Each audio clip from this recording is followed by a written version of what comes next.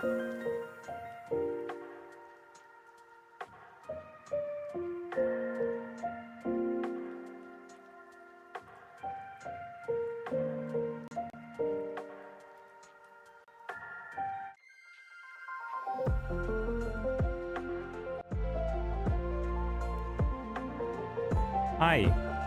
Hello.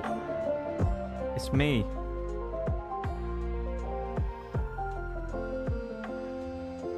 I have returned once again for another week of stuff. Am I really quiet, or is that just me? I feel like my sound is all balked. What is happening? Yeah, welcome in, everybody. Hello. Hope you're all doing good.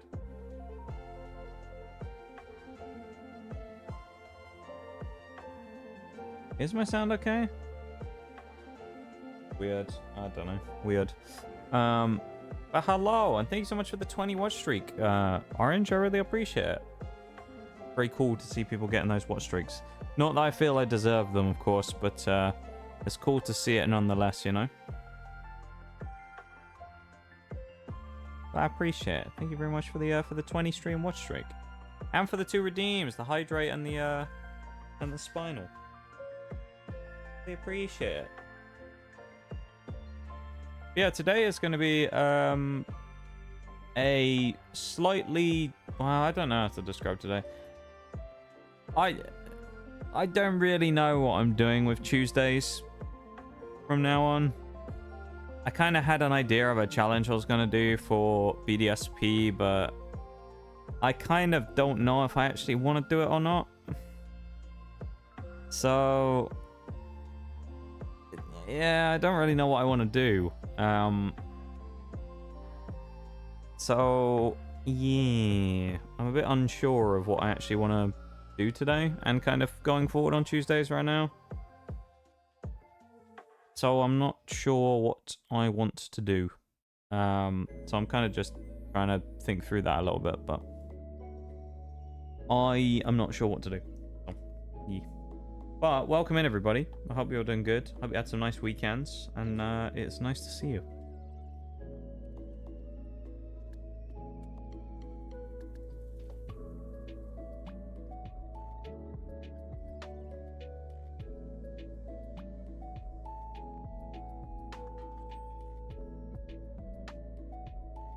Hope you doing well too. It's going okay. It's going okay. I feel a little weird today, but just feel a bit strange rather than like bad or anything, you know? So yeah, I don't know. Feel a bit weird today though.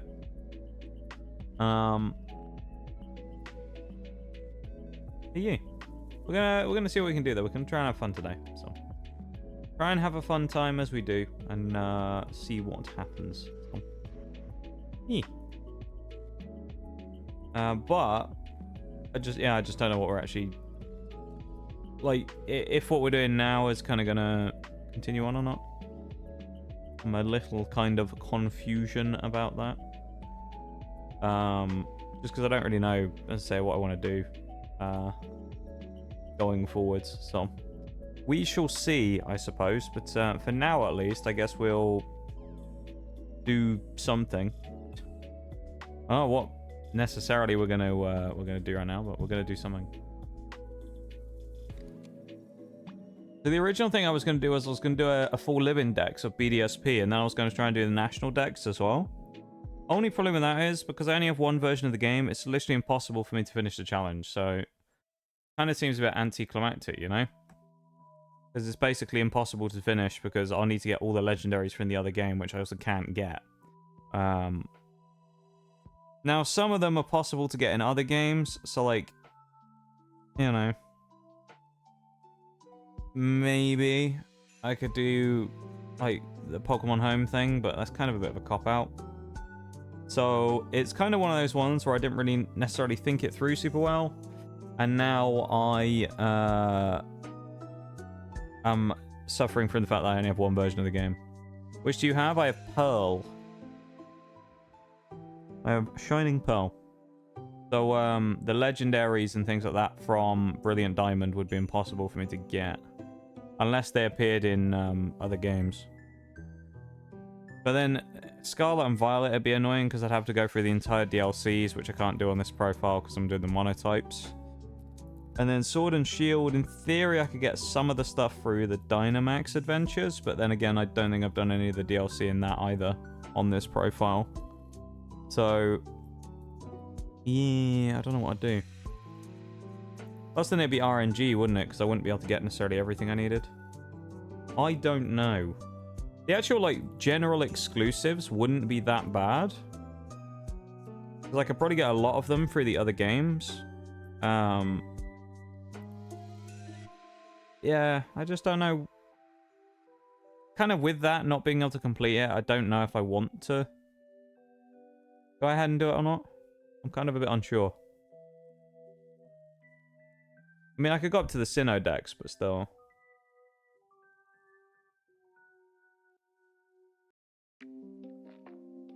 I guess the only other thing is I just buy, like, Diamond, but...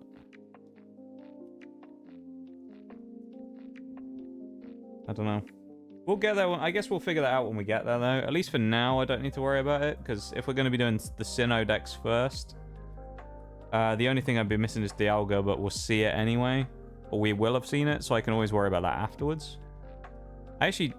Oh, no, it was a raid event, wasn't it? I was going to say Dialga's a raid event in, thingy. That's unfortunate. Skip that. Let's open the game, though, I suppose, because instead of just standing here not doing anything, let's open the game. I asked my roommate to let me borrow his copy of Diamond so I can help you with your living decks. My main file's on Pearl, so it would be a big deal.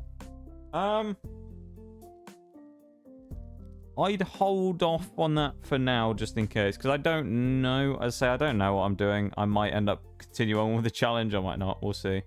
I might end up just finishing the Sinnoh decks and then deciding that I don't really want to bother doing the national decks after all that. I know you can get a bunch of stuff afterwards in the post-game in the Grand Underground. There's a load of the, like, other gen Pokemon that we need to get from there, but, yeah, it's kind of one of those ones I probably haven't thought it through quite as well as I probably should have, so I don't know exactly the limitations of it, so I guess we'll just do Sinnoh for now. But that being said, I guess there's no other stipulations on the challenge. There's no crazy nuzlocke rules or anything like that, you know. This is I just wanted to do something a little more casual again, you know.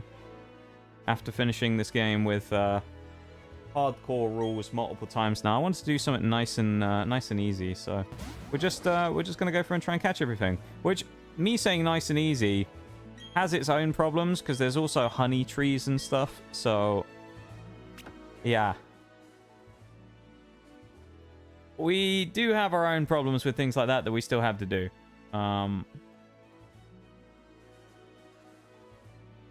But the Professor Oak challenge. I did think about doing an Oaks challenge. But I don't know. We'll just kind of... Well, I kind of have to commit to that early, don't I, if I was going to do that. But let's just go for Sinnoh first. And see where we go from there. Can always just finish Sinnoh and then back out of it, you know. Living. We're going to call this Living. For Living decks. Or I could have just called myself Sinnoh or something. What's our rival going to be? I know. Exclusives. That's what our rival is. Exclusives. That's our rival's name, Exclusives. Welcome in, Bevan. And Oreo as well, of course. Who was here a little early on. Thank you guys for being here. It's nice to see you. Welcome to stream today, of course. Yeah, I haven't actually, kind of, had a situation like this for a while where I just kind of didn't really know what I wanted to do. Usually I have, like, some kind of inspiration about something, but I kind of feel like when it comes to Pokemon these days, I've done... Well, without, like, getting some sort of emulator to do stuff. I've kind of done just about everything I probably can do for the most part, or want to do. Let's just start doing like recycling stuff and just do like a sword and shield mono type thing, but that's kind of annoying in itself, because sword and shield's leveling up is, from what I remember, isn't phenomenal. There's no like chancy spamming areas, so I don't know. I'd have to do a bunch of raid dens to get candies.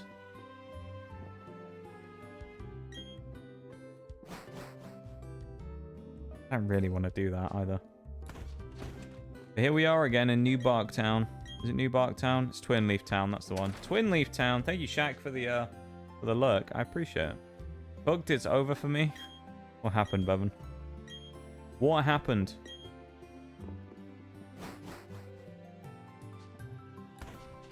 What's happened to you? You have you have a bunch of exams this week as well, don't you?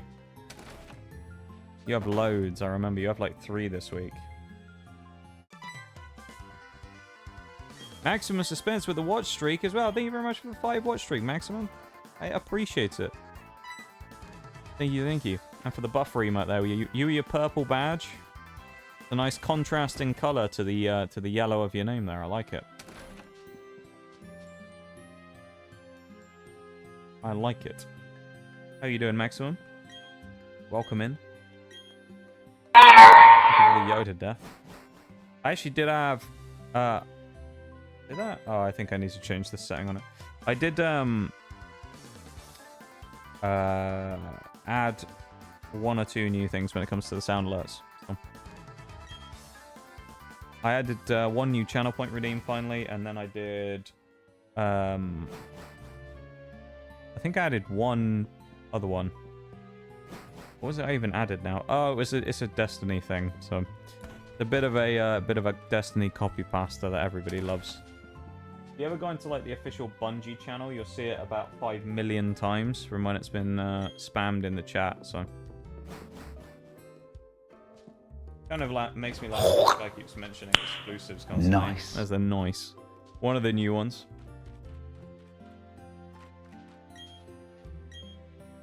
A cheeky nice right there. One of our new channel point redeem sound alerts. The last slot. So there you go. I think we only have about whether we wanted it or not, we've Oh, stepped boy. into a war with a cabal on Mars. So let's get to taking out their command one by one. Valus Ta'arik. From what I can gather, he commands the siege dancers from an Imperial land tank outside of Rubicon. He's well protected. But with the right team, we can punch through those defenses, take this beast out, and break their grip on Freehold. What a classic. For all the Destiny 1 fans out there.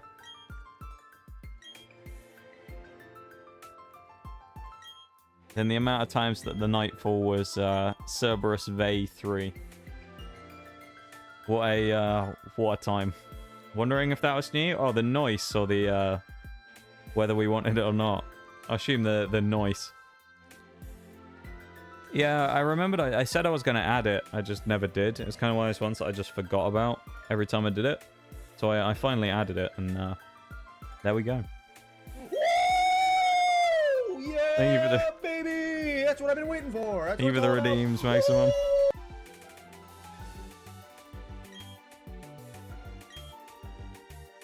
Some classic out today.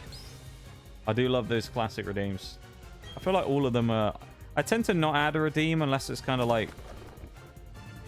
Well, apart from Cheese, which was a bit under the... You know, it was a bit underground, wasn't it? Nobody really knew about Cheese before we started using it. We're actually going to go Chimchar on this one, I think. Let's go Chimchar. Because we don't use Chimchar very often, so we're going to use Chimchar for our next run. Cheese. Cheese. Speaking of, cheese. Thank you for the cheese, Maximum. Cheese. A classic redeem. I love cheese. What a good redeem. Little Chimchar. Otherwise known as Simisear to Bevan. He likes calling it Simisear. Always calls little Chimchar Simisear. For some reason. And then Simisear is Chimchar. I've never really understood why, but there you go. Maybe it's just they're both fire monkeys. The only real correlation I can come up with between the two. Both just fire monkeys.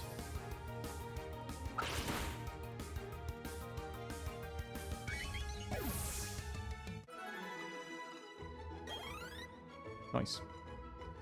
There it is. Hi, welcome back, Bevan. With the Simi Seer. Gotta eat something. Just woke up from a 4 or 5 hour nap. Yeah, no worries. Boy, Maximum, go get some good grub. Let us know what you get, or make, of course. Be interested to know. Friend just yells out Chimchar when they see Simi Seer. That's so strange. A very strange, strange thing to do there, but I gotta say. I see you in the VC. He just goes like Chimchar, and that's it. That's the whole fucking joke. Whole and it's just Fire Monkey. That's literally the whole bit. It's just funny. Okay. Fuck you. Okay.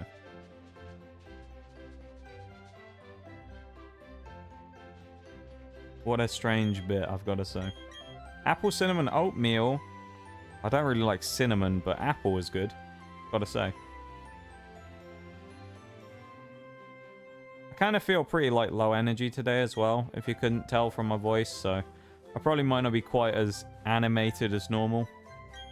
I don't know what it is. I was kind of fine until like a little bit ago, and then all of a sudden it just kind of it ran out of puff, you know?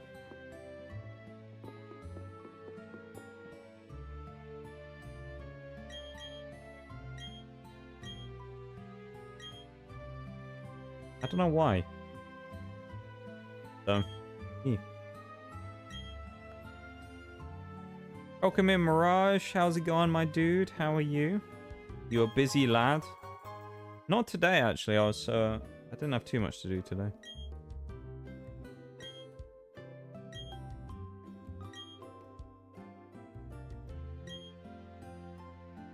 How's it going, Mirage? How are we? Hope you're doing good. My lad. My squaddy, my duo stack. Right there. Woke up with the worst cramp in my calf this morning and haven't been able to walk. Whoa, Jesus. You had a, haven't been able to walk very far all day. God damn. The dreaded cramp. Man, I hate cramp. It's like the worst thing ever. Cramp is awful. Really, I severely dislike cramp. I'm assuming we haven't been given any Pokeballs yet? No, okay. We could run. I mean, no level caps or anything in this one either. We're just like memeing, so. And stuck at the desk all day like a WoW player. I love it. Well, I hope your leg feels better though, mate. You been getting some stuff on it? Got any like muscle relaxant stuff or anything like that to help it out? Get the old deep heat out, mate. That's what you need. Stuff like that. Help out with the aftermath.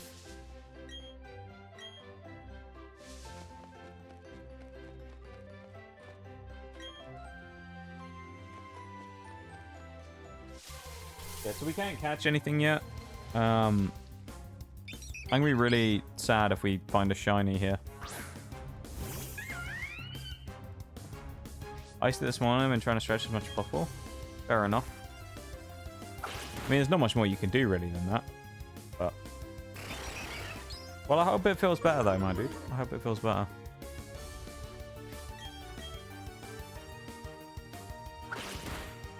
You know? It's all that carrying you did yesterday in that first game of Siege, you know? Your leg and your back's gone, mate. After that 17 kills you dropped. Well, you went crazy.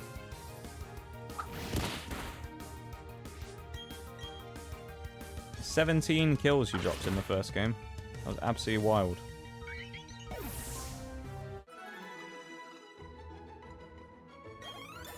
It's on Oregon, wasn't it, I think? That game on Oregon was terrible. We also played Oregon 4 times yesterday as well. I looked at it in the end. Kind of wild. Played the same map 4 times. How disastrous is that? Terrible, isn't it? Tragic, really. Don't get me wrong, I like the Oregon map. But damn. A lot of times to play the same map over and over and over. Especially when we didn't win them.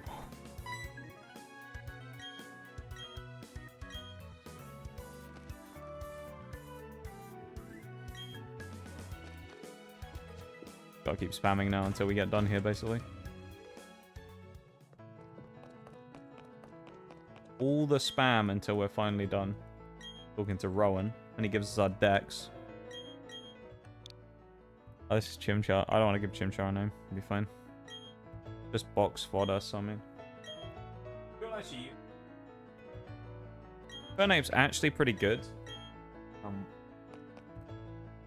It's decent in Gym 1 as well, because Roark doesn't have a rock type move on his Cranidos.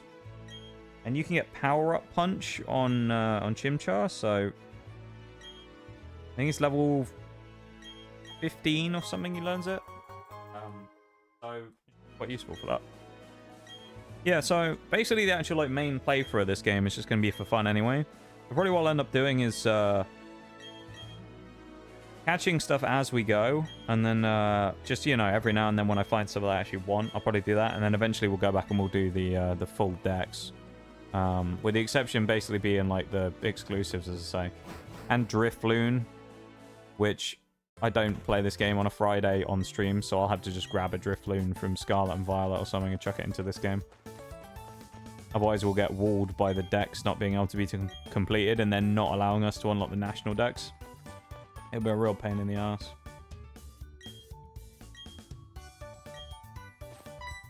Also need to change the text speed to fast. If this game had, like, faster grinding in it, that would be so much nicer. Or if I had a way of just getting around the grinding, you know? Wasted that many Pokeballs yet. If I could get around the grinding by, like, having infinite rare candies or something, that would be really nice. I don't think there's anything we can grab down here yet. There's actually a really useful... Oh, there is. There's actually a useful route down here as well. If you go down here, straight down and then to the right and go into that area by Raminus Park. There's a guy in a house there who, if you talk to him every day, you can... he'll give you like a... what's the word? Kind of like a challenge thing every day where he'll ask you for a Pokemon of a certain level. If you give him the correct one... So if he says, like, give me a Pokemon, show me a Pokemon that's level 70, and you show him a level 70, he'll give you an item. You do it 3 times, he'll give you Focus Sash.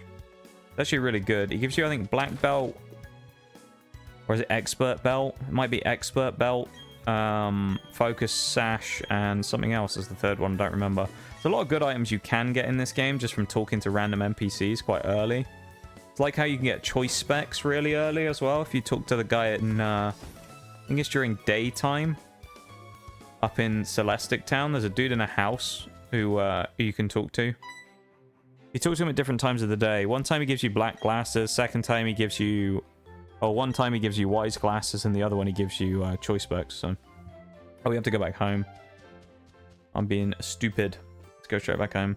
But yeah, it's nice that we don't have to worry about, like, full-on going crazy in this one and doing, like, stat spreads and stuff. One thing that is going to be annoying is we will actually have to get Feebas, so that's going to be one of the ones that's going to take a while towards the end. Feebas is actually going to be a pain. Because I'm going to have to find the cave where it spawns as well, which I don't actually remember where it is on the map. But I'll have to go and get Feebas's cave.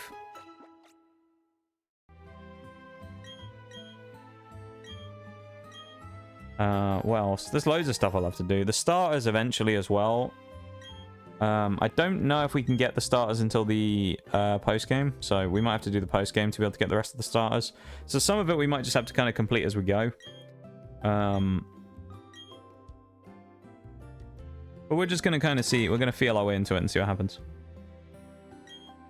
I think. So yeah. But, a slightly different challenge, as I say, from what we've done before, but... And it'll be a challenge in a different way, I suppose. In that this is probably going to be more of a test of patience and stuff as well for catching stuff rather than battling skill as some of the other ones would have been, and team building and stuff, you know. Because obviously those hardcore nuzlocks are a little more involved when it comes to learning about battling knowledge and stuff, you know, type matchups and stats and things. This one's going to be a bit more kind of for fun. So, yeah. Do we have Pokeballs yet? I think we do now, don't we? No, we don't. We still need to go see Dawn again before we can catch stuff, and then we can get our first 2 Pokemon, which will... well, at least Staraptor will probably be useful for a while. I don't know if I'll actually use Staraptor the whole time. I might end up dropping it for something else if I find, like, someone else. I'm semi-tempted to take Crobat, actually, like I normally would for a Nuzlocke if I can get one. So I kind of want to get a Zubat. Badoo's kind of annoying as well, because if I get Badoo in this playthrough, I can't evolve it during the night time, so I'd have to wait until the day.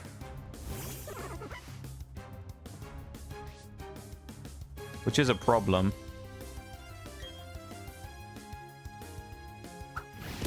One thing actually here as well that works out kind of favorably for us, it doesn't right now, but it happens towards the end of the game. When our rival gets Empoleon, he actually has a starter that's weak to us because of its secondary typing. So in the case of that, Empoleon's part steel, so it'll be weak to our stab fighting moves. So the chances are we can actually kill Empoleon really easily with Infernape as well, which is nice. The yeah, little Turtwig. We'll have to get one of those for ourselves eventually. It'll take a bit of time before we get our own Turtwig, though. I don't think we can get our own Turtwig until post-game, so we'll have to go and get him then. But we will. When we do, we'll go and get one, and we'll make sure we have a little Turtwig. I do like Turtwig quite a lot, so he's a cool little dude. What are we doing this run? So I kind of like... not really entirely sure. Basically, the gist of it is I think I'm going to try and do a full living dex if I can. Only problem with that is I run into a problem because I can't finish the entire game because of constraints with exclusives. So it's kind of going to be, I'll do as much as I can and then try and figure out the rest towards the end when we eventually get there, because most of the exclusive stuff is going to be like legendaries, you know. And that's going to be like national decks more so than Sinnoh decks. Because I think for the Sinnoh decks, I can get all of the exclusives. I can get them in like Scarlet and Violet and things like that. So, yeah. We're going to try and do like a full-on living decks though, if we can. Well, probably what I'll do is fill in the gaps later on. So I'll probably go and do just the playthrough of the game first. And then we'll kind of fill in the blanks afterwards, you know? So this one's just going to be a bit more casual than the previous one was.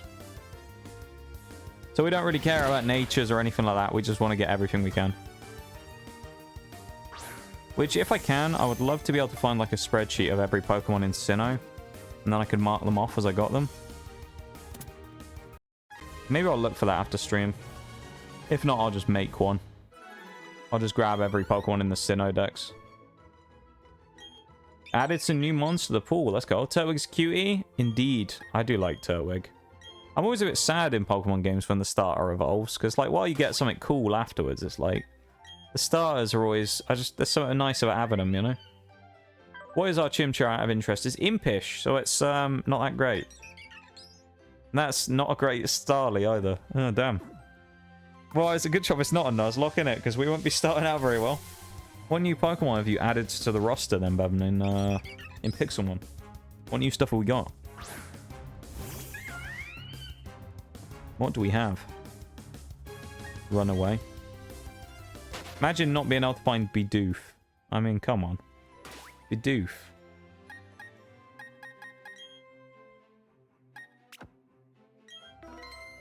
We can run Switch Battle as well, it doesn't matter here. Give us Bidoof. King Gambit, Garchomp, and Rillaboom. Ooh, interesting options. Okay. Got some good options there. I like your options of stuff, Bevan, that you have in your team so far. It's going to be kind of hard to build a team, though, I think. just because of figuring out combinations and things, you know? I think it's always hard to build, like, team combinations. I guess it depends what you want as well, you know? Like, a generally good, universally good team is not the hardest thing to build, but it's always easier, I guess, if you have something in mind, you know? Also going to get an Annihilate. It's an interesting choice. Yeah, that could probably work. I suppose, yeah. Eventually, we'll come up with an actual, like, team from scratch for what you should do. Change Swampert to a Rain Sweeper instead of a tank because I got a Mega Stone for him. Okay. That actually changes what I'm going to do then as well, because part of the thing I was thinking is I was wondering about putting Swampert into your team as a tank.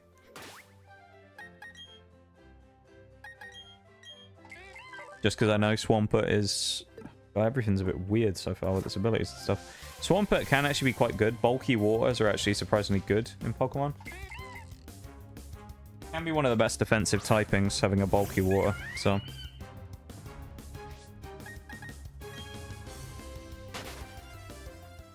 Rain set a Blastoise. Interesting. Okay. You could probably run it on something else, actually, I suspect. I'm sure there's something there you could get Rain on as a support mon. I suppose it's a singles team as well, though, isn't it? So I don't... Because there aren't really many double battles in Pixelmon.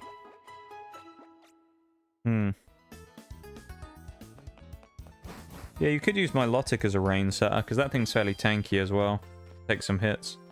We already have 20 Pokeballs, we have enough here. I think 202, we can get Shinx and Kricketot, so we'll try and pick up both of them as well.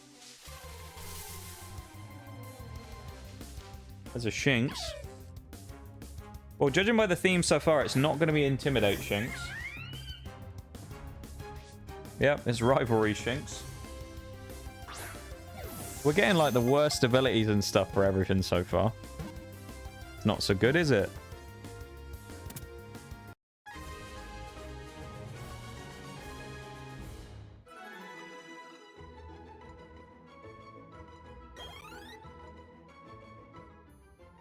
Little Shinx. Let's keep little Shinx here. Just chuck him in the party, see what it's got. 2 more gyms I gotta beat in the server. It's max revive stall. I love it. Max revive stall. What we got on the Shinx? Oh, what is with these natures? Now we've got Timid, which fine. Luxray is slow, but we also need a tag. Ah. I'm so glad this isn't a Nuzlocke, because this would be such a dreadful start with these mons. These Pokemon are so bad. Like, half the stuff we've got so far nature-wise is terrible. It's awful. I'm so glad we don't have to worry about it. Pokemon are over level 100? How is this... Yeah, that's... Yeah, I don't know what you're supposed to do there, to be honest. I'm not entirely sure. Didn't give me the option to snooze either, that ad. That was weird. Very strange. We're looking for Kricketot here as well. They tried to nail the coffin shut, but you lot just won't stay down. This is yours now. Hello. Welcome in, everybody. Hello, hello. Welcome in. Welcome, welcome. Let me get a... Oh, thank you, Bevan, for the small shout out there. Welcome in, Dan. Thank you so much for the raid. I really appreciate it. Welcome, welcome. Hey, I beat you to it, Bevan. Let's go. How is everybody? Welcome in to all of you who came in on the raid. Hello, hello. It's nice to see you. How was stream, Dan? How was the end of the really hard climbing game? I saw you. You'd gone quite far today. I was lurking away and trying to keep an eye on what was going on after yesterday. You know, you'd gotten quite far. So It seemed like it was going very well for a while, and then there was a few parts that seemed rather nasty. So, you know. It was devastating watching you fall a few times there, I've got to say. I was very sad. All we need to say is poor Dan. Glad we were able to raid out to you. Ayo. It's sad that I'm not able to raid out to you. That's why I say. Thank you so much, though, for that. I really, really appreciate it. And we're looking for a Kricketot right now as well. What we're doing right now as well is we're playing BDSP, which is Pokemon Brilliant Diamond or Shining Pearl, depending on the version you're playing. We're playing Pearl. which is Generation 4 of Pokemon. And we've just started a new challenge where we're going to try and catch one of every Pokemon and have a full living dex. So basically get one of every Pokemon alive at the same time in-game in the box. So we're going to have to do a lot of catching, and we've only just started and we're already struggling because we're looking for a Kricketot that shouldn't even be very rare, but it's not spawning. So that's good. I'm sure we can find Kricketot here. Why can we not? It's been like 8 encounters and we haven't found one yet. What? But yeah, welcome in. Welcome, everybody. No worries, of course, Dan. Make sure you do your post-stream self-cast stuff. Thank you very much for being here. And send you folks across, and I really appreciate it. And everyone who came in on the raid, of course, you're more than welcome to lurk and stuff like that if you would like to, of course. And yeah, we're a very lurker-friendly space. So feel free to, you know, sit back, relax, and watch me get annoyed by terrible Pokemon spawn rates. It's Route 202, isn't it? Yeah, we can get Kricketot here as well. Stupid, man.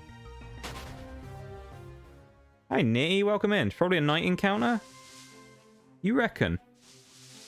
I know we can get it in other places, though. How you doing there, Nitty? How are we, my dude? Yeah, we're going for a living dex. Basically, we finished the hardcore nuzlocke, and honestly, I didn't really know what to do. Because we already... I mean, we did the hard challenge, didn't we? The hardcore nuzlocke, which is completing the game basically with anyone in your team who is defeated being considered dead, not just defeated. So you got to be careful with that to make sure that you obviously, you know, can actually finish the game and don't run out of Pokemon. So we went through that eventually, which was a harrowing experience, and now we've decided to do something a little more casual. So we're doing a living dex instead, which is not necessarily a battling challenge this time. It's more of a test of patience and RNG.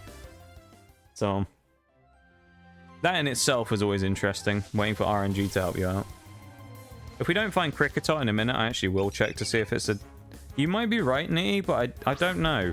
I feel like Kricketot, though, shouldn't be a night encounter. This is Route 202.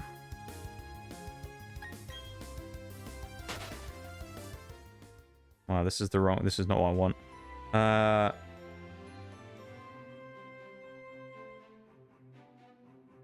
Kricketot. Let's have a look. Kricketot.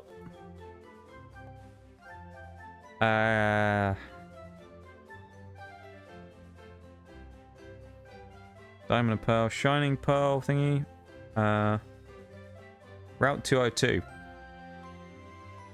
Oh, it's just showing me the original version, Diamond and Pearl. Oh, is it actually a daylight encounter? Oh, it looks like it's only a morning encounter. Okay, so it's a morning encounter, so we can't get it yet. We'll have to get it somewhere else. At least here it's a morning encounter anyway. Definitely think I sprained my right rotator cuff. How did you manage to do that, Nee? What? Definitely think it's worth it for the shots we took. AO. Crickets are mostly late evening to nighttime goobers. Well, early game Pokemon though, they don't tend to like do that too much. Then again, I suppose it's only this game really where you run into that problem. I don't know, man. I don't know. IDK, dude. Felt like we've been hard done by the game though. It's already given us an annoying one. I'm very sad about that. Just roast this guy Starly instead because we can. This is not good. Yeah, welcome in everybody again for the raid. I really appreciate you hanging out with Dan. Thank you so much for coming over in the cheeky little raid there. And yeah, I appreciate it. Welcome to our little corner of the internet. So we're just playing some Pokemon today and just chilling. So it'll be a nice, fairly relaxing time. Nothing too crazy. No, you know, nail-biting moments like it was a week ago or so.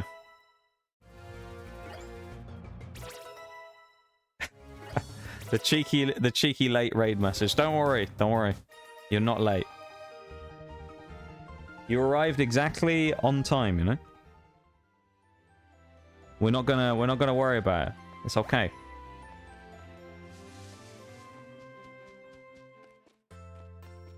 You were lurking? Well, I appreciate you popping in and dropping the raid message.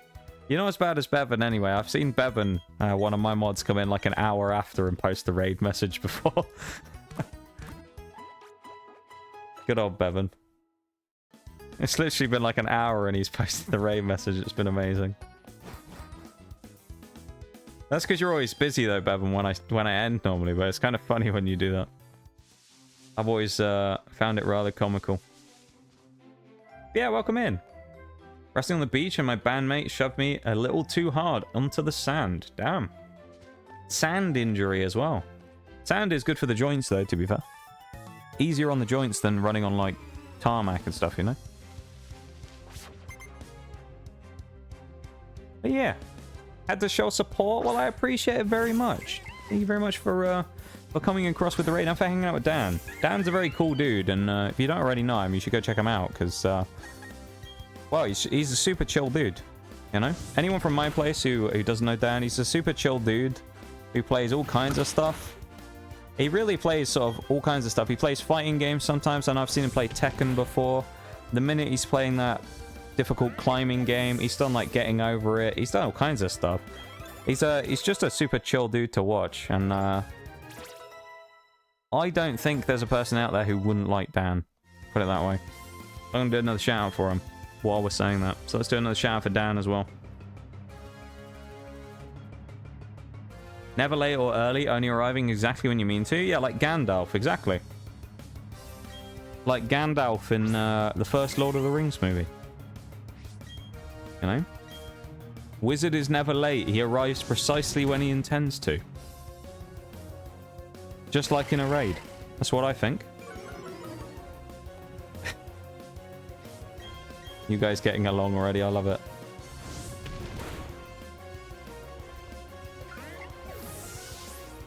I'm guessing it's Cactus or Cacatus is the official pronunciation for your name there. If I am wrong, tell me as well, because I'd rather be wrong and someone tells me than pronounce someone's name wrongly for like months and then they go, "You're an idiot, you've been saying it wrong," you know? Well, I'm gonna go Cacatus for now.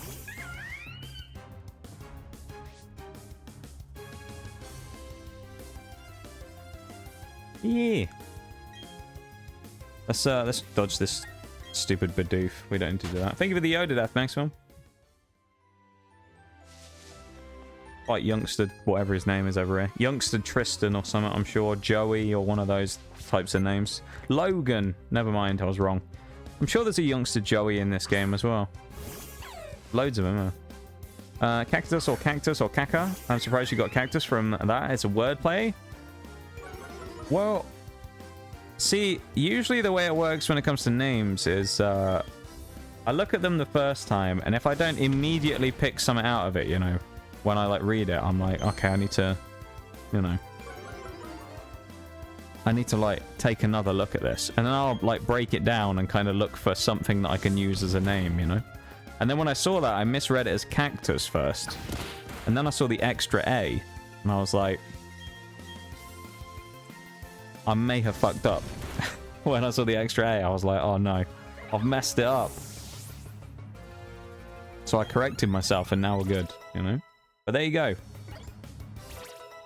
Who knows, maybe I'll change it up and I'll just surprise you every time you come in and I'll use a different version of the name. Cacatus, Cactus, or Caca, one of the three. I'll just do any of them. I'll just go completely random, you know? Youngster is just a word I would, just never a word I would use to describe a kid. Youngster. You reckon? It feels like a very old kind of word to use, you know? It's the type of word you expect an old man to use to describe a kid.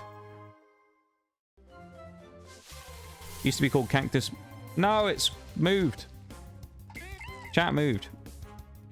Okay, so it used to be Cactus without the extra A, which means Cactus Mehu. Or I guess it could be Mehu, I guess, depending on the pronunciation. Mehu. Oh god, this is another pronunciation nightmare for me. It means cactus juice. Then someone typed it and I changed it for laughs. Oh, Finnish! Oh, okay, that makes sense why the pronunciation sounds so strange then for me. It's Finnish. Those pesky Scandinavians and their words. What a brain capacity, yeah. If you remember all those, I don't mind. I'll try my best, you know. Amazing that you changed your name. Yes. Means laxative.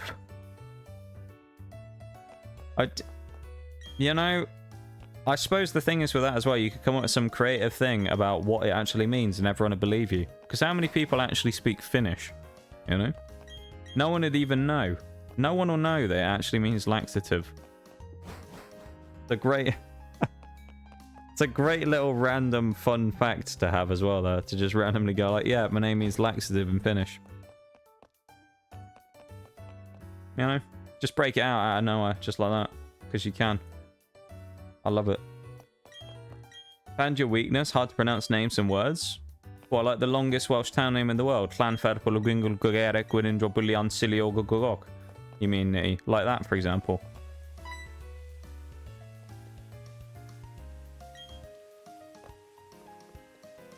Like that one. Hard to pronounce names and words.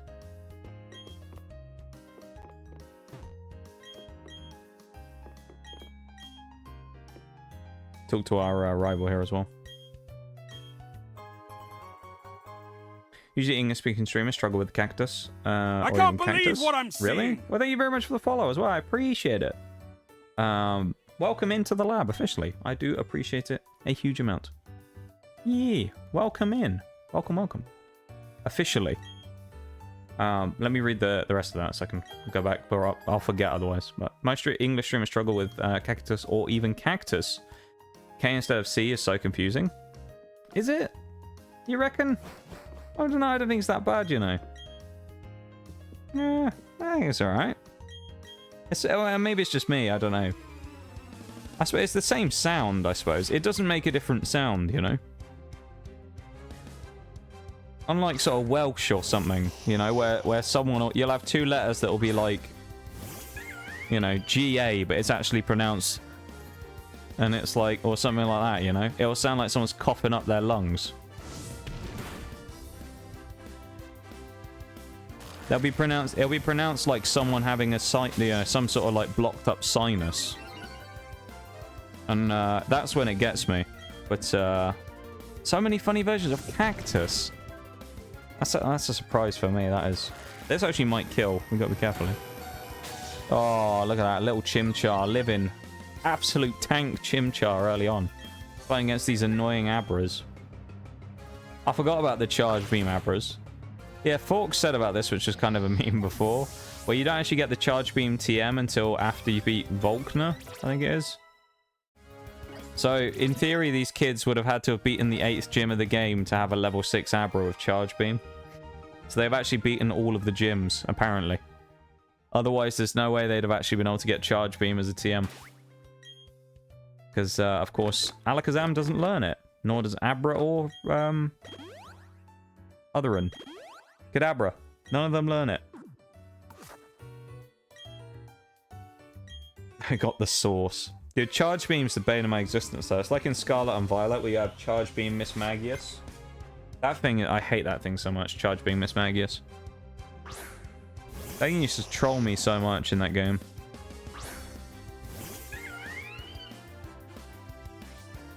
Miss Magius with that infernal move, boosting its special attack, is just terrifying in Scarlet and Violet. At least in the monotype ones, when you have a typing that isn't great either. Is this the trainer school Poppy came from? You know, it could be. I think this is the trainer school where all of the terrifying trainers come from. They all grew up here, you know. This is where Cynthia probably had a gibble as well. It's horrifying. Chimchar learns Taunt at level 9. What? Some weird moves that people learn in this game at very early levels. I'm surprised. Yeah, well, that's a trainer school bit done. Yeah, using Chimchar here as well is slightly different to what I normally do, because I tend to really... well, usually on casual playthroughs, I'll play Piplup. Because I tend to like Empoleon the most out of the three. Just because that's kind of the one I originally played through the game with, Empoleon. I do like Torterra as well. Infernape, well, actually, you know what? I kind of like all three of the Gen 4 starters, honestly. I don't have a dislike for any of them.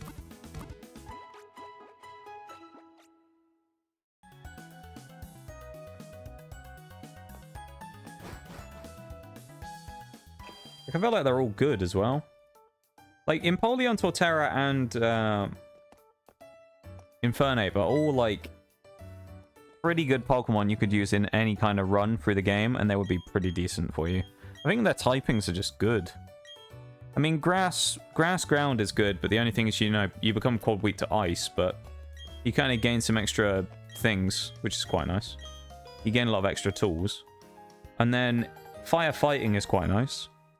You know, just for countering certain other things as well. Gives you a rock counter. And firefighting, the only thing with firefighting is it's a bit overdone when it comes to fire types. It tends to be that almost all of the fire starters are firefighting. What do we want to name the group? Let's not actually do that. Just don't want to mess around wasting time. And then, yeah, Empoleon with Water Steel is a really good typing as well. The only thing is it makes it weak to ground, but obviously it depends, because you might have Empoleon who's fast enough to outrun the ground type that's attacking it anyway. And it gets access to Scold in this game. Scold is goated, so... Scold was too good, so they had to nerf it by removing it from the game in the later generations. Or at least they brought it back in the DLC, I think, in the newest game, but Scold got removed, basically, for the entire base game, because it was deemed too strong of a move. Which I can understand, because it is really good. I think Scold has a 30% chance to burn. Or at least it did. Again, they may have changed it, I don't know, but originally it had a 30% chance to burn. It's an incredible move. And it's 80 base power as well. 80 base power water type move, and it does that much. It's crazy.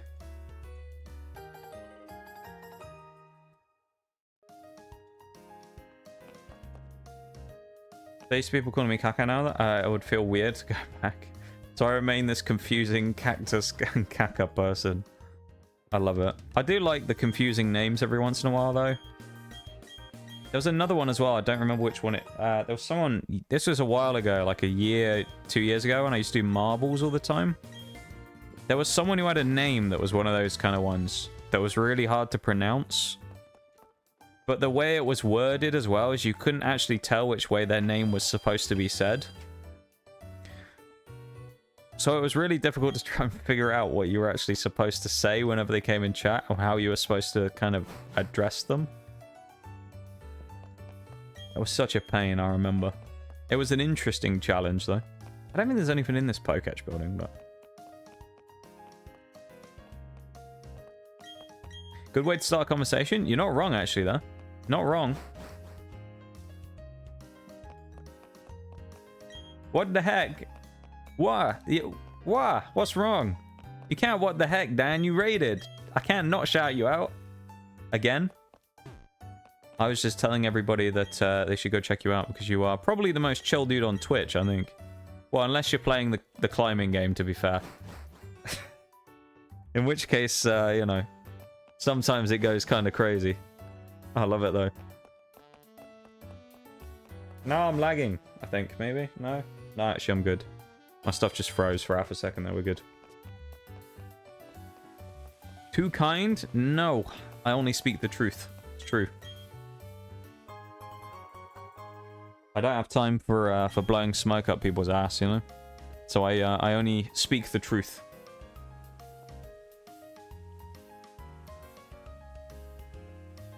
Yeah. You should go check out Dan. He's a very cool dude. That being said, you know, being the cool Finnish dude that Dan is, what are you doing raiding in here? There's so many cool people out there. What are you doing? SMH my head. I can say to that. What building is this as well? Oh, that's just pointless. It's this stupid Jubilife building. I think we can get Badoo up here. We should, in theory, be able to get Cricketop, but I don't know if we can get it at night. So I might need to check that again. Have a wee look at Cricketop. This is Route 203. Says we can get Cricketot here. I mean, let's see what happens. If we can always come back for Cricketot another time. That's a trainer up there we don't want to fight, so let's go in here. Rock, paper, scissors, but complicated. The Sinnoh starters. It is a bit, yeah. You're not wrong, Nee. Well, it's actually one of the times where you have it where, Empoleon's really the only one who loses out, isn't it? Because if you look at it, Torterra is super effective against Empoleon Steel. Infernape is super effective against Empoleon Steel. Torterra is super effective against, Infernape because of the secondary typing. Empoleon is super effective with its regular typing. Empoleon kind of gets, like, mugged off there because it's the only one that doesn't get a secondary typing that makes it good against the others. It just makes it good against everything else. We got Zubat. That's another Pokemon we need, so we'll grab that while we're here. Earlier we get Zubat, the better, because it's a friendship evolution up to Golbat, so we will need to, No, it's not. It's not friendship, is it? No. Golbat to Crobat is friendship. Yeah, so the living dex thing that we're doing basically requires me to get one of every Pokemon in the game at the same time. So right now we're pretty much just finishing the main game. And by finishing, we basically only just started. We started an hour ago. So we haven't got very far into it so far, but we will eventually finish the main game, and then we'll complete then the challenge to try and get everything. I don't think we can get Badoo here either, because it might be too late in the day. No, we can. I spoke too soon. We can get Badoo. Let's snag a little Badoo, shall we, as well? Have a little Badoo for our troubles. Go on. This is good as well. Badoo is also another annoying one because it's friendship during the day, so we can't actually evolve it until I play during the day. So that's unfortunate. Means we can't do anything with it, basically. Well, we can't evolve it on stream anyway. We can boost its stuff up, but... yeah. We can boost its stats up and get its friendship up so it can evolve. We just can't evolve it.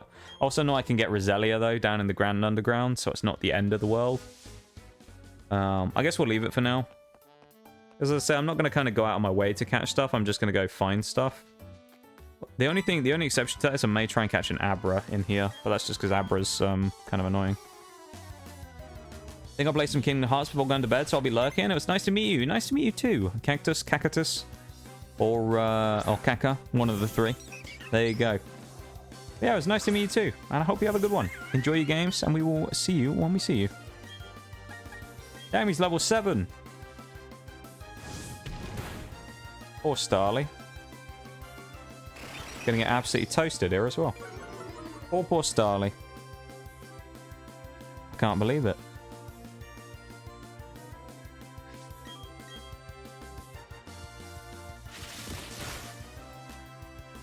Little Starly. What a guy.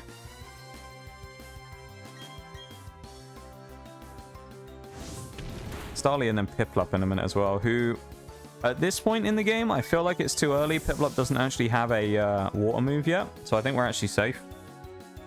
From what I remember. Remember, there's no level cap here as well, because I'm not worried about that, so... because we're not nuzlocking anymore, we don't have to worry about it. So, it's actually the only run I've done for a while that doesn't include a level cap, which is nice. Probably has Peck and... well, it might have Peck at this point. We'll just go Scratch. There's no point going for anything else. I could bring Badoo in, but if it does have Peck, it's dangerous. Oh, that... why did that do so... oh, we've been growled, haven't we? Actually, we might be better off using Ember here and trying to burn it. Oh, okay. Let's switch to someone else instead, shall we? Make a nice switch into Shinx and see if we can two-shot it with Thunder Shock. I think that'll be a better choice here, instead of trying to bash our head against the wall with Chimchar, who will eventually just lose. So, we don't want that to happen. And we're a special attacker, so even if it growls us, which is its only move to drop our stats, it can't really do anything to our main one, which is special attack. So, won't be able to damage our damage-dealing capabilities, which is nice. That doesn't do a lot either. Why is this Piplup so bulky? Nice paralysis there, though. That helps. This Piplup is very bulky for some reason. I'm a little confused. When I was talking to Bevan about bulky waters earlier, I wasn't talking about this. Little Piplup over here, the bulky water, apparently. This guy's got he's an absolute tank. Who knew Piplup could take so much damage?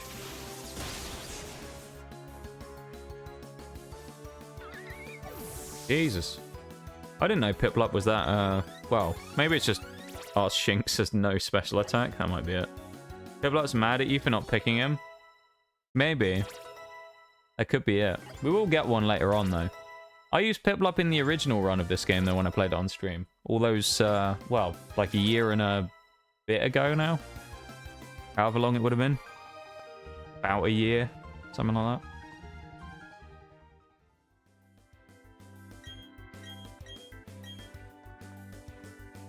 Right, there should be Abra that can spawn in here. I might try and get one just because. Or I just come back here later, I don't know. Yeah, maybe I should just come back later. Just kind of pick up what I find while I'm on my little travels. And if I want to get anything specific, I can come back and catch them. I've also had to do a bunch of trade evos in this run as well. So I'm going to have to get Machamp, I'm going to have to get Gengar, I'm going to have to get Alakazam. Gonna have to get Golem again. Steelix I can get in Iron Island, which is good. I'll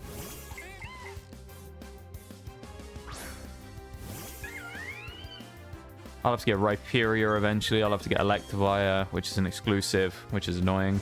I'll have to get Magmortar. There's loads of stuff. Porygon. There's loads of stuff I have to do. It's terrible. Yeah, Piplup might be mad though because of that. Pick Fighting Monkey. I think Infernape is actually a really good starter. Arguably, I think it's the best out of the three. It's for the game it's in anyway. I think it could actually be the best out of the three. Fire types are so lacking in this game, and then the speed and like actual power that it has, I actually think it's probably a better choice than the other two. Because Torterra is good, but you could make the argument that Rose Raid is actually a better grass type than Torterra. And then for Empoleon, it's like, there's quite a lot of good waters in this game. So, I don't know. It is a good water, though, I'll give it that. But I think Milotic's better, probably. So, in my opinion, I think Fire Monkey is actually up there as one of, if not the best of the three. Just for running through the game. Yeah, welcome in, though, Grimsley. How's it going? Welcome, welcome. This person doesn't want to fight us? Yeah. Game Freak gave us an amazingly designed Pokemon in the Luxray line and then shot them in the back. Yeah. The Luxray got done so dirty as well. Like, Luxray could have been so good, but they just didn't really give it the tools to be that great. Because, I mean, it's a physical electric type in a region where, or in a generation where there aren't really that many physical electric moves. Well, it gets like Spark. Spark and Wild Charge might be its only two moves. They can't even learn Thunder Fang.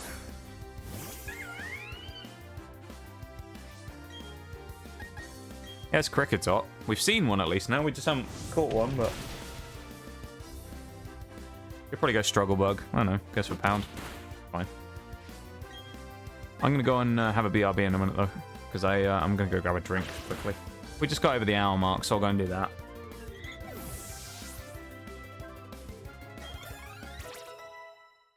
I miss the days in this game of the very early XP, like now. Because I know that eventually, give it like next week, or even by the end of today, we're going to have like loads of XP we need per every level, and we're going to get none per Pokemon we knock out. It's going to be atrocious. What we found. Starly again, that we don't need. Love that. Can't learn Thunderfang, the move that literally... Yeah. Yeah, I don't think it learns Thunderfang in this game. I'm fairly certain it doesn't get Thunderfang as part of its learn set. I may be wrong, but I'm fairly confident it doesn't. I'm pretty sure Luxray's only physical moves it gets for its electric typing are Spark and Wild Charge. It gets Crunch, which is physical, which is nice. But I'm fairly certain it doesn't get Thunderfang, yeah. Because even Volt Switch is special.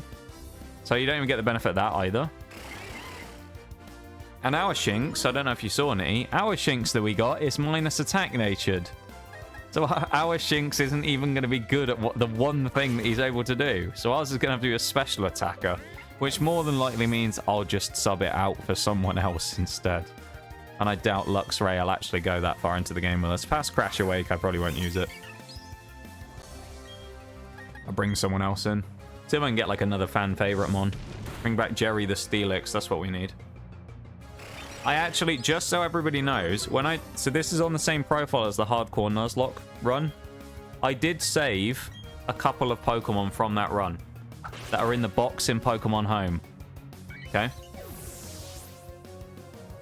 The Pokemon I saved the goat himself, Shallow there. So Shallow there still exists and is in the box in Pokemon Home. I saved Forks' Milotic. And I saved Jerry the Steelix. I had to keep Jerry around. So little Jerry the Steelix is still alive.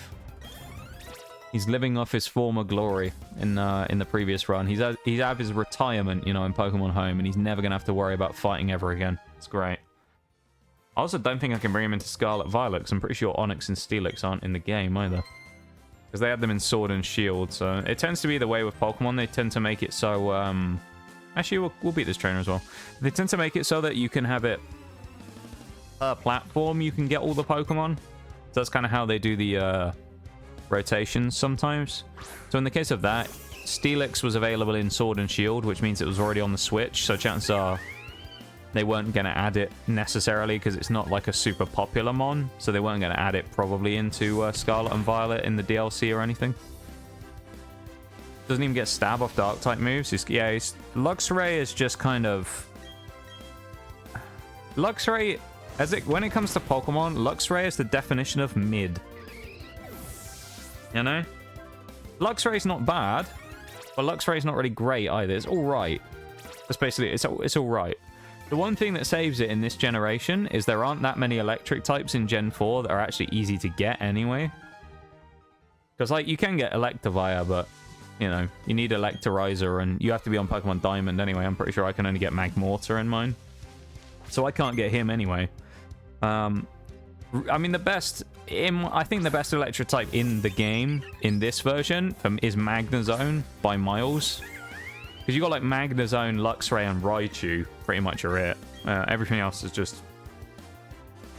meh, you know? So I think it's probably Magnezone just beats everything by miles.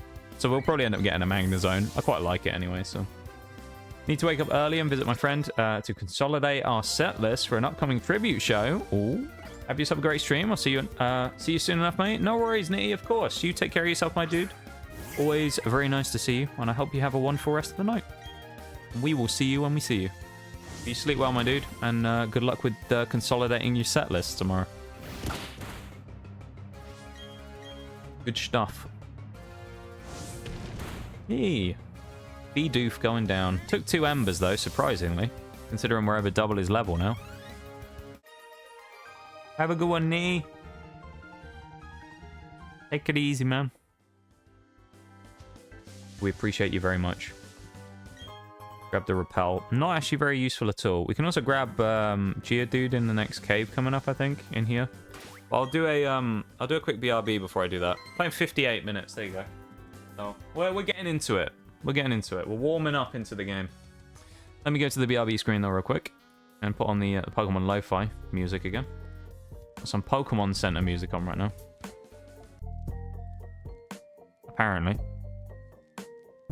I don't actually know. Oh, okay, it's like a remixed version of it. Okay, I'll be back in just a few minutes, okay? I'm just going to have a quick stretch and drink, and then go grab a drink, and then we'll come back and we'll carry on. So I'll be back in just a minute, okay? BRB.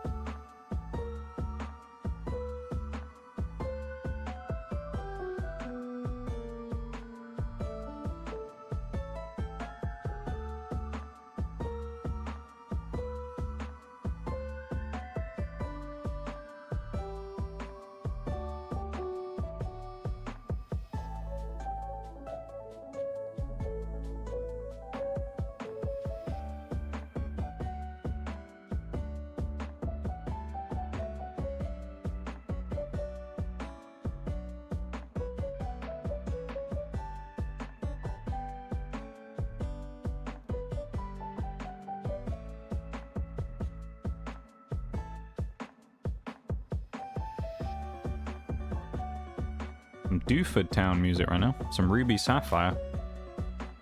Classic Generation 3 music right now. From back in the day. I do like Gen 3. Did enjoy playing it. Again, I was talking to Bevan about whether we wanted to ever do like a randomizer Soul Link thing on that. If we were going to do it, it might be Gen 3. So, yeah. Be kind of an interesting thing if we ever decided to do it. Cheeky potion there on Chimchar as well. Got us up to 31 HP and get back into the fight. So let's get going straight away. Catch what we can. There we go. This guy gives us Rock Smash. We can't use it yet though because we haven't beaten Roark, so we'll have to go and beat him. If we're going to do that anyway, we need Chimchar to have Power Up Punch, otherwise we'll get demolished. We also could catch a Magikarp somewhere, which will be good because Gyarados is insane, so we'll need that. Okay, welcome back from the break, everybody.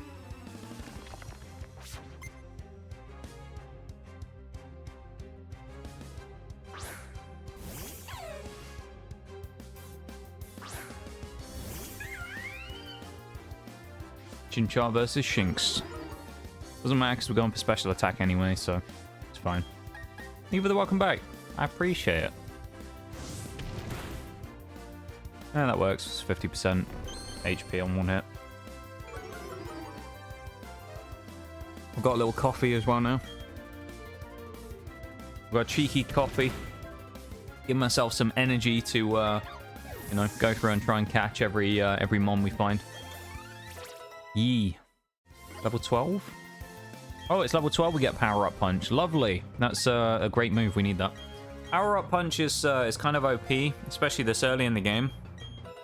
Every time we use it, not only do we attack, but we also increase our own attack stat by 1 stage, up to a max of +6.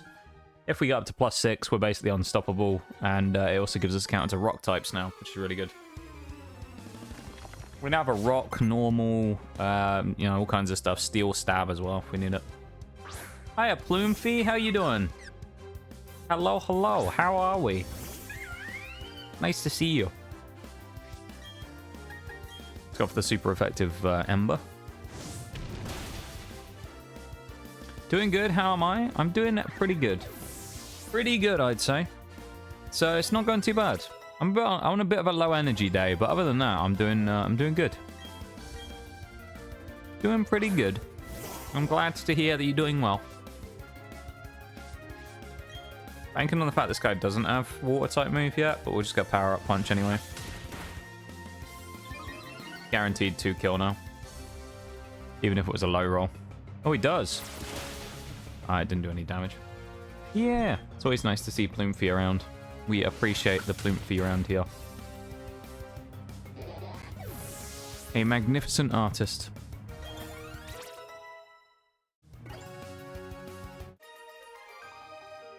Beating the picnickers this time. Lovely stuff. Which is, you know, doing what we normally do at the start of any good Pokemon game. Absolutely destroying some kids. That's basically every Pokemon game is you just fight kids for the first, like, hour. Plumefee stands? Yes, we are. We are. We stand Plumefee here. We've got to. It's the only way. It is the only way.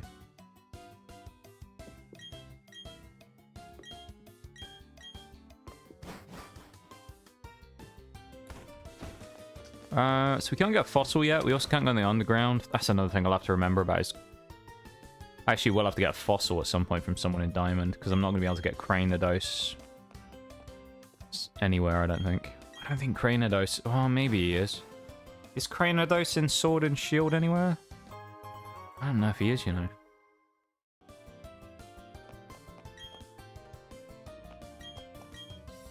We can also go catch a Machop as well and a Meditate, I think, right before we go into the gym up top. We'll go up there in a minute. We can also get Geodude and Onyx here as well, so we'll probably catch them as well. Yeah, we are Plumefee stands here. Chop for Abra, that's Kaza the Abra. So I'm pretty sure it's guaranteed to have the same nature every time, so it'll be minus speed, which is always a little annoying.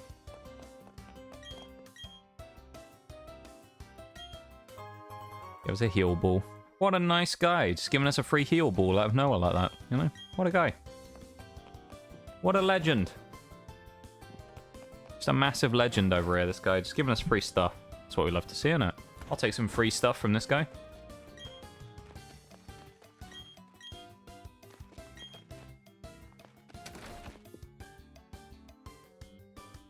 Are we really ever going to say no to free stuff?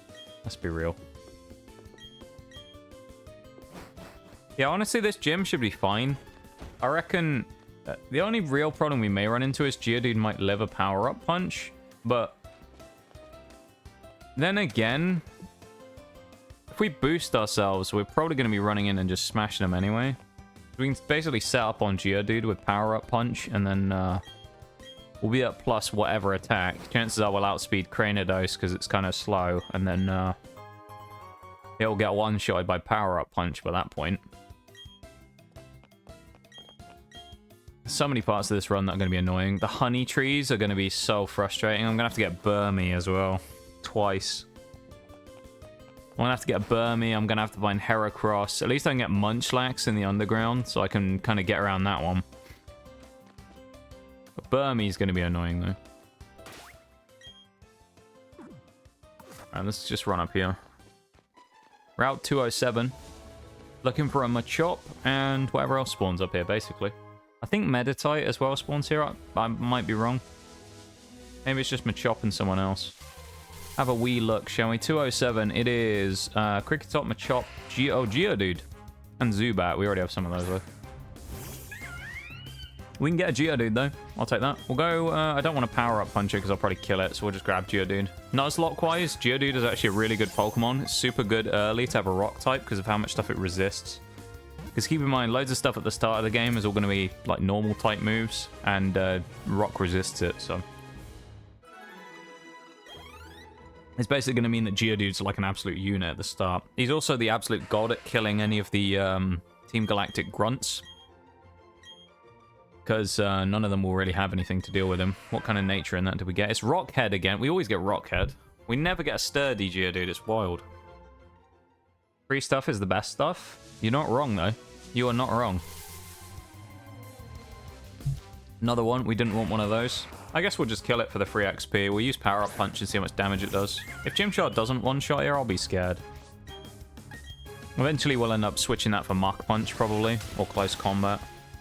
That was level 5, and he's... Oh, dear. That's not good.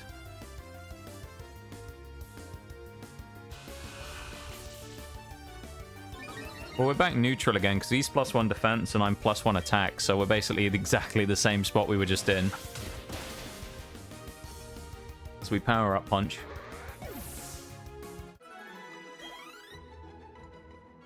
We're going to have a Monferno by the end of the day, definitely here as well. Gym 2, Monferno will be amazing as well. There's a Machop we were looking for. Lovely stuff, we'll just get the one. In theory, if we got 2, we could also get an Abra, which kind of is tempting right now, so I might actually catch 2 and make the in-game trade for Abra. Because... Why not? You know? Why not make the in-game trade for Abra while we're here? Gives us a free one for... just because we can. So, I mean, you know, I don't see any problem with getting the free trade, though. What we got on here? Minus defense, increased speed. Oh, it's no guard. Damn. That's actually going to be good. No guard is a really busted ability because it pretty much means that your moves can't miss or cannot be, like, stopped by anything. It's really... Yeah, no guard is kind of... On Machamp is really good because 2 of Machamp's top moves in Dynamic Punch and Cross Chop, both of them have kind of crap accuracy. So the ability pretty much to get those two to hit 100% of the time becomes massive, and then any other moves, of course, become insane as well. I think it also means you can hit ghost types and things like that. So Machamp basically becomes insane at that point. Like, it can hit literally everything in the game and do huge damage to them. So, kind of wild. We do love Machamp with no guard around here. We had a no guard Machoke in Sword and Shield back in the day, I remember. In the old Sword and Shield Nuzlocke, we had a a no-guard Machoke. We couldn't evolve him, though, because at the time I didn't have Switch Online, so he had to stay as a Machoke, and he unfortunately bit the dust somewhere. He was towards the end of the game. I get the feeling, I don't know why, but I get the feeling it was Raihan that killed him. One of the last fights in the game. That's another no-guard Machop. Oh, damn. 0 Guts Machops, though. Guts is still really good as well, but Machop with no guard is actually really nice. As I say, it's just kind of one of those ones where you can just chuck it in against stuff. And kind of meme with it. I think it also means it can hit stuff like Pokemon Underground and things like that. It pretty much literally makes it impossible to miss, as I say. But when I say that, it's not like a, you know, just a thing. It makes it pretty much impossible for you to actually miss whatever it is you're hitting. So you can hit them in scenarios where normally you wouldn't be able to hit them. I think you can hit them while they're flying as well and stuff like that. It's kind of weird, but at the same time, it's a bit of a meme. Yeah. Volkner employs no-guard tactics to ensure incoming and outcoming attacks always land. So it means it also can't dodge. That's the other thing. So it's impossible for us to dodge any attacks that income towards us. Or incoming attacks. But it just means we get to land literally everything we want. So Machop basically becomes an absolute unit in that regard. Because it can hit anything in the game. It just means we can't... We're kind of vulnerable as well. Because nothing can miss. So anything with a super low accuracy move is still going to hit us. We'll trade this one out. Get the free Abra while we can, because, you know, at the end of the day, why not? This is kind of going to be a thing as well to see how fast we can get through the game and get the decks done. So I'm kind of interested to find out how quickly we can get the living decks finished. So, minus trade time and that, obviously, because me and Forks are going to have to trade off stream so I can get the trade evolutions done and stuff, but...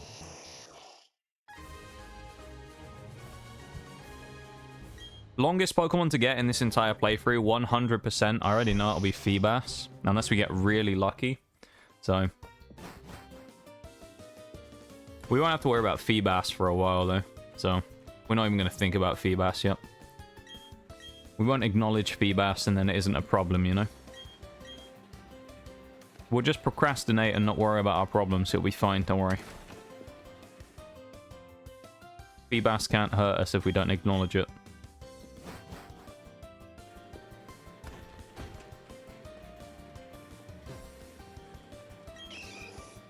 I want to talk to you. That's who I want to talk to. Super potions for free. A lot of this stuff is kind of more useful in these games. In Scarlet and Violet, you can just pick up rubbish anywhere. You just run around and people will just give you items for free all the time. That, and you'll just find them on the floor all over the place. So,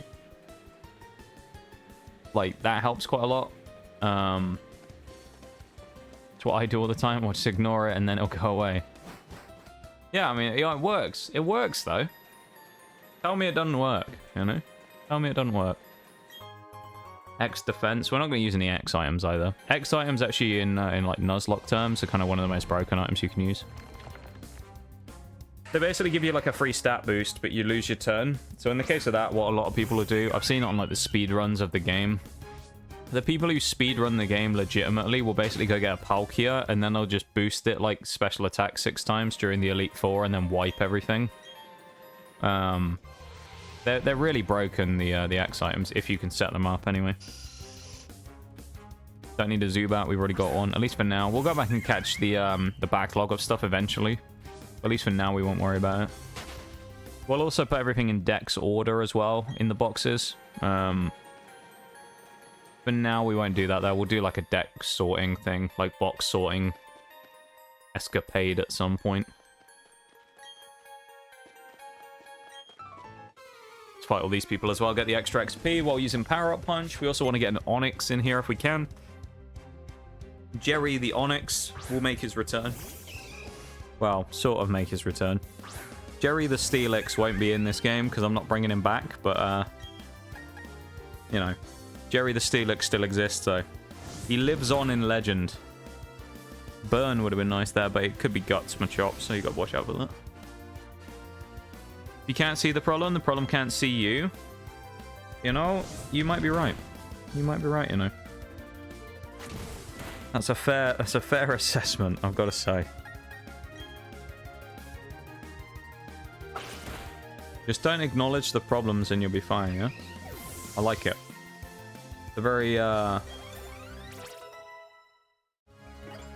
what's the word? Efficient mindset. I like it. Because then you don't have any problems. Big brain, you know? Or just find a shiny or something. That'd be great. I've actually found 2 full odds shinies and was it 1 in 4096 before in this game. I found a Mr. Mime which I accidentally killed last run in the hardcore nuzlocke. Funnily enough, I accidentally killed him when I was training Fankeki the Floatzel, and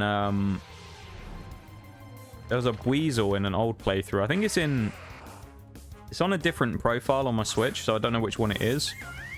But there's a Weasel somewhere as well that I have that's a shiny that I found. Because I remember I took a picture of it, and there'll be a picture in Discord somewhere of it. I just don't know where it is. But I definitely remember there was a picture of it.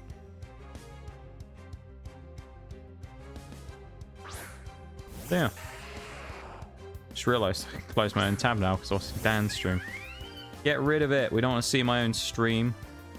Disgusting. I'm gonna punch Geodude in the face.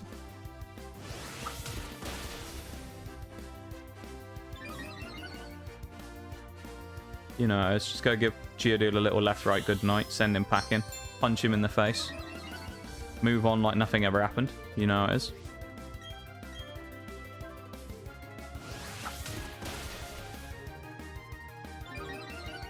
Time for me to head to work. I hope you have a great stream, Nox. I hope you have a great day at work, Oriel. And I appreciate you being here and keeping me company for a bit. I appreciate it very much. And I hope, yeah, today is easy and you don't have to worry about anything. You get to see some cute puppas. That's what we hope for. And thank you very much for being here. I appreciate it.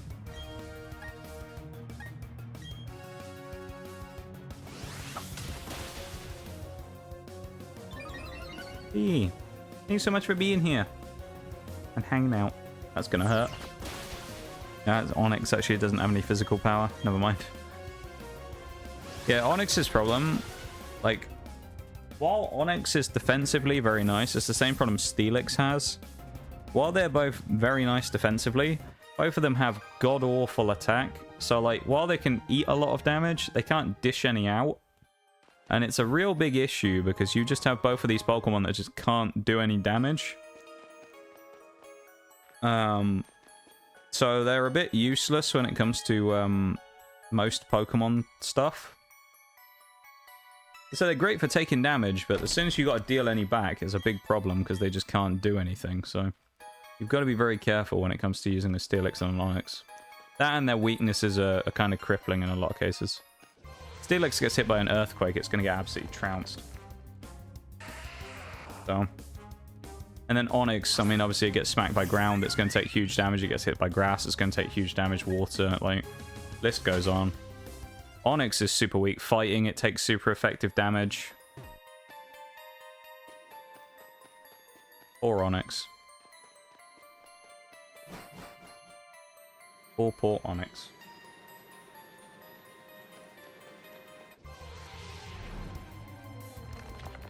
Another Zubat. I don't think there's anything... Well, we do actually need an Onyx. Maybe I should catch one in here. I don't think I can get any other ones in other than the Grand Underground. I don't really want to crutch on the Grand Underground in this run. It'd be too easy for me to go in the Underground and probably just catch everything. So let's get an Onyx here while we can. There you can see the time in the top corner there as well. Local time right now. 8:38. Let's just keep running around in here then, I guess, until we encounter an Onyx. And then we'll try and catch it. It's either going to be Sturdy or Rockhead, I think. Sturdy would be better than Rockhead. Like, much better, basically. Sturdy basically means we can take one hit for free. We can't be killed with a one-shot kill. It will leave us on 1 HP if we would have died. Rockhead just eliminates recoil from certain moves, which on the Steelix and Onyx, they don't really get any. Or at least anything worth using. It's definitely a better ability on Geodude here if you can get it. But even then, it's kind of meh, you know? Just about the only recoil moves they get is double edge and takedown, so neither of them are really that great. Double edge is alright, but takedown's kind of crap. Spin in a circle until we encounter something. Lucky Onyx. There it is. We'll take the Onyx.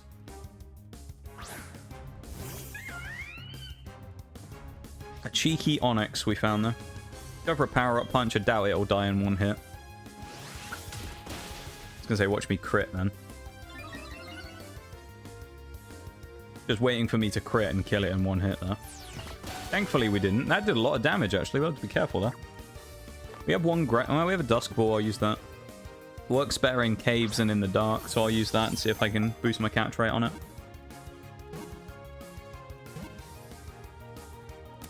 Nice. Another one on the list.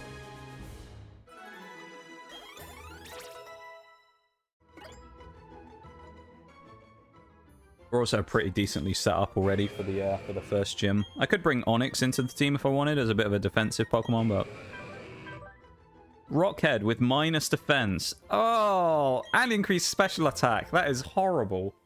That's probably just about the worst nature we could have possibly gotten on an Onyx. Really? Hey, yo, Dan, welcome in. Thank you very much for the Prime, my dude. I really appreciate it. It's very kind of you. Hello, hello.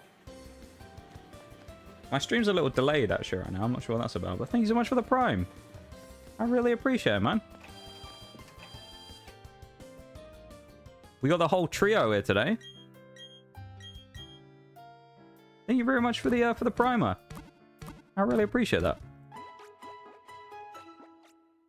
Hang on, you guys are together, aren't you? You must be playing Siege. Yep, you are. I bet you are. Good luck in your rank games if you're hopping into the queue again. I think I'll be back on Friday for some more, so I'll be ready to go crazy again on Buck like I did the other day. Go and kick Roark's ass as well while we're here. Yeah, I really appreciate it, man. And yeah, welcome to stream. We're just playing some BDSP at the minute. Trying to do a living dex thing where I'm catching one of everything in the game. So we've only just started really though. We've been going for like an hour and a bit, so early days still. But yeah, good stuff. Thank you very much though for the primer.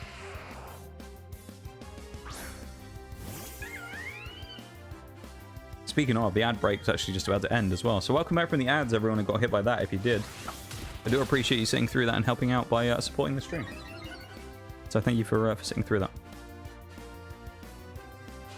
That's annoying. That's cancelled out the defense curl. The defense curl cancels out the attack boost that we get from power-up punch, which is annoying.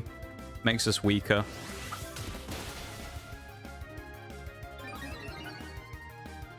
We're at +2 attack now, so we probably would have one-shotted. Rollout's going to hit like a truck. Yep.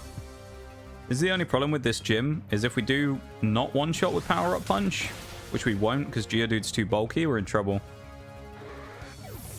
Only other option we have to do to get around that is use Badoo, but even then, Badoo's kind of underleveled. I don't want to have to switch in midway through the fight. Although I'm not playing set battle though, so I can actually do that. Maybe I will use Badoo and then I'll switch in Chimchar last minute to go in for a power-up punch on Cranidos. Or I'll switch in on Onyx or something. That might actually be a good idea here. I might do that. I think I will. Switch Badoo up front. I'm hoping it has Absorb already. It does. Okay, it does. And it can stun. Well, Jolly Rose Raid is kind of meh because it is going to be a special attacker, but the speed is nice though. I will take the bonus speed. Like I always talk about it. I said to Bevan the other day, speed is the most overpowered stat in Pokemon. So I'm never going to moan about having bonus speed, but at the same time, minus special attack is not very good on Rose Raid. That's pretty awful on Rose Raid. That's more like it though. If you're wondering, oh, it was a crit as well. But if you're wondering why we did so much more damage with Badoo than we did to, or than we did with Chimchar, a couple of things to think about there.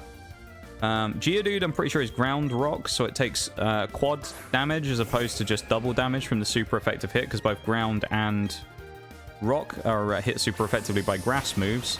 But also the big thing with those guys is when they don't have sturdy, they aren't able to survive really hits from special attackers. So Geodude and Onix both suffer from the same problem, which is both of them have fairly good regular defense, but their special defense is terrible. So when they get hit by a special attacking move, so usually a non-physical move, something that doesn't like hit physically, right? So power-up punch, where you punch something, is a physical move. Versus absorb, where you never make contact with a target, is a special move. It's kind of just like an easy way of thinking about it. They have a different symbol as well for determining what's going to happen with it. We also got Monferno already, which is good. So now we probably won't need Badu at all. We actually probably will one-shot, because I'm pretty sure we're part fighting now. We'll also resist rock now because of that, I think. And we get Mark Punch. Are you serious? We have Mark Punch and Power Up Punch already. Oh. Okay. What was Grimsley saying earlier about Monferno not being that good? And there's just casually getting Mark Punch, Power Up Punch already. You know what? I'm just gonna run in, screw it. But yeah, rock types, this is a problem we had in monotype rock. Rock types tend to have really pitiful special defense, but their regular defense is really good. They get hit by a physical move, they're fine. They get hit by a special move, they're in trouble. So you gotta be kind of careful with them, because if you chuck them in against a special attacking threat, chances are your rock type's going to get absolutely destroyed. Now, get it in against the right Pokemon, your rock type's going to be an absolute tank. But if you get it in and you make the wrong switch, you are going to get absolutely destroyed. So you got to be very careful. Okay, we'll go up to +2 with a second power-up punch, because I know Onix is going to take 2 hits as well. Stealth Rock, that's fine, because we don't intend on switching out. Also means we're not going to take damage on Monferno. We're going to take probably 1 hit when Onix comes out, because Onix does have Sturdy. We can't one-shot it anyway, but we'll go up to +3 attack. I'm fairly certain we'll outspeed Cranidos as well, so I think this fight's basically already over, because we're up to +2.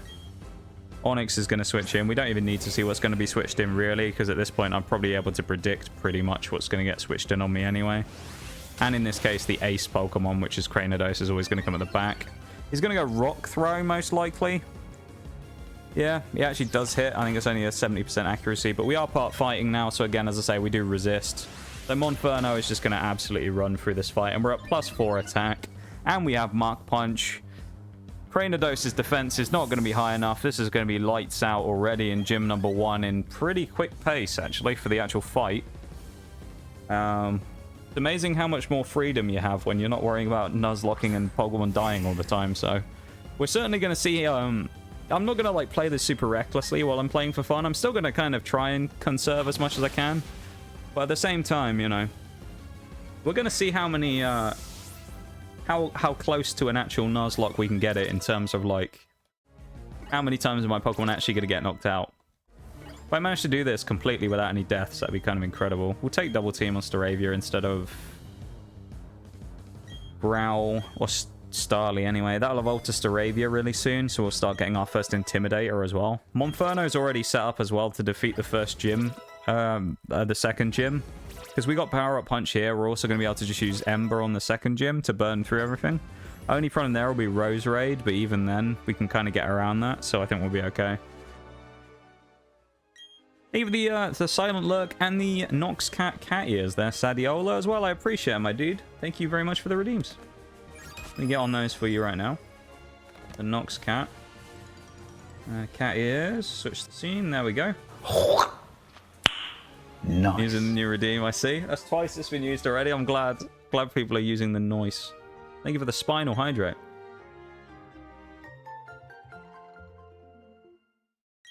The old self-care redeems. Nice, that's gym number 1 done already, so... fairly quick so far, I'd say. We have to head back to Jubilife again now, and we'll get the access to the free box, which will be nice. That'll give us the access to, switch stuff way quicker. We could also switch our team on the fly, basically, if we do that. We don't have to worry about coming back to a PC anymore, which is very handy. Because having to go to a PC every time to switch your Pokemon is very annoying, and I don't want to do that, so...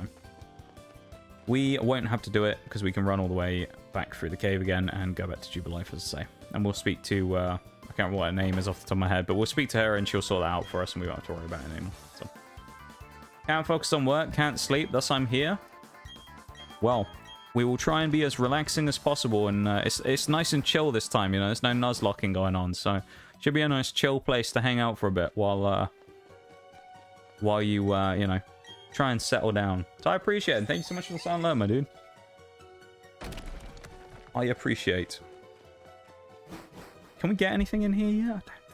Oh, this might be the area we need the bike for. Isn't this... This is TM Flash, I think. We will need this later on, because if I'm going to get Gibble, I'm going to need to go into... what's the name of the cave? There's a cave underneath the cycling road that we'll have to go into to get Gibble. We can only go in there when we've got strength, though. You need Flash to go through there to see where you're going. It's also handy because it means we can get Earthquakes TM if we go into that cave, so... Don't think there's anything we can find here, though. We could probably fish and maybe get Magikarp here, which I might do, just because there's no point not getting Gyarados, really. Oh, another important thing to remember here as well, and this is... You know, I know I'm kind of going in on this point now when I've said about the whole why I think Infernape's really good. The third reason why I'd say I actually think Infernape's really good in this game, or at least Monferno is because we'll have Monferno by the time we get to Maylene, so we'll also have a Pokemon that not only resists, but is super effective with 2 different typings against Lucario.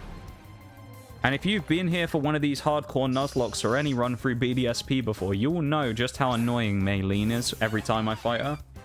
Doesn't matter what type of run we're doing, Maylene is always a giant pain in the ass for me. Her Lucario, every time I face it, bulks up multiple times without taking a lot of damage. Particularly in the Nuzlocks where I can't just freely switch in and out. But it bulks up so many times and boosts itself, and we are just at its mercy for a lot of the turns, where we just can't do anything, you know? We're just stuck there, and what are you going to do against it? It's just going to boost its defense, boost its attack, and then it's going to start one-shotting you, or it's going to use Drain Punch and take back, you know, drain all the HP that it's had dealt to it anyway, so... That thing being a real problem is annoying, but us having having Power-Up Punch will be really good. Probably end up bringing Drain Punch TM on later on for Infernape as well, because I think that'll be goated. Hi Shags, how's it going? Welcome in, my dude. How are we? Mod Shaggy, reporting for duty. How's it going, Mod Shags? How is Mod Shags today? It's nice to see you, mate. How are we? The mod is on. You are. I know you and Bevan are kicking about, I think, today. So we've got double duty on the mods today. You know, everyone's on their best behavior because we got you guys watching out. Got to be careful.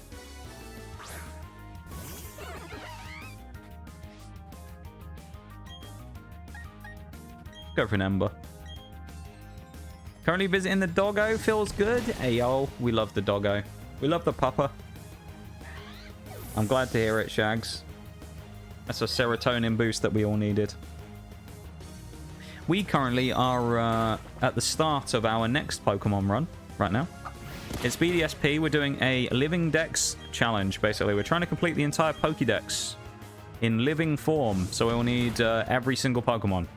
Now, there's a few exceptions to things that might be slightly long before you do that, or things I have to kind of come up with a way of getting around by the time we get there, like, you know, exclusives, which I may somehow be able to get around, but I'm trying to figure that out. Like Mystery Dungeon. Yeah, kind of like Mystery Dungeon. Where Mystery Dungeon we recruited one of everything. In this game, yeah, we're kind of going to do like a catch one of everything. So, kind of like that, yeah. In the same way that we had to get everything. So we had to get like, not just Trico. We had to get Trico, Grovyle, and Sceptile. So we had to catch 3 of the same thing and then evolve 2 of them. Like that. So we gotta get Golem, we still gotta get Graveler, and we've gotta get Geodude as well, you know? So it probably means at some point we may have to do some Pokemon breeding. If not, I'll just have to do some catching. But kind of most of that stuff will come in the post-game, pretty much. It's gonna be a lot of evolving as well, so it'll probably be a lot of grinding towards the end of stuff like that. Let's get Bidoof out of the team, because I don't really want it. Machop might be... No guard Machop would actually be quite useful. We'll bring that in. Abra might be good here as well. I also need to go get a Magikarp in a pond. Let's go and do that here as well. Go and get a fishing rod out. Recruiting without their consent. Sort of, yeah. We're just going to throw Pokeballs at them and kidnap them forever. That's what we're going to do. And then they'll be ours, you know? Not even a nibble. Damn. Up on the D-pad, here we go.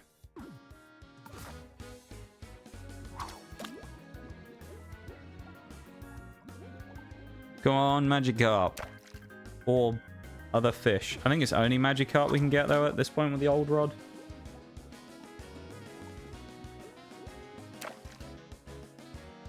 Last time we did this as well, when we were doing the nuzlocke, for some reason it took us ages to find Magikarp.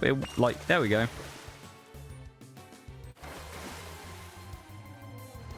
It's a Magikarp. Wow, how unexpected.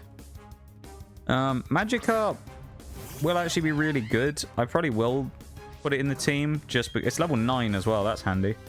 I probably will chuck it in the team. For Gym 2, it won't be needed. For Gym 3 against Maylene, it actually be really useful. So I'll probably take it with us. That being said, we'll also have... I don't think we'll Infernate. We'll have Monferno, so at that point. So, well, that'll be good as well. Any Nuz rules to make it harder for us? None this time, Shags. No Nuz rules. Just the catching itself. That's all we have to do. So, hey, what? That's not bad. Increased speed, Gyarados. So no rules to change things this time. Just we're gonna play it effectively as nuzlocke as possible in terms of I'm gonna play that way because that's just kind of how I play the game. So I'm not gonna be like super. You know, I'm still gonna play kind of smart the way I do things. But I'm not kind of going in with the intention of taking no deaths or anything, you know? We're just going in to try and clean out the whole dex and see how kind of quickly we can do it. But then when we've done the Sinnoh dex, we're going to try and do the national dex, right? This is what happens in every Pokemon game, pretty much. Apart from the new ones where they stopped doing it. But you start off with the regular pokedex, and then after that, you unlock the national dex when you've completed the first one. The national dex is basically all the other Pokemon from the other regions then you can start catching. So the national dex is the Pokédex that contains literally every Pokemon. In this case, there is a national dex when you complete the post-game, basically. Which for us here will be completing the Sinnoh dex. So that'll unlock the next part of stuff. To do that, there are a few things we need to do, like I will have to import a Drifloon from another game because I'm never going to be playing this game on, or I can just catch one, I guess, on a Friday. But you have to get Drifloon specifically on a Friday. What else? Murkrow is impossible for me to get because I don't have Pokemon Diamond. And same with, I think there's something else that's an exclusive as well. Elekid's impossible for me to get, but that's National Dex, so I don't have to worry about it for now. There's a few Pokemon that are National Dex we don't really have to worry about, so. But it's kind of just like the first part of this is just playthrough for fun and just kind of vibe, you know? We just enjoy the game. And then the challenge really kicks in pretty much when we've beaten the Elite Four. But because there's no level caps or anything, we're kind of just going to go through the game. I'm not going to have to slow down and stall out or anything like that this time. Nor am I probably going to have to play it particularly statistically. Or, you know, strategically. So there's not really going to need to be a lot of calculations and stuff like that. It's going to be a laid-back run, kind of just for fun. And then by the time we actually beat the Elite Four, when the hard part of the challenge is done in terms of beating the harder fight, then we're basically good to go. We went with it, not Infernate. We went with Chimchar this time as well as our starter, who you can see has already evolved before the first gym. So, yeah. We have Monferno, who we're just using him because I don't think we've ever done a run with Monferno that's gone very well. Seem to remember one of the other Nuzlocks we did originally, the failed attempts we actually tried with Infernate. But it died somewhere in the run. I don't remember exactly where, but I remember it died. It was one of the failed ones.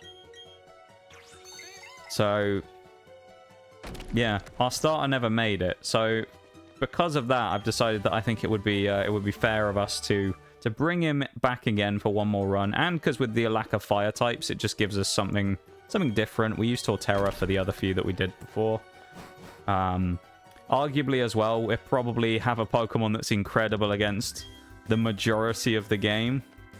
Because if you just think about this for a minute, if you look, right, gym number 1 is rock, so we have a super effective typing with fighting. Gym number 2 is grass, we have a super effective type with fire. Gym number 3 is fighting, of which Lucario is the ace, which we have 2 super effective moves in fire and fighting. Gym number 4 is Crash Awake, which, in fairness, we don't have anything against. We're actually weak to, but we'll have someone else be able to deal with that. Gym number 5 is Ghost, which most of those are all going to be special attackers, and they're going to be quite fast, but chances are Infernape will outspeed and be able to one-shot them with a physical move anyway, like it'll have to be Flame Wheel or Fire Punch or something, because we can't hit them with fighting. Gym number 6 is Steel, of which they're all weak again to fire and fighting.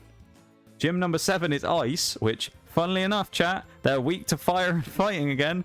And gym number 8 is Electric, which is, you know, one of the 2 neutral gyms, basically, in the entire run for us. So, and in the Elite 4, the first one is Bug, who gets destroyed by us again. And then there's, yeah, so it kind of just gives us a really good mon. Another thing with it as well, and this is more of the nuzlocke part of me, just from that side of things. It also gives us a U-turner if we want it. So if I do want to try and be kind of careful with deaths and things sometimes, I can actually bait quite a lot with U-turn. And I can switch Infernape out later on to bring in safer switches to do whatever it is we're doing if I want to really fuck with the AI. So it kind of depends how I'm feeling. I'll probably end up just kind of mashing through the game, because that's kind of the point of this. The Dex challenge is going to take a while, most likely. There's a lot of Pokemon we have to get in specific places. I don't necessarily want to have to just farm the Grand Underground all the time, but we will have to catch some stuff down there. But then there's some of the Pokemon that I kind of might end up having to be off-stream, just because the nature of how you get them, like the honey trees. So, yeah, I don't know. Infernape is probably going to hard carry the team, though, so might take a while. I guess it depends, though. Because if you think, though, Shags, we saw... If you look at the other one we did, the regular BDSP run, the first one we did, we'd seen every Pokemon by the time we finished the run, except Drifloon, because Drifloon only appears on Fridays. That was the only Pokemon, 149 out of 150 is what we had on our decks that we'd seen. Now, of course, we hadn't caught all of them, but we'd seen them all, which allows us to get to the National Dex area. Once the National Dex opens up, I think it makes it easier for us to get some of the other stuff as well for the Sinnoh Dex. So there isn't a situation of us having to catch every Pokemon in the Sinnoh Dex first and then moving on to the next one, because it's kind of impossible. If you think about the starters, the only way I think you can get the starters after playing through the regular game is to do the National Dex, so seems doable. It should be okay, I think. I'm actually going to put Shinx and Starly up front for this one. Why not? Shame they aren't double Intimidate, but they don't have those abilities yet, which is a little sad. But it is what it is, you know? What can you do? They're still decent, so. Actually, it's a terrible idea because it's Pachirisu, but I don't know if they have any electric moves yet, so we'll just double up on the attack with Shinx and Starly. And maybe I should use Quick Attack. That might be better, actually. And they're going to growl us as well. That's not great. Growl doesn't really matter. It's more just that getting the attack dropped is kind of annoying. You know? I just don't want to get my stats dropped constantly. Stat drops are always just a bit breh. You know? From the AI. It's just stupid because it just means it's going to take us longer. We're going to win the fight either way. It's just going to take longer for us to win it. Think of it that way. Right? Let's go for the bite again anyway, and then let's go for the quick attack bite and see what happens. Do they have Thundershock this early? I'm not sure, you know.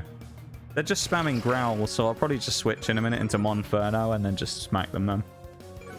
It's a shame I don't have Geodude in the party right now, but... God, we're at -4 attack. Thundershock won't do a lot here either. We're going to have to double switch out then. Yeah, I'm not sure. I feel like they might have Thundershock already, Shags. So I'm not entirely sure. Let's switch to Monferno and Machop as well. No guard Machop.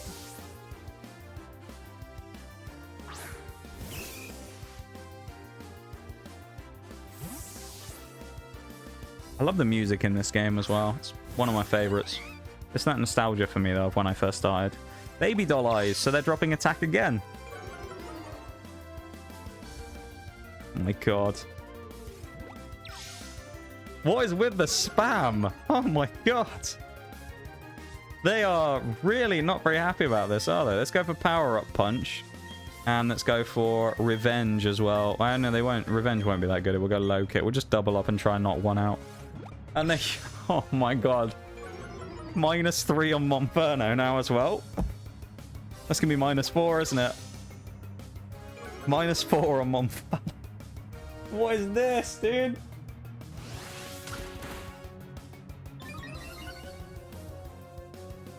This is so stupid.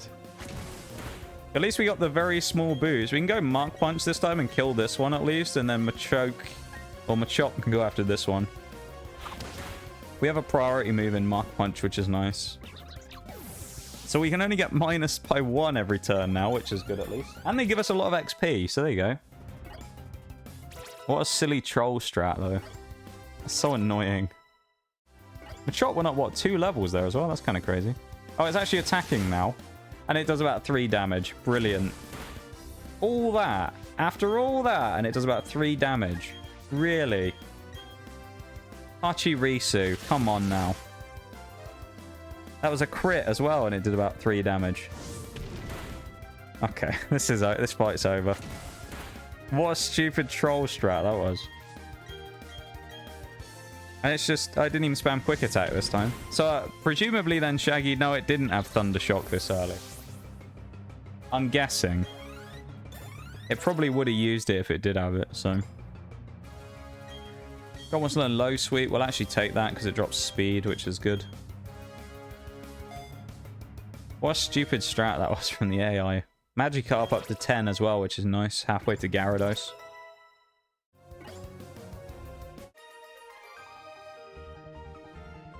Fun fight. Yeah, fun fight that was.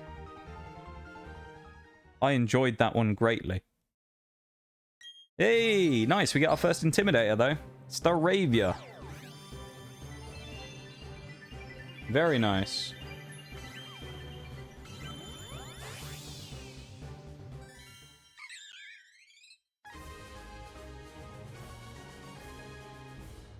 Yeah, I'm assuming they didn't. I mean, maybe they did and they just didn't use it, but the AI in this game is smarter than some. So I'd expect they probably would have if they did have it. Intimidate. Nice. That's kind of handy because we already have minus attack on our own Staravia, so being able to drop the AI's attack is actually quite useful there. TM Bullet Seed. We're not going to use it probably, so I doubt we'll want to pick it up. Just another Bidoof. Common old Bidoof. Don't want one of you. Who actually wants Bidoof, you know? Does anyone actually ever want Bidoof? Maybe that's a bit harsh, I don't know. Nobody really likes Bidoof that much, though, do they? I don't think anyone's going to be offended if I say that. We actually... This is the one run where Jirachi is actually able to be used as well. We're actually allowed Jirachi. It's just going to be national decks. I don't think we'll put it in the team, but... we can actually have it this time. For once. Gonna head out, have a good stream. No worries, Maximum. You take it easy, my dude. Thank you for hanging out. I appreciate it. Thank you for the lurks. And you have a good one.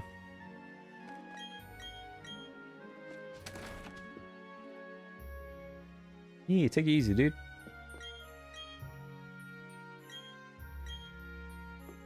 We're just going to be vibing anyway today. Very vibey day. Gives us the TM Pluck as well, which is quite useful. We can put it on Zubat if we want, but probably not going to yet. I don't really feel the need to put it on Zubat right now. Now, if we were nuzlocking, yeah, I probably would have, but I don't feel the need to right now. We also need to grab the Sprinkler Tad in here. Is it the Sprinkler Tad, or is that a different game? That might actually be Gen 3. The Spray Dark, that's the one. Not the Psyduck, it's the Spray Dark this time. Very nice flower shop here.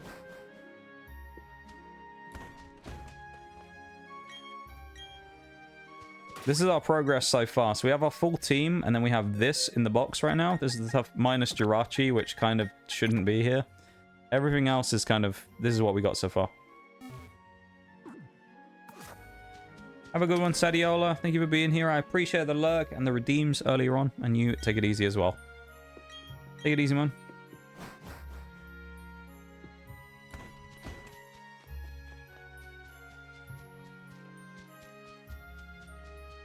Double battle coming up here again as well. Yeah, we can keep Shinx up front. Shinx will be evolving pretty soon as well, which is nice. Yeah, peeking. Old peeking Psyduck, you know? Good old peeking Psyduck.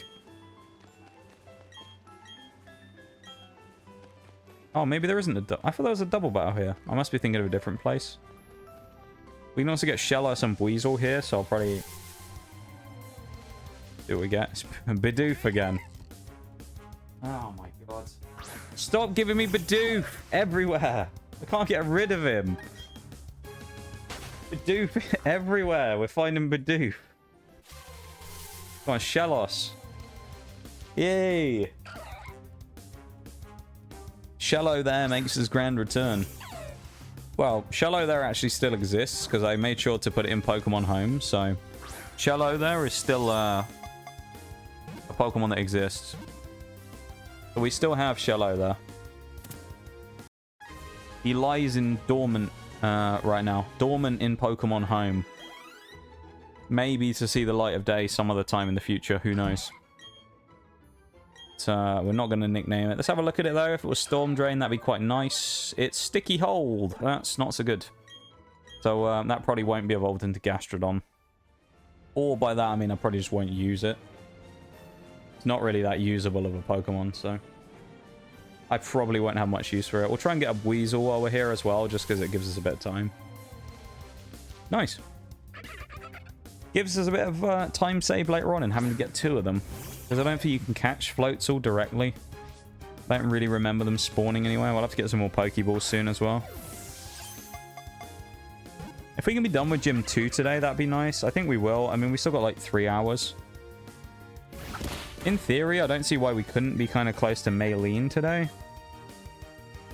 If not, be challenging her by the end of the day. I think that would be good.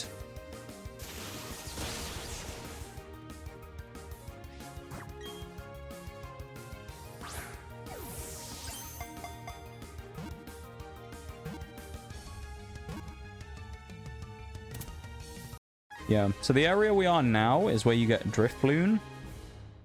Drifloon is annoying though, because the only way of getting Drifloon is by getting it on a Friday. So it used to be a thing in original Diamond, Pearl, and Platinum. We're getting an evolution on Shinx here, I think, yeah. Diamond, Pearl, and Platinum is Drifloon would be a Pokemon that spawned every Friday in the grass here, versus in this game what they did was they made it a static encounter. So you can catch Drifloon, it just spawns basically next to the door by the windmills. Like right next to us, just off the side of the grass.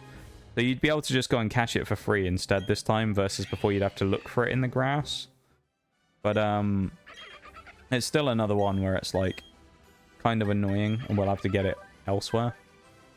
Swift Swim with increased speed. Damn, that'll actually be a really fast Floatzel. It spawns like right here. I think it sits about here. Honey Trees we'll have to use as well during this run, so we're going to eventually have to try and get ourselves a Heracross. So that'll be fun. Because Heracross is going to be is like a, what, a 1%? Is it a 1%? He's a really low percent encounter on Honey Trees, so I don't know if we'll actually be able to get a cross or not. We'll have to try and get a Heracross though, because we all need it for the run, but at some point we'll end up getting one. It's just unfortunate it's going to take us so long to get it, probably, unless RNG is super kind to us, but has RNG ever been that nice to me in any run we've ever done? Not really, so kind of be ready for it, you know?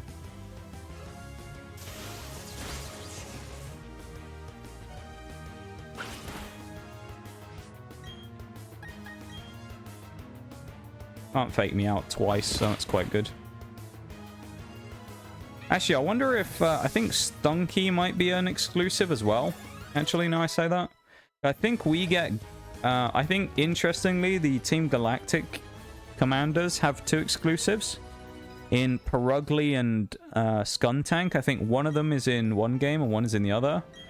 Oh, no, I just realized we got to get Spiritomb as well. Oh. There's some really annoying mons in this game that we've got to get. Spiritomb's going to be so annoying. I'm going to have to go and find all of the NPCs in the underground. Oh, yikes. That's going to be annoying. Okay, we can't go up there yet because they won't do anything. We have to go all the way back to the lake, don't we? Let's also buy some Pokeballs while we're here, and then we'll heal as well at the Pokemon Center so we get our PP back on our moves. Let's just buy... I don't want 115. Buy like 50 or something. Probably be enough. Well, actually, 30 is probably enough for now. Because eventually we're going to transition into Great Balls and stuff, so we don't need to worry about that for now. We'll come back to those later.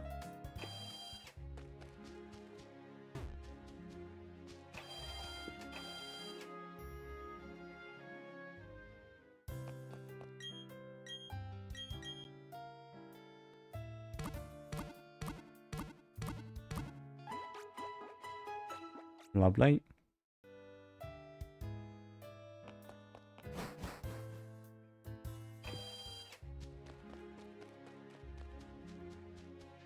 Yep, now the clearing's free.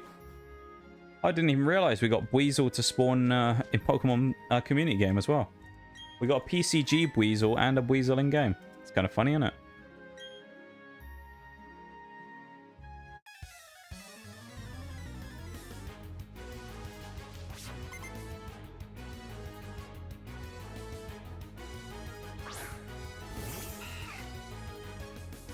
Hey, old Forks, how's it going? Hello, hello. How you doing, my dude? Aaron Wilkinson said geezers over 25 shouldn't play video games. Did they? No idea who that is, to be fair. But their opinion is stupid. So there you go. Hello, Pringus Tingus Forks. You doing good? How goes it here? It's going all right. We've started our new BDSP playthrough today. We're trying to living dex the game. So I mean, basically the start of that is just finishing the game through again. So we're trying to just speed through it pretty quickly. Got the Infernape going this time instead of the Torterra, and so far we're making fairly good progress. We're at Floroma Town already. Absolutely destroyed Roark. Wasn't even close. It's gone fairly well so far, you know? Fairly solid. Living Dex, yeah. I have found a way of getting around the Diamond exclusives for the base game. Because I can get them in Scarlet and Violet. So I can get Murkrow and Stunky.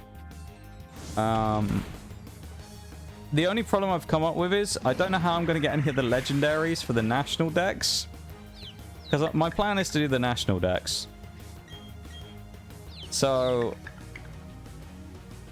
yeah, I don't know how I'm going to manage to do the National Dex.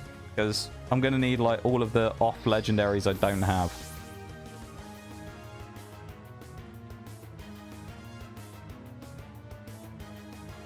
Yeah, that's true. You don't have Diamond as well, Forks.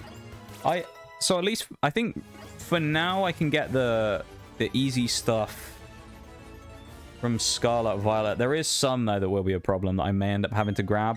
Because I know, like, Elekid is an exclusive in Diamond, which I just can't get. So I'll probably end up having to get Electivire. And obviously, I'll probably have to do the trades with you as well. But, yeah, there's a few annoying ones for me to get. For the most part, I think it's fairly decent. I know Gligar I'll have to get, because that's in the Pokemon DLC. Unless Gligar... oh, maybe they're in Sword and Shield's DLC. Can I get Gligar in Sword and Shield? I don't remember. I don't think you can, now I think about it. There's a lot of mons that are going to be...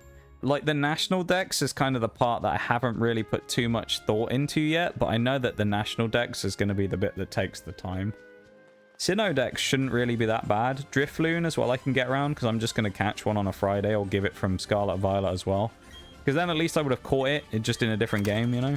So it's not like I've just completely cheesed it by changing the clock or something.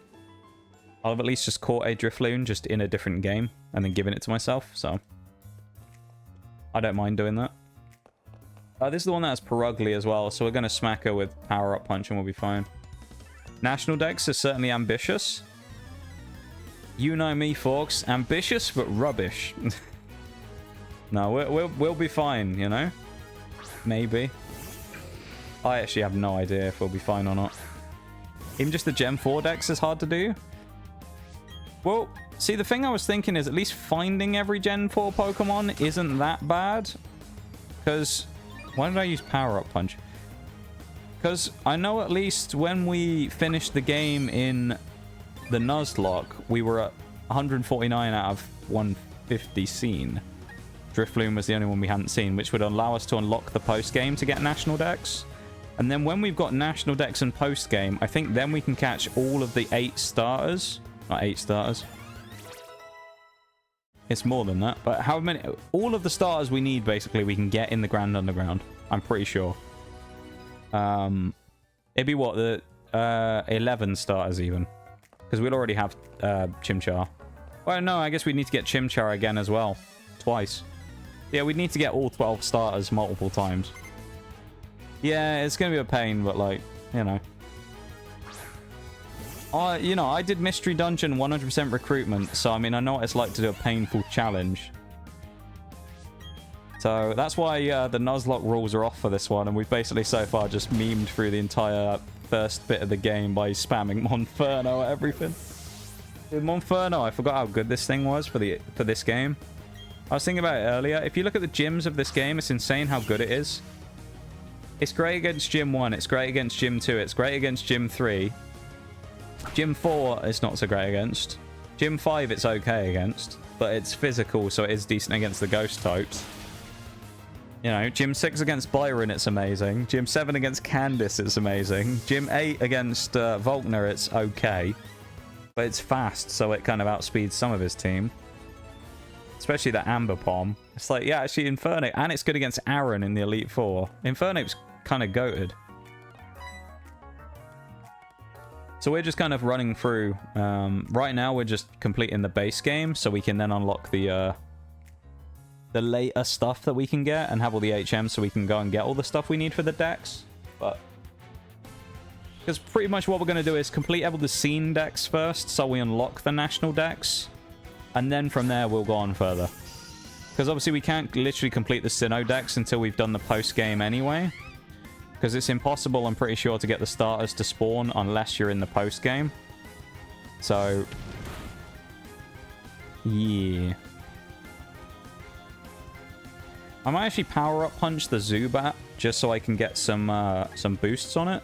I know it sounds weird because it's not very effective, but just get the boosts while I'm on Zubat right now so I can then come in against Perugly and hit it immediately with a Mark Punch and one-shot it. It's what we did against Cranidos as well. That was our strat. Our strat against Cranidos was basically going with Monferno, boost up against Geodude and Onix, and then one-shot it with a Mark Punch, which we did. Now we hit ourselves. That's going to be a problem as well, because we have high attacks. We're going to hit ourselves quite hard whenever we smack ourselves in confusion. Then again, we do have to get out of jail free again with Mark Punch, so... Now we hit ourselves twice. Lovely. We need to boost at least once more before we can do anything.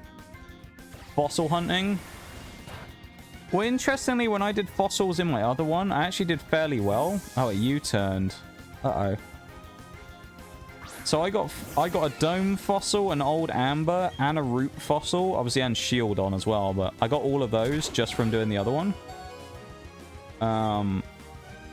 Oh, did we die to a scratch? No.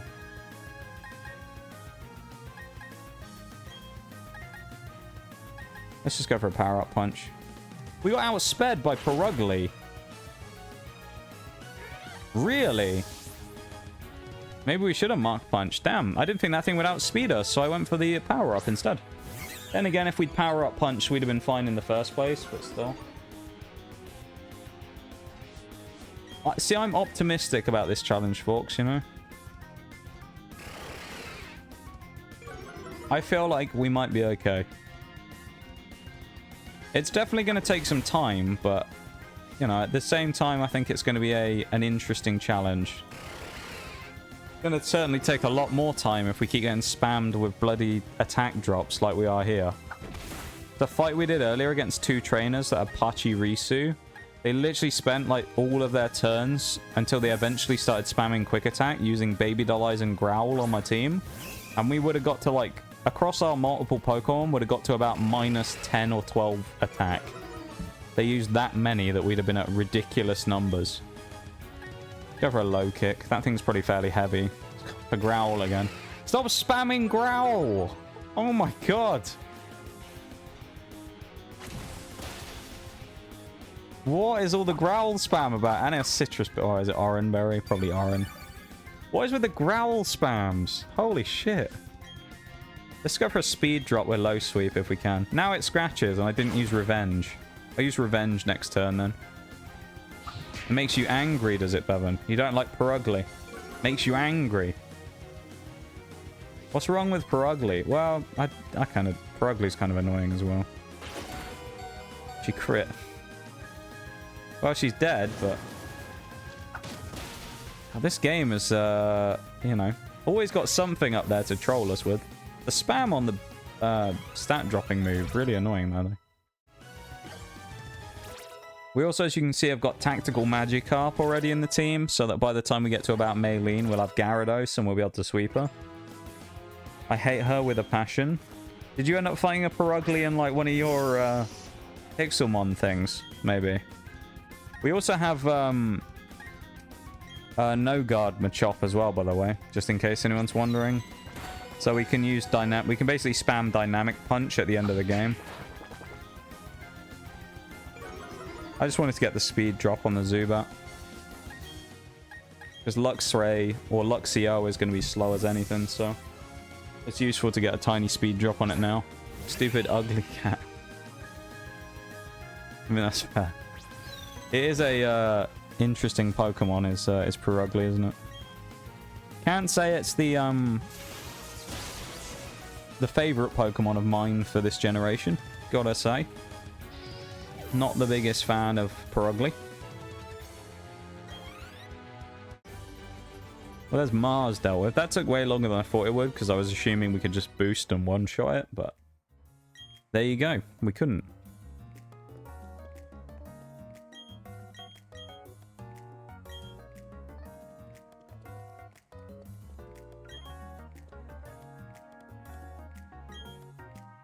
Yeah, the balloon Pokemon is Drifloon.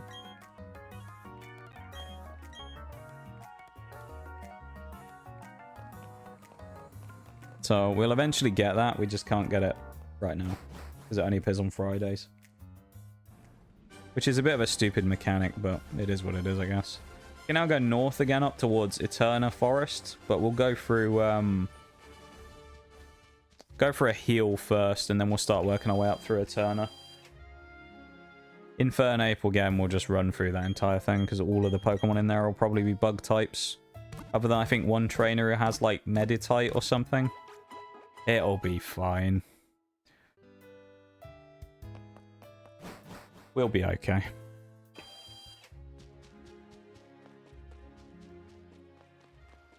I'm going to have to get BP as well in this game, so I can go and get some of the evolution items at the end of the game as well, I just realised. I like to go and get Protector and stuff like that, so I can get Rhyperior. And I'm going to need to go get Dubious Disc and upgrade, and... Oh, no.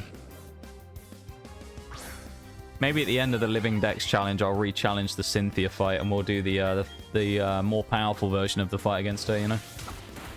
That's where she gets the Togekiss. She has a Porygon Z as well in that fight. Pretty much everything else on her team's the same, I think.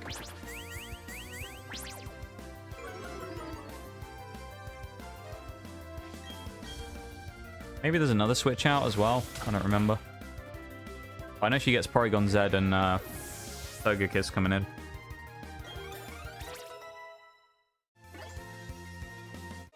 Zubat will evolve soon-ish as well, which would be nice.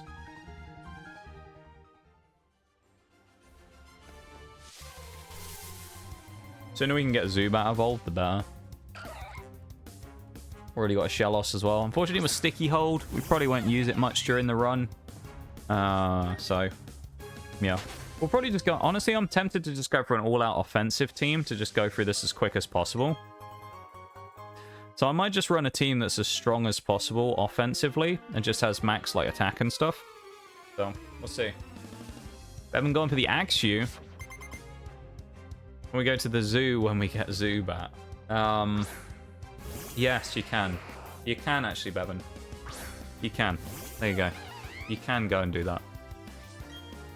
I'll let you. Just this once. Since you've been very good, Bevan, you can go.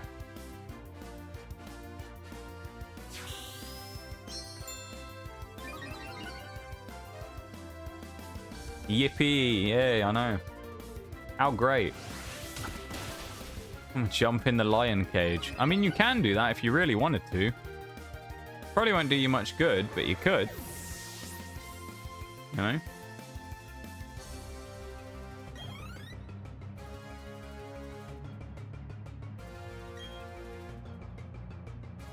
What we got? Machop. Easy. We've already got +2 on power-up punch. This thing probably gets one-shotted by a third. Zoolander. I love it. +3 attack. Oh, Monferno.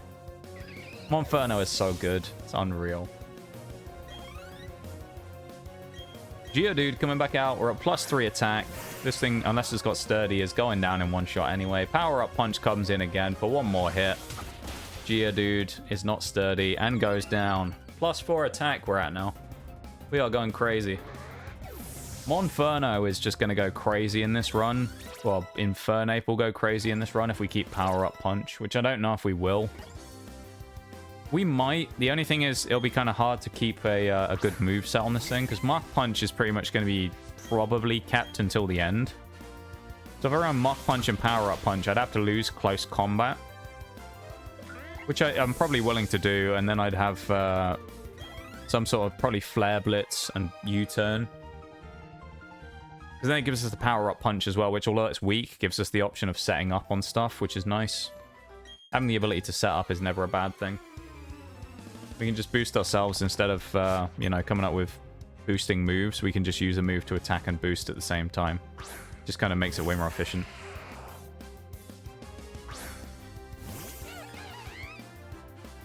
You know? This kid's probably got sturdy because they only have one Pokemon.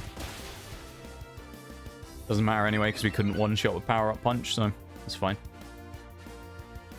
Thank you so much for being here, everybody, as well. I do appreciate you guys hanging out and vibing with us while we're hanging out and playing some Pokemon today.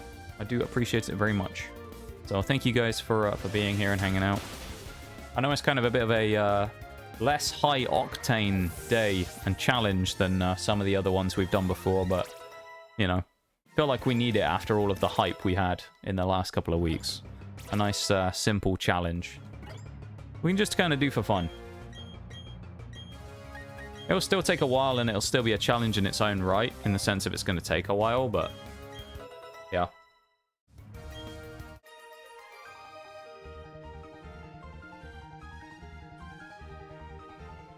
And it would have been probably a lot easier to complete if I had a... Actually, no, it wouldn't have changed much. I was going to say, if I had a copy of Pokemon Diamond, it would have made it easier to complete, but actually it wouldn't. It wouldn't be this, any different, really. Because I still wouldn't be able to trade, because I wouldn't have a second Switch or anything. I do wish, and I think this is something that I doubt they'll ever add, but I think it would be cool. Just for people who don't have either online, or people who don't have anyone to trade with. I think it would be nice if they added some sort of system in-game where there was like a trade terminal, where you could basically... you know, like, trade Pokemon effectively to the PC, and then you could get, like, Gengar. You could put Haunter in, and it'll give you Gengar back. Like, it would be cool. Because then for runs like this, if you're doing stuff offline or whatever, I could then trade Evomite and stuff, so I wouldn't have to worry about bothering Forks to get him to help me get Golem and stuff like that. I could just evolve them myself at, like, the PC or something. I just think that'd be kind of cool. We already have Shellos again, so we're not catching another one. Shello there is a goat, and we already have one, so we don't need another. Fortunately, this one we have is not going to be the goat, because it does not have Storm Drain. And Storm Drain is really big if you want to have a good Shellos, so it's not going to be usable, really, R1. That's basically the way it works with a lot of Pokemon, is if they have the right ability, they'll be good. If they don't have the right ability, chances are they're not going to get used that much. Not suffering is good too. I suppose it depends, you know. Some suffering challenges are better. I suppose it just depends how you view it, I suppose, doesn't it? You know?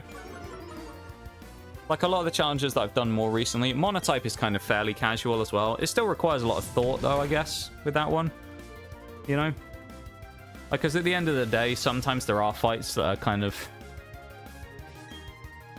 I'd even go as far as to say harder than the Nuzlocke, just because with the Nuzlocke, you kind of have a variety in the team, at least to some degree, unless you get really unlucky. And albeit you got to play super safe, which I don't have to in the Monotype, but the Monotype still leaves me in a situation where some fights are just really hard to win because I don't have a good team to fight them, you know? So some of the fights in the Monotype are actually worse than the Nuzlocke, so while it's still a kind of semi-casual playthrough, this is probably the first one that's like full-on casual, other than just when we play through a game for the first time because it's new. So...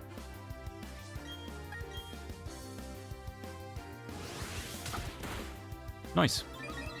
Power up punch does over half, so Piplup's going to die in 2. Probably has a water move. It does. It's not going to do that much, though. Actually, it did more than I thought it would. I'm fairly certain the house right next to us, though, we can actually heal in. So I'm going to go and do that in a minute and go for a BRB, because it's halfway through the stream, so I'll go and have another stretch real quick. But we're making good progress so far. It's nice as well with the level caps thing, because I don't have to worry about it. I don't have to worry necessarily about... not even over leveling, but just making sure everyone's at the level that they need to be competitive, you know? So, because I don't have to worry about that, it makes it way easier to just go through the game. But I'll be back in a couple of minutes, okay? I'll be like 2 minutes. I'm just going to have a quick stretch, grab some more water, and we'll be back in a sec, okay?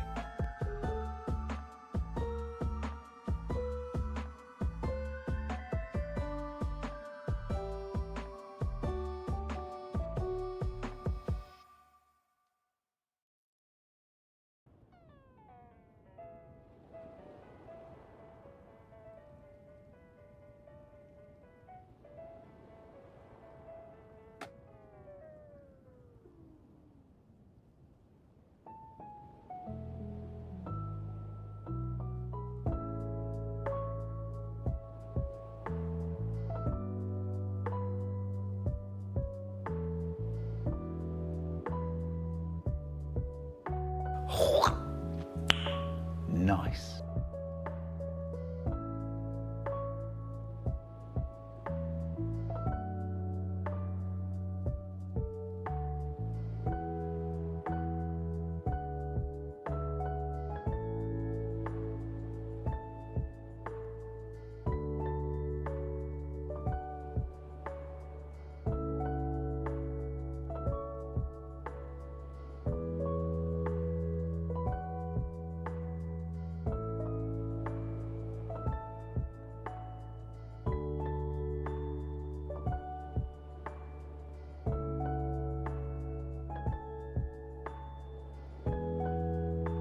Have a good nap, Bevan.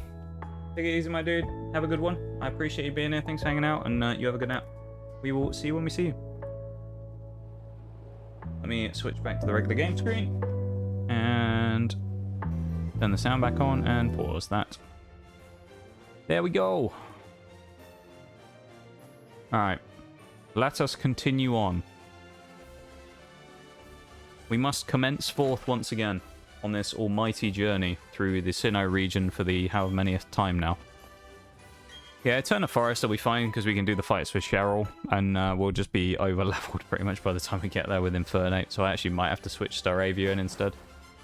Thank you for the welcome back, Shags. Actually, I will switch Staravia up front, just in case. I don't want to over-level on it.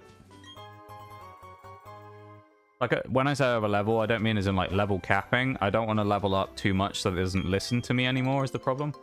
Because we all know what happened with Kadabra when that happened, so I don't want that to happen. I'd prefer to have all my Pokemon listening to me so I don't run into issues of them going crazy and doing what they want.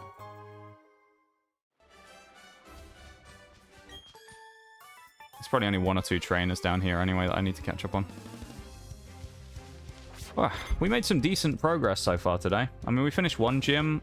Albeit, we've slowed down a little bit here because the gap between gym 1 and 2 is sort of slightly bigger, but we will start speeding up in a minute. Once we get to gym 2, it will kind of speed up a little. Because the gap between 2 and 3 is not really that crazy.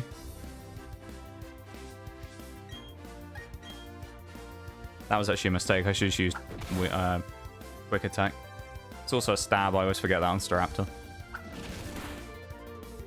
Presumably the Shinx does have Thunder Shock. It just didn't use it, which is weird. Okay. Kind of wild, but there we go. Little Shinx there, not going for anything effective. Wild. We can also pick up a Ghastly in the mansion at some point. We can potentially get Mischievous as well in the forest if we get lucky. And, oh, Flame Wheel, there we go, that's good as well. We can get Mischievous and potentially Baneri. There's a bunch of stuff we can get in the forest. Poison Fang. Drop Mean Look for Poison Fang. Yeah, the forest has loads of stuff. Silcoon. Oh, can we only get Cascoon in our version? We might be able to only get Cascoon. I'll stay in against Pachirisu. I think we can only get Cascoon in this one, so we can only get Dustox. I might be wrong, though. I'm going to switch out here. It's just going to drop our attack again. Pachirisu is being a real pain in these ones so far. I guess I'll just bring him on Inferno and punch it to death.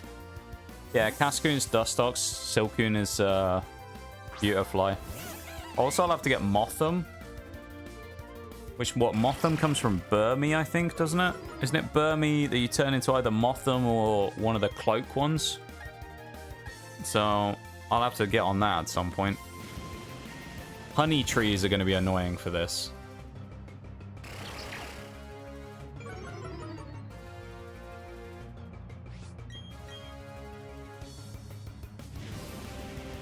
I hate the honey trees. The mechanic itself is, like, fine, but it's just annoying, you know?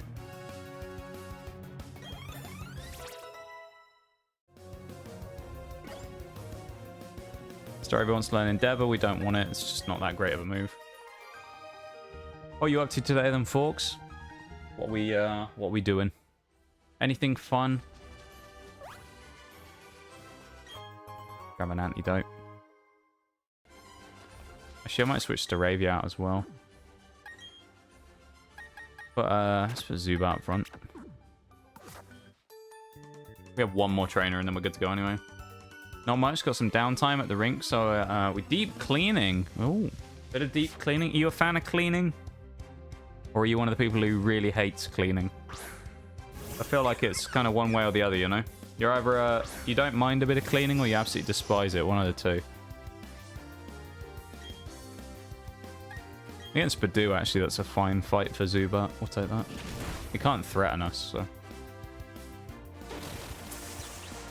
And then it stun spores us. Oh, you joking? No.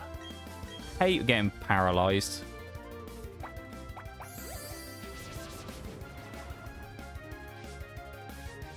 What an absolute pain in the ass that is. No, but the place needs it. Oh, that's fair. That's fair.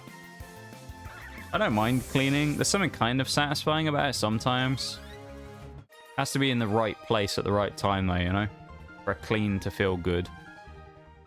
Like, vacuuming is cool. If you ever have, like, a dusty carpet and you vacuum it and then you see all the dust come out, it's kind of cool. And it, going back to its original color again. But a cheeky dusty carpet, though, going back to its nice old whatever it was color. Wild's Vilus in chat as well. After a whole hockey season, the placing is good. Yeah, of course, the whole season's finished now, isn't it, folks? So how does it work in the summer for you then with that stuff? Do you just have a quieter couple of months, or are you effectively off for months where you don't have to, like, really do too much? Because presumably you've still got to go in But it'll just be you've got to go in and do very limited amount of stuff, I'm guessing, because no one's going to be using the ice. I'm assuming. Just like the winter, but everything is earlier and nobody wants to skate on the weekends. Oh, okay. I see. Weekends being quiet is nice, though. Well, hello, Cascoon. Let's single one of them out if we can and see if we can catch one, because it's actually not a bad thing to get. Funnily enough, Dustox is actually quite good in nuzlocks as well. Oh, hello. It scales quite well. Life dew. Okay. They were healing at full HP. I love that.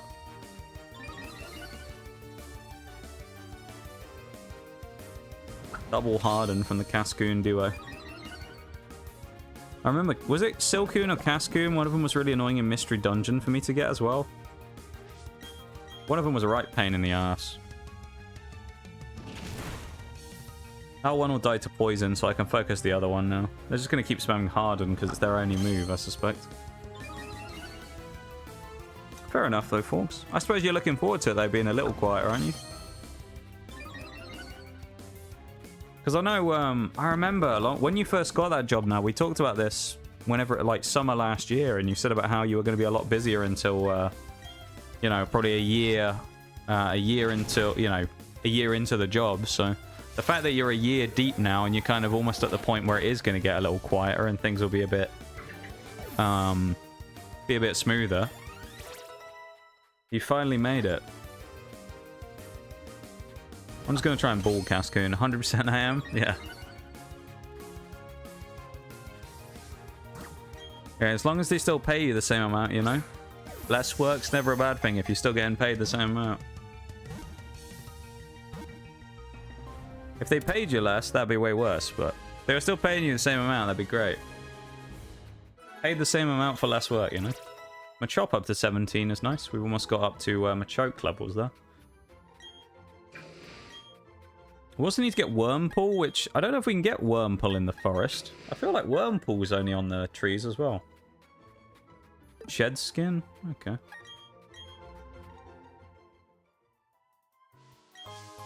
I'm probably not going to specifically hunt stuff in the forest. I'm just going to, you know, run through and grab stuff and fight the battles. And if we happen to find anything that we can catch, we'll probably catch it, but...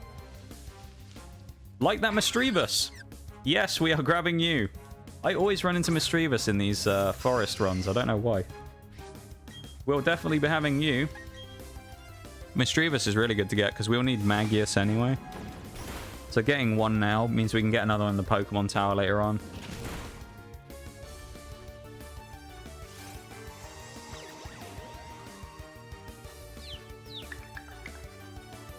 Oh, they are a rare spawn in the Pokemon Tower though. Now I say that, I think. Actually might be beneficial if we do find a second one to catch two in Eterna Forest. So I think I might do that if I get the chance. Go for a double.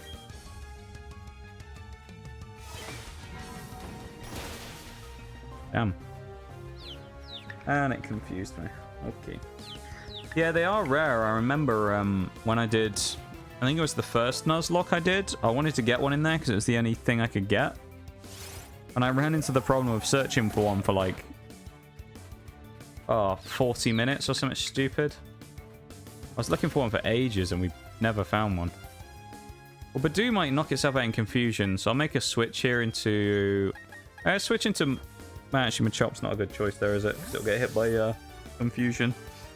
I'll be fine. We'll try and catch another Misdreavus if we can here.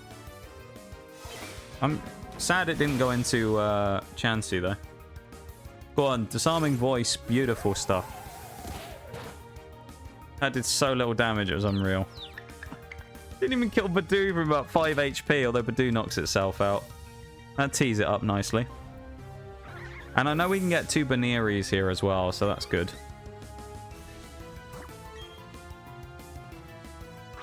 We have knockoff on Machop with no guard as well, which is nice. So, Dynamic Punch Machop is going to be kind of crazier. Or Machoke or Machamp or whichever one we go with in the end. We can take a third hit, I'm pretty sure, so I'm going to go in for a knockoff, I think, this next turn. Well, actually, we're kind of too high leveled. We'll just go for a Great Ball. Because we're 7 levels above, so chances are we'll probably knock it out. It actually broke out. Damn. Okay. Well, Machops about to die. I thought we'd live another one, but... Oh, Cheryl will heal us after the fight anyway, won't she, I think? Rip. Okay.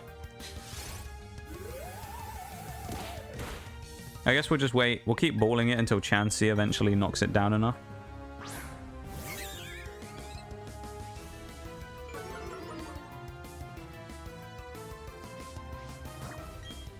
Cheeky Pokeball. You know how it be. Oh. Let's go. Mischievous. Another one off the list that's more annoying to get than some. Certainly not the most annoying Pokemon to get, but it is kind of annoying. And we also get our first physical electric move on our physical electric type, which also has minus attack nature. So that's always fun.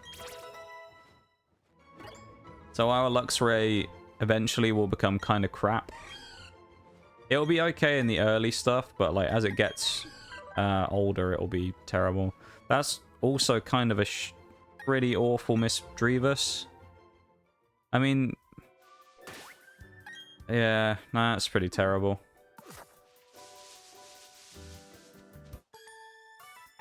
Yeah, there's nothing really to say about that. It's just terrible.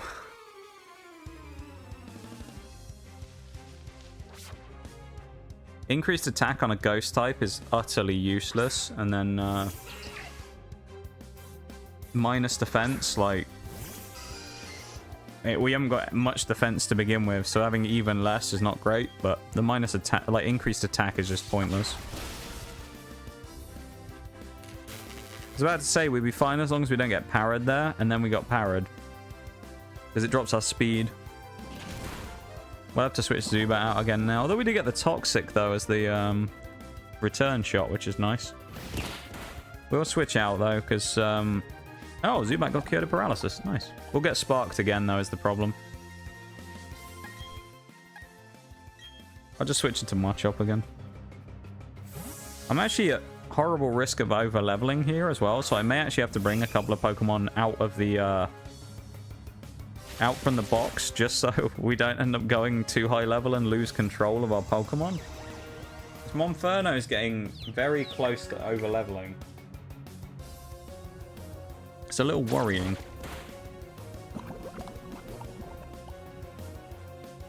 It's a little concerning. Low sweep's probably better than low kick here actually on Pachirisu. It drops the speed as well. I don't mind that. Speed drop will be nice. An oof indeed, Forks. An oof indeed. Certainly a pretty terrible Mischievous we picked up there.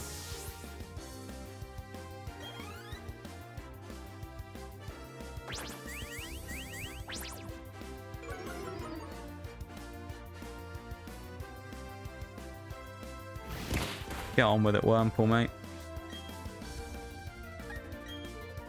Like our knockoff is our only move that's not very effective against him. Oh, look at the power of that knockoff. Massive from a chop. He's only level 9, but still. And it's a Wormpool. I'm not expecting a huge amount from him. I think this guy also has, yeah, Beautifly, and they might even have Dustox as well.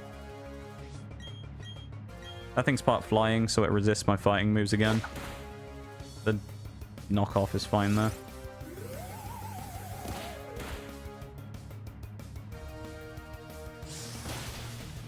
More damage than I thought it would. We outspeed though, both of us do, so it's a free kill for us. If he goes into Dustox, I'll just switch into someone. I don't know who I'll switch into, to be honest.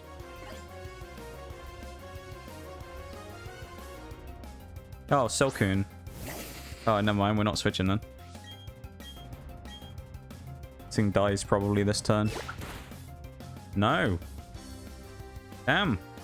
Surprised we didn't get it. Very surprised we didn't knock it out in that turn there. Unfortunate. Very unfortunate. Damn. What can you do, though? What can you do? Oh, well, I suppose.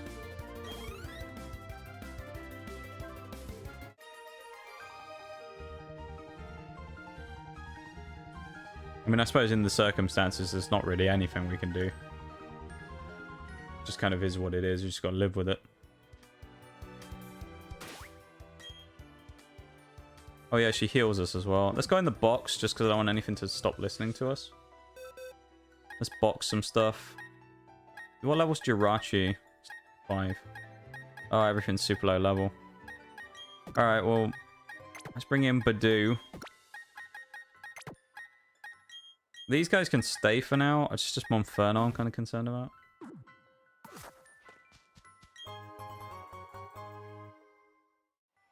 I know there's definitely someone with a Dustox. There's a Dustox Beautifly team here somewhere. Zubat up front here is not the play. These two people, I think one of these has a Meditite and the other has Abra. Just a better choice to go in with Staravia here to cut the attack on the Meditite.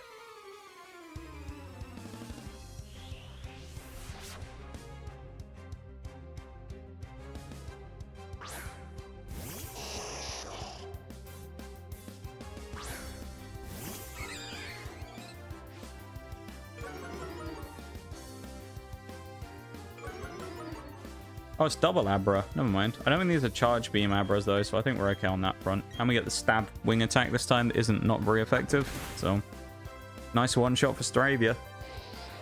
Good stuff.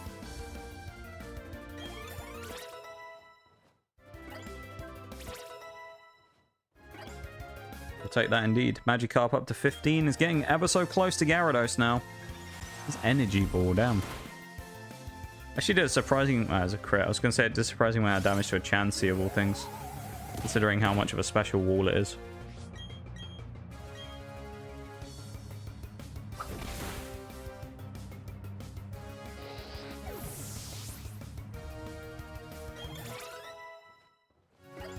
Not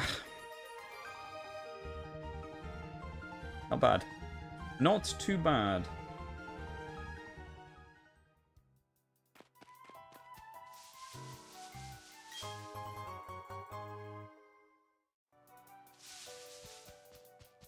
We'll go for the trainers because I think it's a shortcut.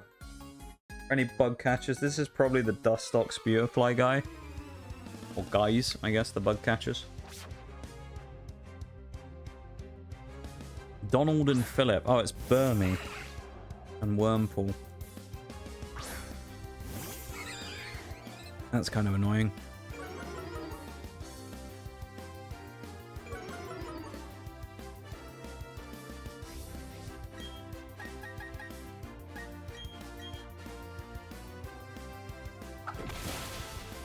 Doesn't really matter which one I attack. They're both weak as anything anyway. Do up to 14 is nice, although again it's not going to evolve anyway because it's too dark. If it was daytime, Badoo potentially could evolve if it got the friendship, but it's not going to evolve without that. At least the one good thing is, for doing the backlog of stuff eventually, we can get Roserade if we evolve this one. And we can catch Roselia and Badoo and not have to evolve either of them again, which is nice. That'd be quite handy. Glad we didn't go into the Burmy. Burmy having Protect that early is kind of crazy, though, honestly. That's wild. Let's Protect at that low level. Wild.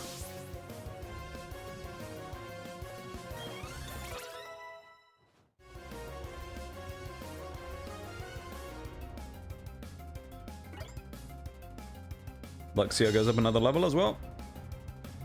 And we're making a lot of progress, which is nice. Making a ton of progress.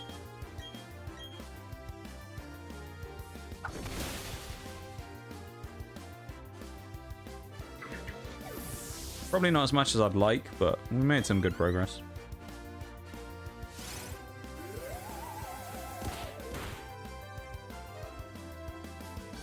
We've still got another couple of hours left yet, though. So, it's gonna be a long 2 hours. 2 hours nonetheless. And it's spamming Protect now as well. That's annoying. That's very annoying. Stupid Burmy. Gloom in chat if anyone wants it. Catch the Pokemon. It's only a Gloom though. Nothing too crazy.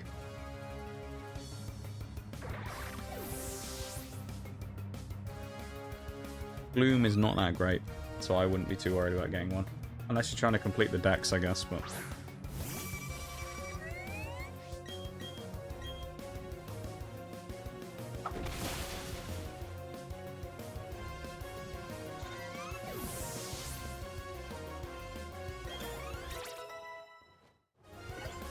Staravia's level 20 as well, so I'm going to have to sub it out.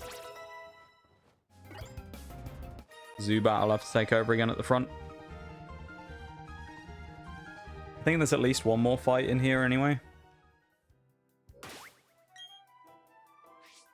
Maybe two more trainer fights. Probably get Dustox already, actually, if I went and did that. Went and brought in Cascoon. Who do I even bring in here? I guess Mischievous or Cascoon. I should bring Cascoon just for the levels. And we're on Zubat up front.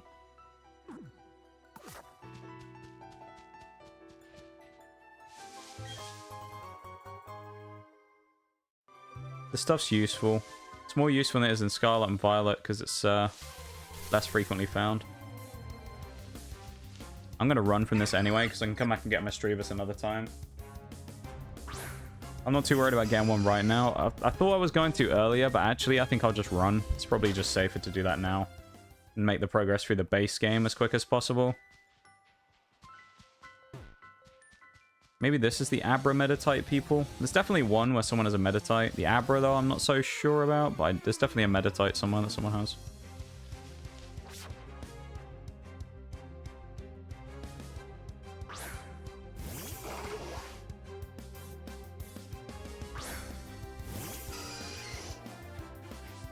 Ah, Psyduck is the other Pokemon with it. Both of them, in theory, could have confusion, so getting them off the board as soon as possible is good. And getting rid of, well, getting rid of Meditite will become a lot easier purely from the fact that it's lost its, well, it's going to get hit by, poison. Toxic.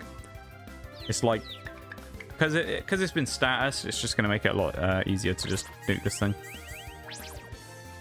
Tail Whip's kind of pointless because I doubt either of these two are going to use anything physical anyway. With the toxic damage, we probably also now kill Meditite this turn. Oh, maybe not actually. It's going to have to be a high roll.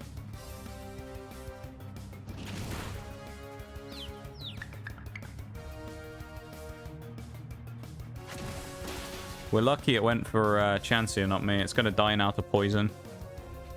No, Psyduck's going to kill me.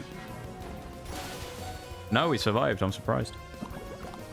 Meditite now dies to poison, which is nice. That cleans that one up. Now I'll make... Well, I could use Absorb, but chances are I'm not going to get enough back. Probably the best thing to do is just switch into... Badoo. Again, we're not nuzlocking, but... From this perspective, it's kind of like spreading the XP is the best thing we can do. So making sure that I switch around properly so that people don't die is good, just because we don't want to lose tons of XP constantly. I want to make sure that people are actually gaining levels.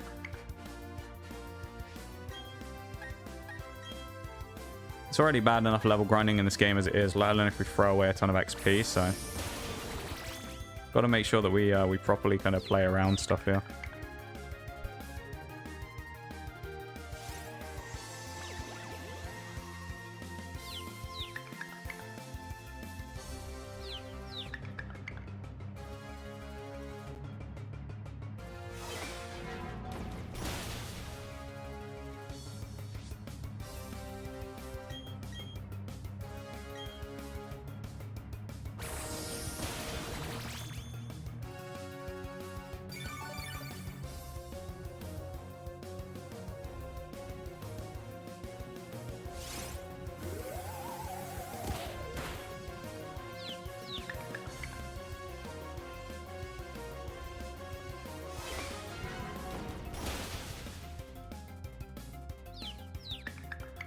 Always getting confused, aren't we? I swear I can't avoid the confusions or the flinches and things. It's just...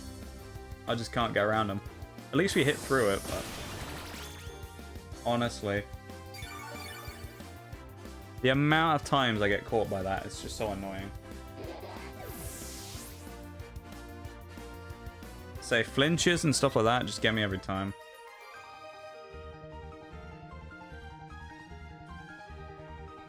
Very annoying.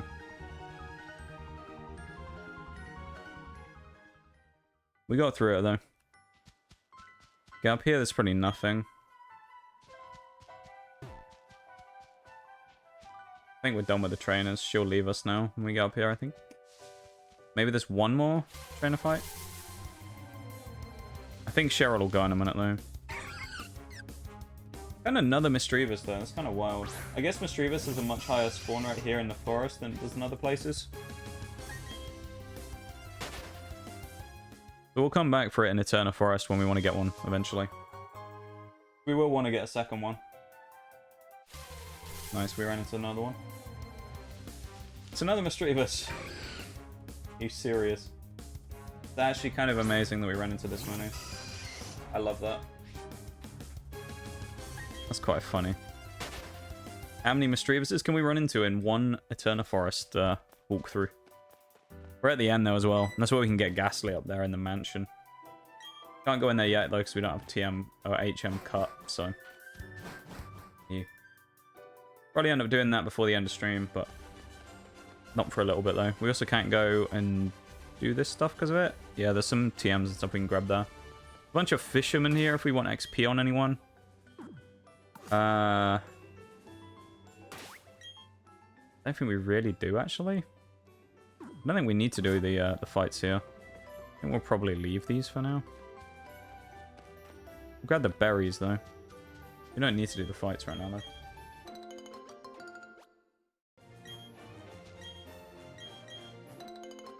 Good stuff.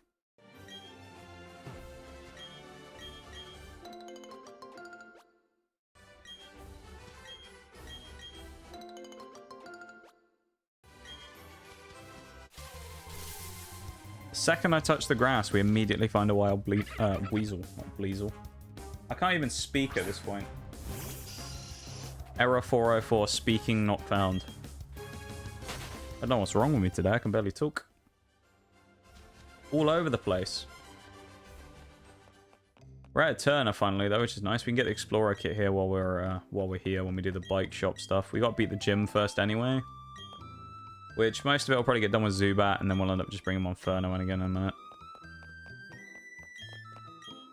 I'll bring Monferno in. I'll probably fight all the trainers, then leave, bring Monferno in, and then just sweep the fight. It's easier doing that, because then we'll level up midway through the fight, and I don't know if we'll not listen then. But the problem we're going to have here really is going to be about not listening. This is the name rater guy. We don't talk to him because we aren't worried about nicknames. Weasel for a Chatot. We actually might come back and do that at some point. Or I might go and do that. Go and catch a Weasel over in that bit of grass and go do that trade. That actually might be a good idea. I'll keep the one I have because I actually quite like it with the nature and stuff. Not that I'm probably going to use it. Floatzel can actually be really good. You have a rain team anyway in this game. Weasel and Floatzel can be like a absolutely premier rain sweeper. Because it'll have Swift Swim and it'll outspeed literally everything you'll ever find. So it'll just crush everything. And it's a physical water type. It does a lot of damage as well when it hits hard with its stab waterfall, which will be boosted by the rain as well. So you get an attack boost and a speed boost because, you know, let's say rain gives you increased speed because your ability, and you're also hitting harder because your boost to attack or your boost to water type moves in the rain. So it just makes you even stronger. Stronger and stronger. And, you know, nothing wrong with being powerful when it comes to Pokemon stuff, you know? Certainly not something to disregard.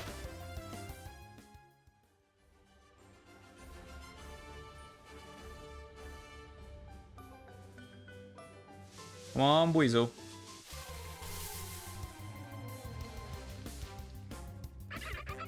Where be the Weasel? Come on, my lad. There's one. I wasn't actually looking. We got a Weasel! Lovely stuff. That's exactly what we wanted. A cheeky Weasel again, so we can get our we can get a Chatot now as well using the in-game trades. which is pretty solid.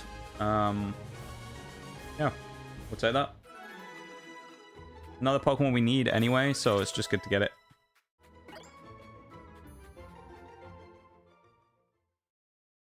Evolution? Hey, Cascoon evolved to Dustox as well. So we'll eventually backfill that by going and getting Cascoon again in the woods, but for now we don't need to do that, so we'll just stick with what we have. Dustox is decent. I started blasting. Bang! Welcome back, Shags. Thank you for the... So anyway, I started blasting.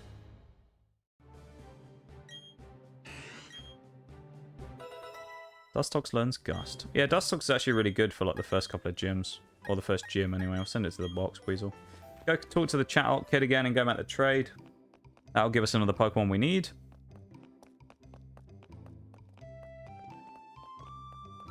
What are you up to today, Shaggy? You doing anything fun?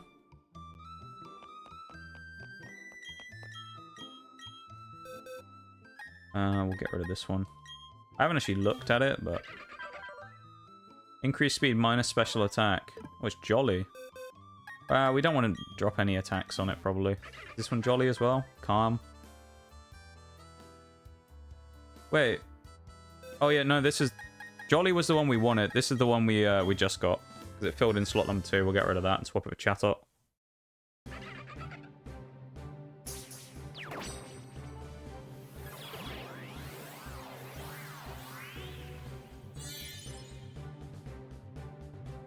Solid.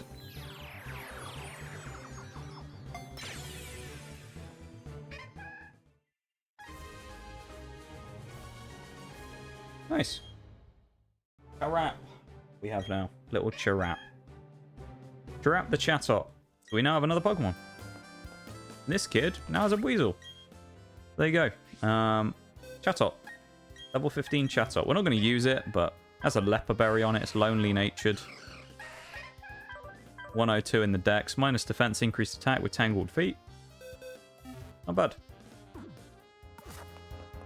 Not the worst thing in the world. Chatot as a Pokemon kind of sucks, but you know, it's okay if you use it straight away. The way I kind of describe it, we could go and get the Grand Underground thing now. Yeah, we'll do that. We won't go in there. The way I kind of describe it, and I've heard it described, is Chatot is one of those Pokemon that has non-evolving Pokemon syndrome. Which, non-evolving Pokemon syndrome is basically a way to describe any Pokemon that doesn't evolve having higher stats at the start of the game because it doesn't evolve. So think of like Clorf is a good example in New Scarlet and Violet. Clorf doesn't evolve, so its stats at the start of the game are naturally higher, which means that if you were using it in a regular playthrough and you weren't doing Monotype Rock, right, like we were, Clorf is quite good at the start of the game because its stats are way higher than basically anything else you'll find. But it falls off quite quickly because it can never evolve and then get stronger. Thank you for the lurk too, I appreciate it. And the Hydrate and Spinal as well. Thank you for the self-care redeems. I'm getting out of the underground though. I spent enough time in this place. We're yeeting out of there straight away. No chance are we staying down there. But yeah, welcome in there too. And I appreciate the luck, my dude. Thank you very much for being here. Galactic people all over the place. We need to go in there eventually and use Cut. There's Cynthia as well. We're going to meet her for the first time. Oh, Chibi Cynthia. My nemesis, who we ended up fighting, of course, a week ago now. What an experience that was, fighting Cynthia. Holy Jesus. That was wild. If anyone didn't see that, I would recommend, if you get the chance, go back and watch it on the VOD. Actually a phenomenal fight against Cynthia. It's the third time I'd ever attempted it in terms of as a hardcore nuzlocke. We'd lost to Cynthia twice before. She is arguably, I say arguably, I think some people do kind of argue about it. I think if you look at it, Cynthia is pretty much the strongest NPC trainer that actually exists in any Pokemon game. She has the most well-built team. She also has great abilities for the team she uses, great items that complement the way they work and their sets that they choose to use. So she has a phenomenal team, and her AI is actually just really good anyway. I'm supposed to talk to the woman as well. The AI is pretty smart in that one. And the thing is, though, as well, like, if you're unprepared for it, it can be even worse. When I did the run last week where I beat her, the AI didn't exactly have its best game, but a lot of that was probably just due to the fact that I'd done that fight against her so many times. And I knew pretty much what she was going to do and what she could do. So I left it in a position where she didn't really have much she could actually do against me. We'll go and grab the items up here. There's also a chance of catching a Meditite here. So if we do get one, we'll grab one. But Meditite, Ponyta...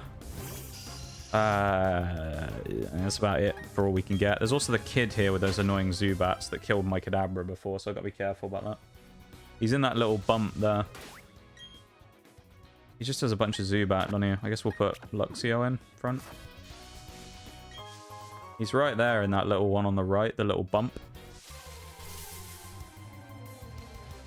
Oh, Ponyta. One of the, like, 4 fire types in this game.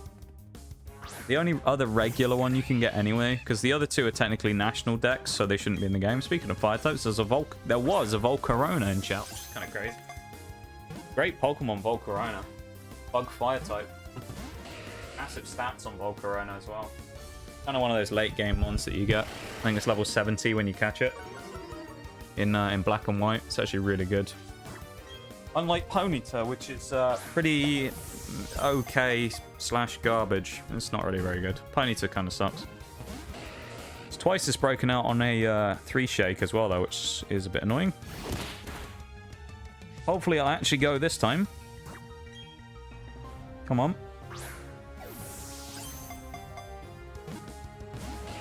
Nope. Okay.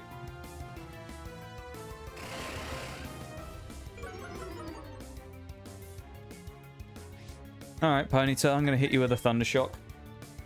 Do a little bit of damage, just a little tickle. See what that does. Paralysis is good. That'll guarantee the catch now, probably. I say probably, maybe. Kind of depends.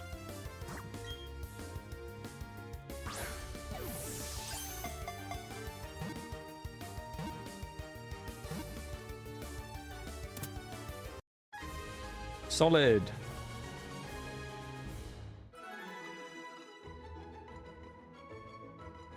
That is fairly good.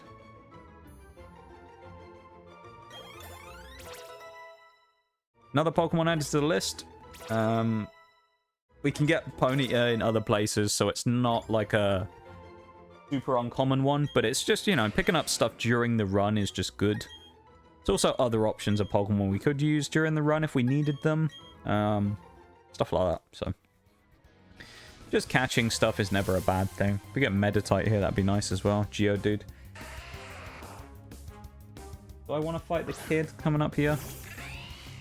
Yeah, I want to avenge my losses from previous Nuzlocke runs actually on this kid. Never lost the actual run on him, but he's killed stuff before. Remember in our first run we did recently, he killed Zubat. He mean-looked me so I couldn't switch out, and then he killed my Zubat because we got confused. And then he was the one who was responsible for killing the, what's it called? Kadabra as well, who got trapped with Mean Look and then wouldn't listen to us. Because he was level 20 something already. So this kid has a lot to answer for. This small ninja child over here has a lot to answer for when it comes to killing Pokemon off from my Nuzlocks. With this stupid team of 3 Zubats. Zubat's not even good is the best part. Zubat is not even a great Pokemon. Golbat and Crobat, pretty good Pokemon. Zubat, not so good. So of all things to lose stuff to, it was a bloody Zubat. That's the most annoying thing about it.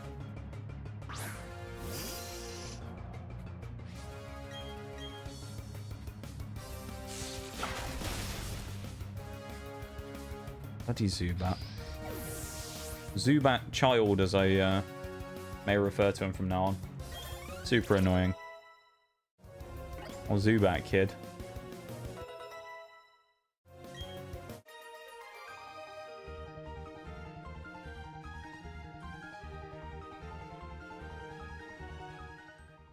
At least we absolutely destroyed him this time, though. Kid ain't gonna be bothering us this time.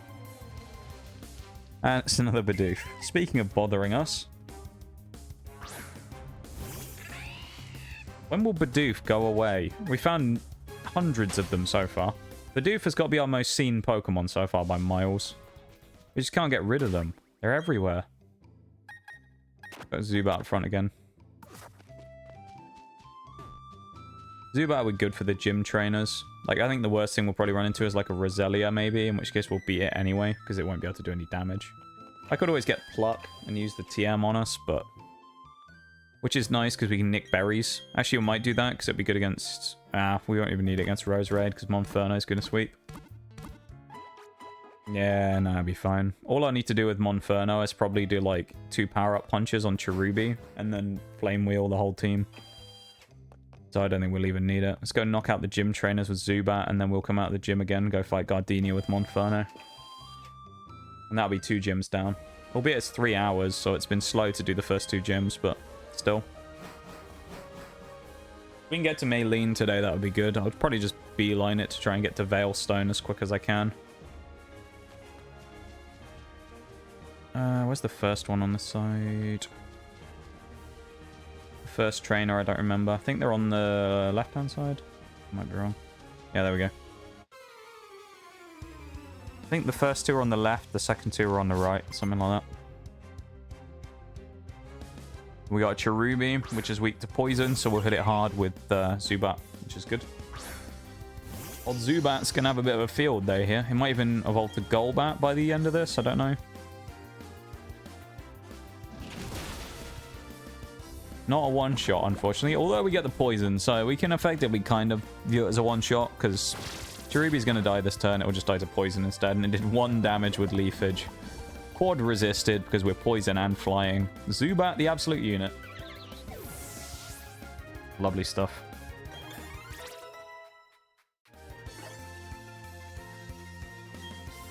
Roselia as well. We did talk about this earlier, how Roselia is going to be a little annoying, because it's part poison. It means we'll be neutral instead. Also, another Pokemon we needed to see for our decks anyway, so not a bad thing to find one. And it's paralyzed me, of course it has. I just can't avoid getting statused in these games, I swear. If there is a Pokemon that's going to come out and spread status, it's going to hit me, and it's going to cripple my entire team. It's just what happens in these games. I just can't dodge the status spreaders. And we didn't kill. How?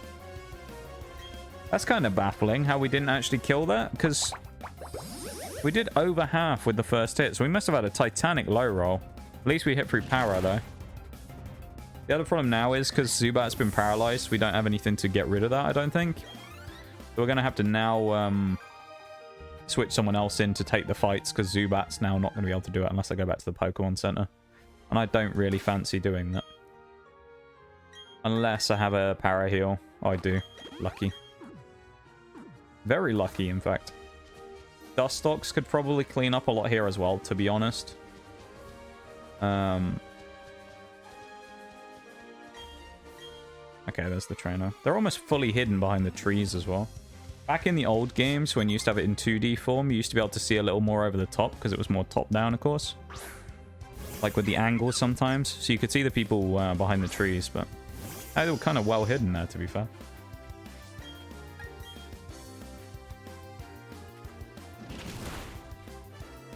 Kind of weak damage for a Bidoof as well. Zubat, though, I mean, so far has been pretty good this playthrough, I'll say. I think Zubat's been pretty solid. Kind of expected, though, because Zubat's decent anyway. I'd expect to hopefully have Crobat by the end of... well, maybe by the end of stream. I guess it depends. If we're going to try and fight Maylene today, then we might well have Crobat. I want to beat Maylene today. That means we'd be at about level 30, though. So I don't know. We'll probably be under-leveled going into her gym, and we'll have to crutch on Monferno to win us the fight. There's a Stun Spore again. Remember what I said about statuses? If there's a status going around, we are going to get caught by it. And it's a Rest Bidoof. What is this? It's going to be Resto Chesto, isn't it? Chesto Berry Bidoof. It's going to go crazy on us right now. Go on, poison it. Oh, we can't because it's asleep. Of course. It's actually one way to fuck with Pokemon that use Rest. Because of the way that status... Oh yeah, sleep... It has Rest and Sleep Talk. Are you serious? Because of the way that status works in Pokemon, you can only have one status applied at a time. You can actually wreck strategies on resting Pokemon by hitting them with something else before they go to rest. So then they can't actually go to sleep because they're already statused. So you can kind of stop Pokemon like that from doing anything quite easily by hitting them with another status. Because I'm pretty sure, unless they've changed it, which is possible, I'm pretty sure that the rest sleep does not overwrite the previous status. So you wouldn't be able to use it. It would just fail, I believe. It's kind of a useful little tactic.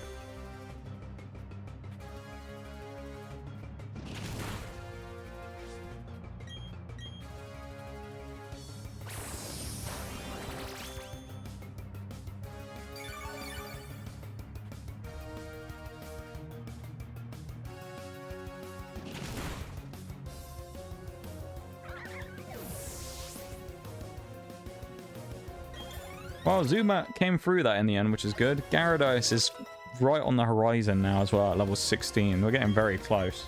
It's only level 20 for Gyarados, so... we'll definitely have one in the not too distant future, and then obviously backfilling that one will be really easy as well. The only problem is we're paralyzed again, so this time we will actually have to switch out, and I will bring Dustox in. I don't know how well it will do, because it's only level 13, but I'm actually going to back it here to maybe win the rest of these fights for us, so... I'm going to give Dustox a chance here. I feel like it's actually going to be okay. Next trainer's in there. I believe in Dustox. And our little bug boy. We got this. The power of the bug. Oh, it's Turtwig. It kind of depends. That thing might have bite. If it has bite, it might be annoying. Other than that, we'd probably be okay, actually. It's level 17, though. We do outspeed. That's not a lot of damage. Okay. Okay, we're gonna die. Oh, it didn't do much with tackle either. Only 8. We probably need some crits here to help us out, I think. It's a 5-shot kill. Iron Tail, that's handy. Why does he have Iron Tail at level 17? What? Someone's been spamming TMs on this Turtwig. What is that? Well, let's see, not hitting a huge amount would be really nice here as well, but only hitting 2 is nice. Crit would be really good. Oh. Critical hit, you say? Damn. I knew. I called it. I knew the crit was coming. No, I was hoping we would get one, but no idea if we actually would have or not. Gust as well isn't going to do that much damage because it's a non-stab move because it's flying. Dustox is not a flying type, so it does not get the bonus of stab. Stab, for any non-Pokemon people, if you hear me keep saying it and thinking what the hell is stab, is same type attack bonus. What it stands for. Basically means that if you're a grass type and use a grass move, you get a bonus for using it that deals more damage. Pretty much. That's the way it works. So stab goes on top of other boosts and things. And in the case of someone like Dustox, Dustox is poison bug. So any bug type move or any poison type move would be super effective, but would also get stab applied to them. And in this case, neither of the moves we have in Confusion and Gust are stab moves, so they do not get that bonus. Gonna get leech seeded probably. I don't know. Mega Drain. Honey does 4, so this thing's gonna get 2 HP back per turn. That was a crit as well. We do really massively resist the whole gym here, so that's kind of handy. If we could confuse Roselia, that would be nice as well. Yeah. Leech Seed, stupidly, will actually do more damage than any move it can actually use, and it's a passive draining effect, so I'll probably need to switch out now, because it'll probably do a lot of damage to us. Yeah, on the face of it, 4 damage doesn't seem like a lot, but it'll kill me in another 4 turns. It's going to give it HP back. I'm going to go for 1 more turn just to get a little bit of extra damage on it, and then I'm going to switch out, I think. We're now dying, what, like 3 and a bit, depending on what moves it uses. Yeah, and it's going to get Leech Seed. We're definitely not killing it in the next turn, so we'll probably die if it attacks us. We'll make the switch, break the Leech Seed, and then kill it with something else. Because there's no real reason for the AI to go for Leech Seed again, because we're already seeded. If it does, it'll be really dumb. So we'll just switch into Machop and try and knock it out with Low Kick. The AI does sometimes have those moments, though, where it'll randomly try and do that again. I mean, Scarlet and Violet, it does it all the time. The AI in that game's kind of stupid. But you'll see it a lot when we're playing the monotypes, where it'll try and use, like, Yawn twice in a row. Doesn't make sense if we've already been yawned. That would be a terrible mistake if we were Guts Machop and we'd actually just been poisoned there. So it's a good job we're only no guard, because if we were Guts, this Roselia would get absolutely destroyed. Oh. Weapon Mega drains us. It still can't kill us next turn. So we're okay. Leech Seed's a waste, because we can't miss. Because remember, Knockoff not only is a 100% accuracy move, but we also have no guard, so it doesn't matter how much something boosts its evasion or whatever, we can't miss. My Machop is... it's literally impossible for him to miss an attacking move. So, he will hit no matter what. He also can't dodge, so he will get hit by literally every move, including, I think, one-shot kill moves. But, yeah. Let's get out of there, go heal, and then come back in. Then we'll set up. Dustox I'm probably going to take off now as well, because there's kind of no point running it. We've already evolved it. And again, it's like, with some of those mons, some of them are kind of not really going to be involved in the playthroughs. They're just going to be Pokemon that we evolve passively throughout running through the game.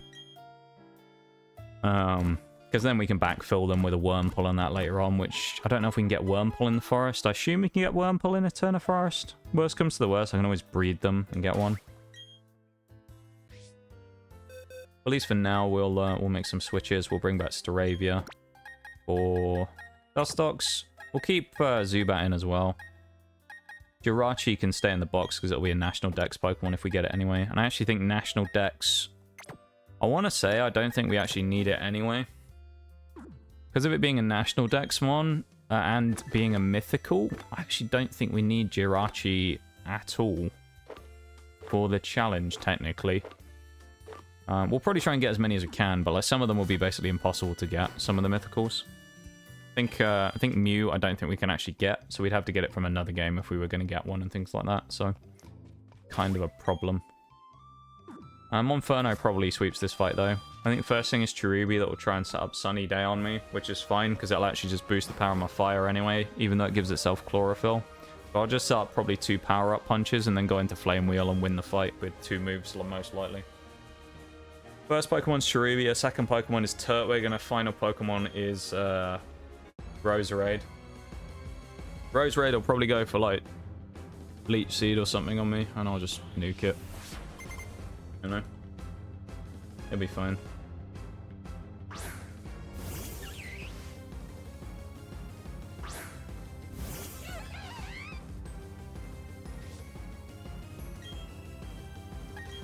Power Punch number 1.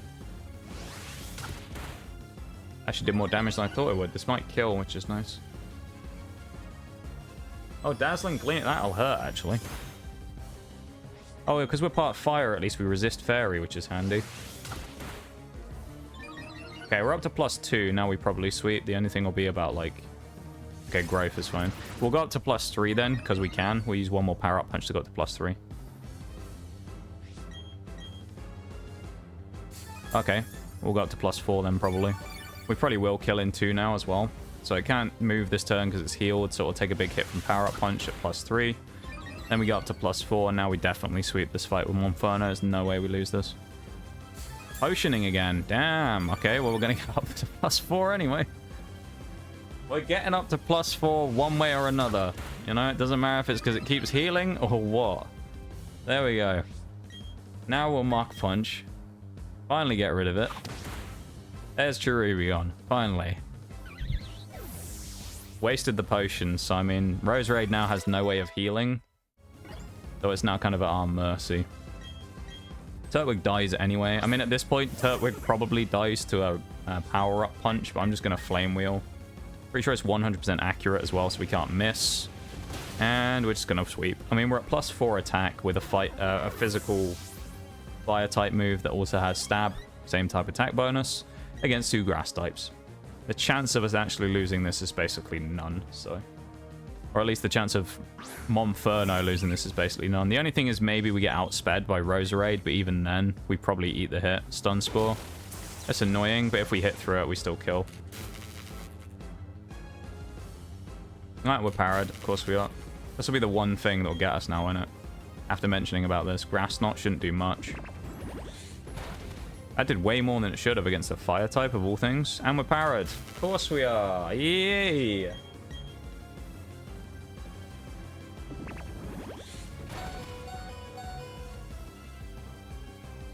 Yeah, we win.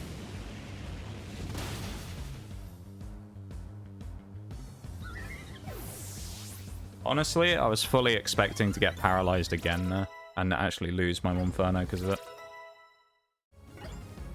I'd be interested to see who would have outsped if it wasn't a paralysis there. It would have been interesting to see if we were actually faster or not.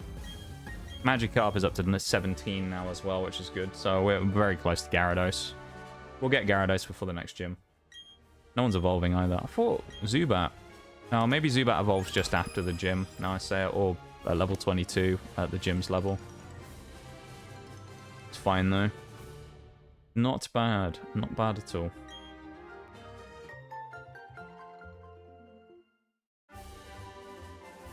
TM86, which is Grass Knot, I think. We actually can probably make use of that somewhere. Grass Knot will be useful for later on in the game. A lot of Pokemon we have can learn it. We now also have access to Use Cut, so we can go into the Pokemon HQ where we need to beat Skuntank, which we don't have anything really to wall it super hard, so we'll just... Well, we'll figure something out, it'll be fine. We also need to go to the cycling road after this, so what I'll do now before I forget is I'm actually going to go back this way. Anything down here? Oh, there is. I'll go back to the cycling road. Go to the cycling road after. I'm going to go back to Eterna Forest entrance, basically. Go through there. Grab the stuff down the side of Eterna Forest, and then we'll go from there. Oh, it's down there. It's down here, isn't it? You can cut away through here so you can walk through instead of going through the forest every time.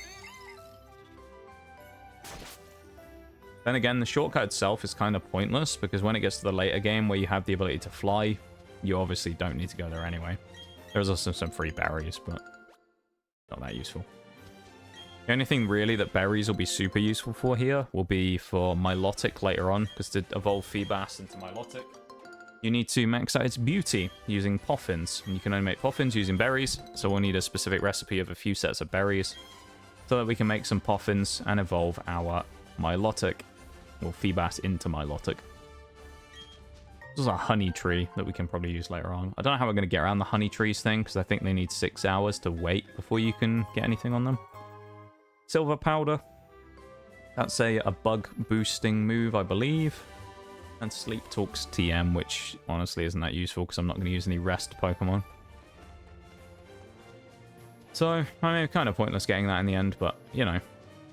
It's still random stuff. Everybody likes loot, you know? It's like I said earlier, it's free stuff, isn't it, at the end of the day? It's free stuff. We'll take some free stuff. Even if it's not necessarily super useful free stuff. We'll just grab some free stuff. So let's get out of here. We could go and fight these people, but again, I don't really want to. I don't really see the point either. So let's go. We've already healed, haven't we? No, we need to heal.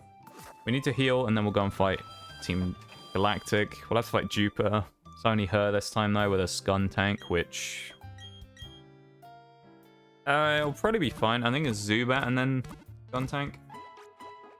So we can probably do what we did before, where we'll just boost using Power Up Punch on Zubat and then one-shot Skuntank when it comes in. Probably. Don't know what I'm going to go for. We won't go in the underground yet either. We're also going to grab the TM on the right here, which is Thief. Surprisingly useful. I actually used Thief a lot during the Nuzlocke run on my Gengar, purely for one thing, and it wasn't for fighting stuff. Basically, what you can do if you get TM Thief, certain Pokemon have held items that are very useful to grab. Munchlax, I think, is guaranteed to have leftovers, and you can get Bronzor that has, I think, a 5% chance of having a metal coat on it when you catch it. But you can also speed that process up by using Thief to steal the item instead.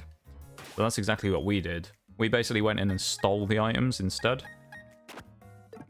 And so by doing that, we basically got a metal coat really early and allowed us to go and get the evolution for Onyx into Steelix, hence why we had Steelix before Gym 3. And it also allowed us to go and get leftovers munchlax super early as well. So we had 2 sets of leftovers because we were able to get one from a munchlax and one naturally from the underground from going and picking it up in its static spawn spot. So good stuff, basically. Cover a poison fang. I mean, we'll poison fang the Zubat. Might as well. Monferno probably should have attacked the Zubat, actually, now I think about it, but it's fine. Doesn't really make a difference.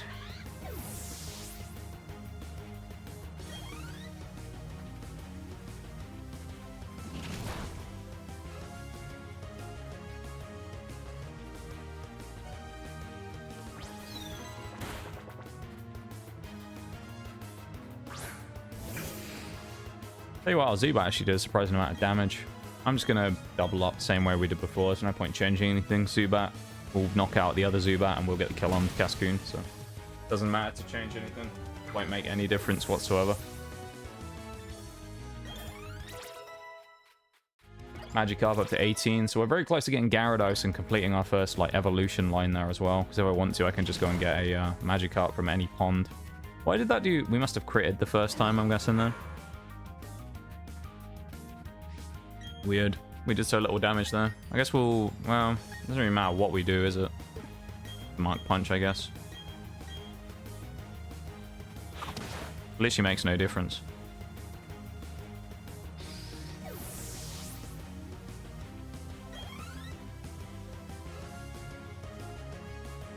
Glameow gets... It's probably going to fake me out on Monferno, so I'll go for Mark Punch anyway, but... It'll fake someone out, I suspect. No, it didn't. Damn. Okay, it's dead then. I was surprised it didn't go fake out. Very common for the AI to just use fake out if it has it. And I use it a lot as well if I ever have fake out on anything. It's useful just as a free turn. It's also one of those moves that's kind of annoyingly useful for things like breaking focus sashes or sturdy. So if you ever have it, it's worth using just to get the tiny amount of chip damage and break whatever ability the Pokemon might have. It's a good thing to do, basically. Just good practice to use it. You know?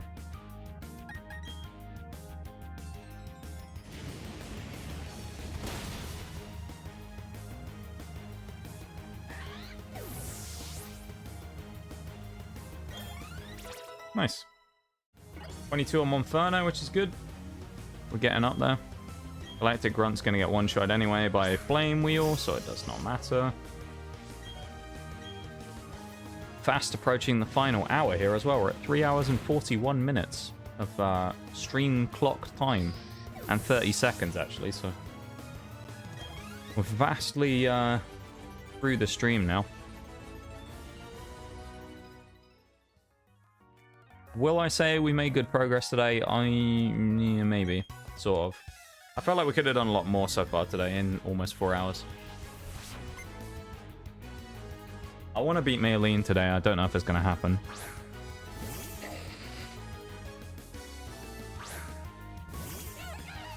I'm going to try my best to make it happen by speeding through, but I just don't know if we'll get there in time. Because I'll have to go the whole way through Cycling Road, then go on the shot to the right to Celestic Town. Up Celestic Town to the corner, and then go for all the... Is it the swamp? Not the swampy bit, the rainy bit where the Gyarados are, I think. That's going to be annoying. There's also 2 more trainers here before I get to Jupiter as well. There's so many AI trainers in this game, yeah. It's so limiting when you have the, say, the level caps, because it basically just means that you can't really go crazy on it. You got to be really careful, because you don't want to over-level with those.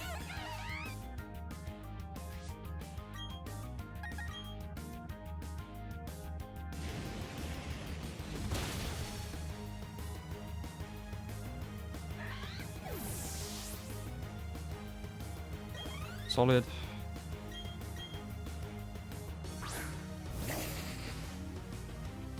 Thank you for sitting through the ad break, anyone. I do appreciate it very much. It does go to supporters in stream. I used to do stream full time due to life circumstances, unfortunately. So thank you very much for helping out with that by watching the ads. I do appreciate it a huge amount.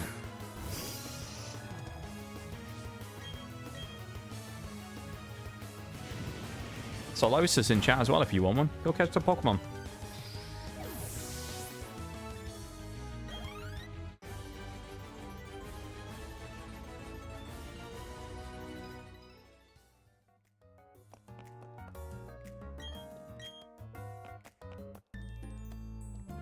I don't really know why the scientist is any different in the music here, because I'm pretty sure he's just a galactic scientist anyway. I don't really know why he has the different music. We have the flame wheel. He actually might outspeed us here as well, because Kadabra's really fast. Then again, we're pretty quick as well, so... We don't want to use power-up punch. No, we outspeed him, we're fine. Easy clap. He has no physical defense either. Kadabra, again, has some special defense, but not a lot. Same with Alakazam, when I talked about it before in the previous run. They're glass cannons. They're too frail to take a hit, so switching them in is really hard, but if you can get them in already to sweep stuff, then they're fine. They're just hard to get in the fight in the first place. Let's go whoop Jupiter as well. I started blasting. Bang. Thank you for the, so anyway, I started blasting, Shags. I appreciate it, man. Bang, bang, indeed. Bang, bang, bang. Blasting them glass cannons, yeah. Welcome back, my dude. We'll be blasting the glass cannons. We're going to power up punch so we can set up on the Zubat. To hopefully one-shot Skuntank. I know it's not doing a lot of damage, and it won't. But we're basically just setting up to make ourselves stronger. That's supersonic. The status spamming is so annoying. Jupiter, honestly. Fuck off. You and your symmetrical head.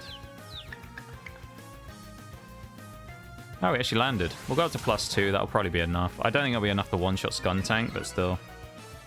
He'll give us a Flame Wheel to kill this thing. Oh, we're trapped anyway, so we can't do anything now. Best case scenario is we snap out right now, and then we land a Flame Wheel and knock this thing out. Come on, Monferno.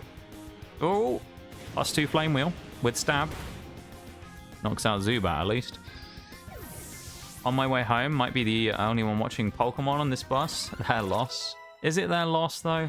Is it their loss? I mean, to be watching Pokemon Shags, they'd have to be watching me, which is, that's pretty awful in itself. That's a pretty awful prospect, isn't it, to think about? Oh, and I had to get it in there, alright? I had to. You know me. I had to get it in there. I don't actually... Just to point this out, because I know some people, you know, when it comes to that, don't necessarily understand sometimes when I say that. I don't actually mean that when I say it, right? There's a small part of me that does, but that's just kind of everyone, you know? Everybody has those little small parts of them that actually think that, but I don't genuinely think that. Because I know sarcasm is hard sometimes. And I tend to use a lot of it. Why would you use Flamethrower on a fire type? Thank you for the Keck W as well. That doesn't make sense. Why would you use Flamethrower on me, though? Finally snapped out of confusion. I think we went to literally max turns there that we could go through. In a voice, we need to smother with pillows. Yeah. True. I mean, look, sometimes... I'm still... I don't know. I don't know how to describe it. I'm still learning, I guess, is the thing, you know? I've got a lot better at some streaming stuff over the years. I've honed my skills quite a lot over the years, you know? I feel like I know how to do certain things a lot better than I used to. Still certain parts of it that I struggle with, but... I kind of have to be good at it at this point, though. You know? I do it enough to be, better at it than I was.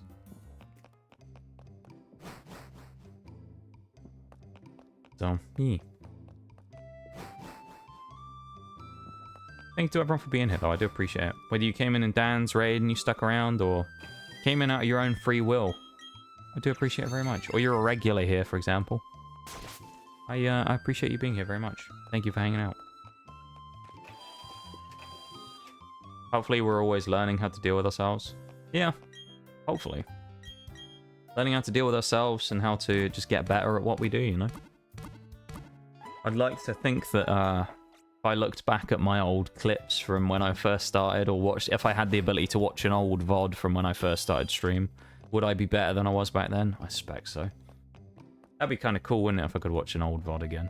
Like my original first ever VOD that I did. I probably did so many things now that I'd look at and cringe at. It'd be awful.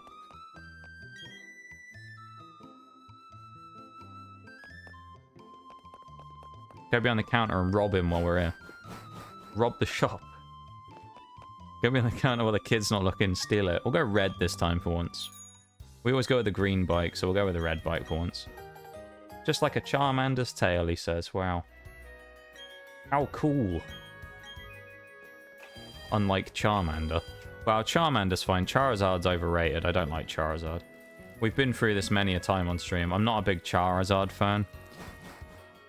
I don't mind it. I just think it's way overhyped. Everybody likes Charizard too much. Oh, he's checking on our stuff. So we've already done, in terms of seen, we've already seen about a third of the decks. There's 150 in the decks. He said we've seen 143. I'm gonna have to go get some more water in a minute as well, because my voice is sounding really croaky. Let's just put more fun up front here. We'll do Cycling Road probably, and then I'll go get a drink, maybe. Or I'll do 1 or 2 fights and then see. Eee. Never catch me, old man. Get one of his bikes for free. Yeah, nick his keys and then cycle off with it. How's he going to catch us? He's an old man, you know? He's never going to catch us while we're on a bike. Croaky, yeah, like Krogunk. Croaky like a Krogunk, you're right. Krogunk is in this game, remember, Shags? We'll get one. Oh, yeah, it's actually... Oh, okay, it was quick attack. We will get a Krogunk later on. We'll have to, and we'll get a Toxic Croak. We know how good they are as well from Scarlet and Violet, remember? Toxic Croak was a goat in Monotype Poison. Mono Electric, though, is going to be a real interesting thing. I think Iono actually won't be a problem, to be fair. I was looking at it the other day with the Pokemon we got. We actually have 2 Pokemon that make Iono really easy. Which is Pincurchin and Wattrel, because our Wattrel has Volt Absorb, so it won't get hit by any electric type moves. And then Pincurchin has Lightning Rod, so it absorbs electric. This would be in the case of a doubles battle. This will make Pincurchin really good in the Ghost one later on, because it'll be able to absorb the discharge from Toxtricity in the Ghost Gym much later on in the game, and we'll be able to boost our own special attack with it. It kind of works the same way that Storm Drain does. Just think of it like Storm Drain, but for electric types. Was Poison easier than Ghost? So I think Ghost ran through Professor Sada first try, I want to say. But there is a but with that. I feel like Ghost overall worked better as a typing to fight Professor Sada, purely because Sada's team is kind of pretty neutral against Ghost. The type we had in Poison, her team was kind of annoying for that, because I mean the first Pokemon you fight is Fighting Bug, so already you got to resist. You know, like no super effectiveness there really on anything we had, and even if you go, well, we'll go Glamora and try and like rock type it out, can't do that because it's part fighting, so you're going to get smashed there. Brute Bonnet, to be fair, was just smashed by it. Like, Brute Bonnet wasn't a threat like it was in some of the other runs, so that was kind of one mark down there. So we kind of got one Mon who's annoying and one who's not so far. Sandy Shocks was super effective against us, because of course it's ground. So that's another one. So that's 2 for the good Pokemon pile and 1 for the bad. Fluttermane is part Fairy, but being Ghost, it's also neutral to Poison. So it means that it removes its super effectiveness. So we're kind of neutral there. So that's 1 in the up pile, I'd say. Screamtail is hit super effectively by poison moves because it's part Fairy, but it's very bulky. So it tended to take a lot of hits. So I'd actually put that in the good pile as well for against that. And then Roaring Moon was... I mean, Roaring Moon has Earthquake. It also doesn't get hit by super effective damage from anything we had poison-wise. The only reason we beat it, really, was because Toxicroak exists. And Toxicroak had a fighting-type move, which was super effective against it. So really, if you look at it, probably on paper, the fight for Poison is harder than the fight for Ghost, yeah. So I think that probably accounts for like the discrepancy in the amount of runs it took for Poison versus Ghost, which I think one-shotted it first try. Purely just because Ghost had a way easier fight, effectively. Yeah, the Earthquake is scary. But there's another thing as well that I've never really talked about when we've done the fight that actually makes the Earthquake even more scary, which is why I'm amazed that certain Pokemon lived, right? So when Roaring Moon, if you remember from the fight, right at the start, it gets like a boost effect. It activates its ability, which is called, I can't even remember what the ability is called, but it activates its held item. It's the only Pokemon basically you fight in the entire game that has a held item. It has a held item called Booster Energy. Booster Energy is pretty much only able to be used on Paradox forms. I think it's the only Pokemon you can use it on. I think there's two different abilities.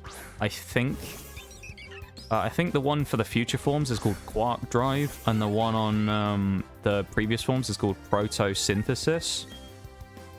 Protosynthesis, basically what it does is it lets you boost a free stat when you activate the booster energy. So when you do that, it means that Roaring Moon's Earthquake, which is already strong because its attack is quite high, gets even stronger because it boosts its attack every time. So the power of that Earthquake gets raised even more before you've even had a chance to fight against it. So it's kind of scary because it immediately gets stronger before you've even had a chance to do anything to it.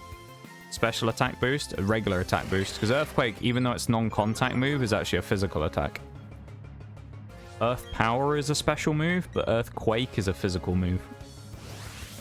Some of those are kind of weird sometimes because you'll have moves like that are physical, but they don't actually hit. The way I always look at it is pretty much you can guarantee that a physical move is going to have some sort of physical contact, like a punch, versus a special move is a beam where nothing ever comes into contact. Earthquake, though, is a bit of a dubious one where it's physical even though it doesn't actually hit the target, which made it annoying when fighting Toxapex, because you remember, when we used Toxapex in the Poison Run, Baneful Bunker, which has to be hit by a contact move, was not procced, so it would never poison the target if they Earthquaked me. So in the case of that Don fan in the Elite Four, I basically had to get it to use Iron Head, otherwise it would end up just hitting me with Earthquake and nuke me. So, Roaring Moon is scary. It really is. It can be, anyway. I guess it depends on the context in which you fight it, doesn't it? Roaring Moon can be scary, but you can also control it quite well, can't you? Like, it's not the most powerful Pokemon in the world. But it certainly has a bit of bite to it, you know? Like, from my perspective, if I think about it, I've got, like, Pokemon that can counter it usually that are pretty good. Whether it be a Fairy type or, in the case, Toxicroak one-shotted it with close combat, so it's a physical move, but not a physical move when it could get poisoned. Yeah, so, also, the way it works, Shags, is that every move, other than, like, a non-attacking move, is physical or special, yeah? So every move is either physical or special. And then you have status moves, which are kind of neither. They don't have like a physical or special because they don't ever attack, right? So if you think of it like, I'll use Baneful Bunker as the example. Certain moves have a physical contact when you hit them. Tackle, you run into the person, you know, punch of some sort, you punch them. Certain moves that are physical attacks don't necessarily cause contact between the targets, like, for example, Rock Slide. Rock Slide is a physical move, but you just drop a bunch of rocks on their head. You don't ever touch the Pokemon that you're fighting. So in the case of Baneful Bunker relies on it being a contact move, so if it gets touched by the Pokemon, it poisons it. Now, it protects it anyway, because that's just the way that Baneful Bunker works. It's like a Protect Plus. So you get the free Protect, but also then if someone touches you while you're protected, the Baneful Bonk comes out, as you say there, and then the poison goes in. Most of the good Paradox Pokemon are from Violet, not Scarlet, which kind of sucks. Yeah, Fluttermane, I'd say, is probably like the... Roaring Moon and Fluttermane are probably the best. Screamtail's kind of okay. Like, just generally, Screamtail's okay. Slitherwing, I was going to say Flutterwing. Slitherwing is... it's alright, but it's really weak to flying. Sandy Shocks is decent. And then Brute Bonnet is kind of a bit of a mixed bag. That thing's decent as well, but then in comparison, yeah, you've got some others. You've got, like, what? Iron Hands, really good. Iron Bundle, really good. Iron Thorns kind of sucks ass, though, to be fair. Valiant is okay. Roaring Moon is probably better than Iron Valiant, I think, if you look at it on paper. I would say Roaring Moon's better than Iron Valiant. What are we doing today? Welcome in, Justin. We are currently doing a new thing. We're trying to do a living dex. So we're doing a full living dex, which will be a regular and eventually national, hopefully. So I'm going to try and do a full-on living dex. That's kind of what we're doing today. So we're just doing the initial part of it by just playing through the game so we can unlock the post-gamey stuff. But that's the intention, is we're going to do a full-on thing there. We get bronze ore now. We can get bronze ore later on. There are items here, though. Yeah, we'll leave it. We'll come back. We can do this another time. But yeah, so that's what we're doing right now. But welcome to stream. I hope you're doing good. And welcome in. Sandy Shocks is a gimmick at best because of its typing. Yeah, it's kind of a meme. It's also good, but it's kind of a meme. So...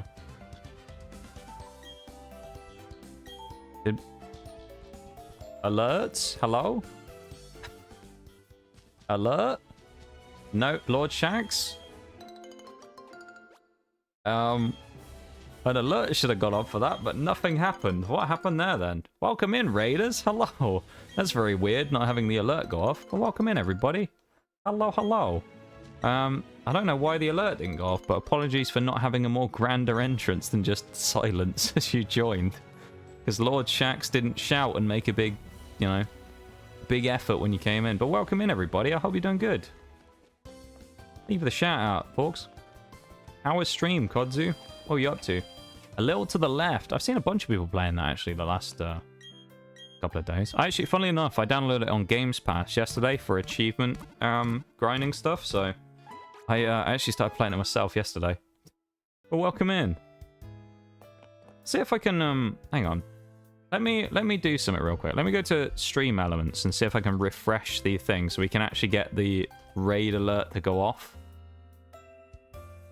I want you to actually get a raid alert here because it's not quite the same if I don't. But yeah, I hope you had a good stream. I hope you had a fun time.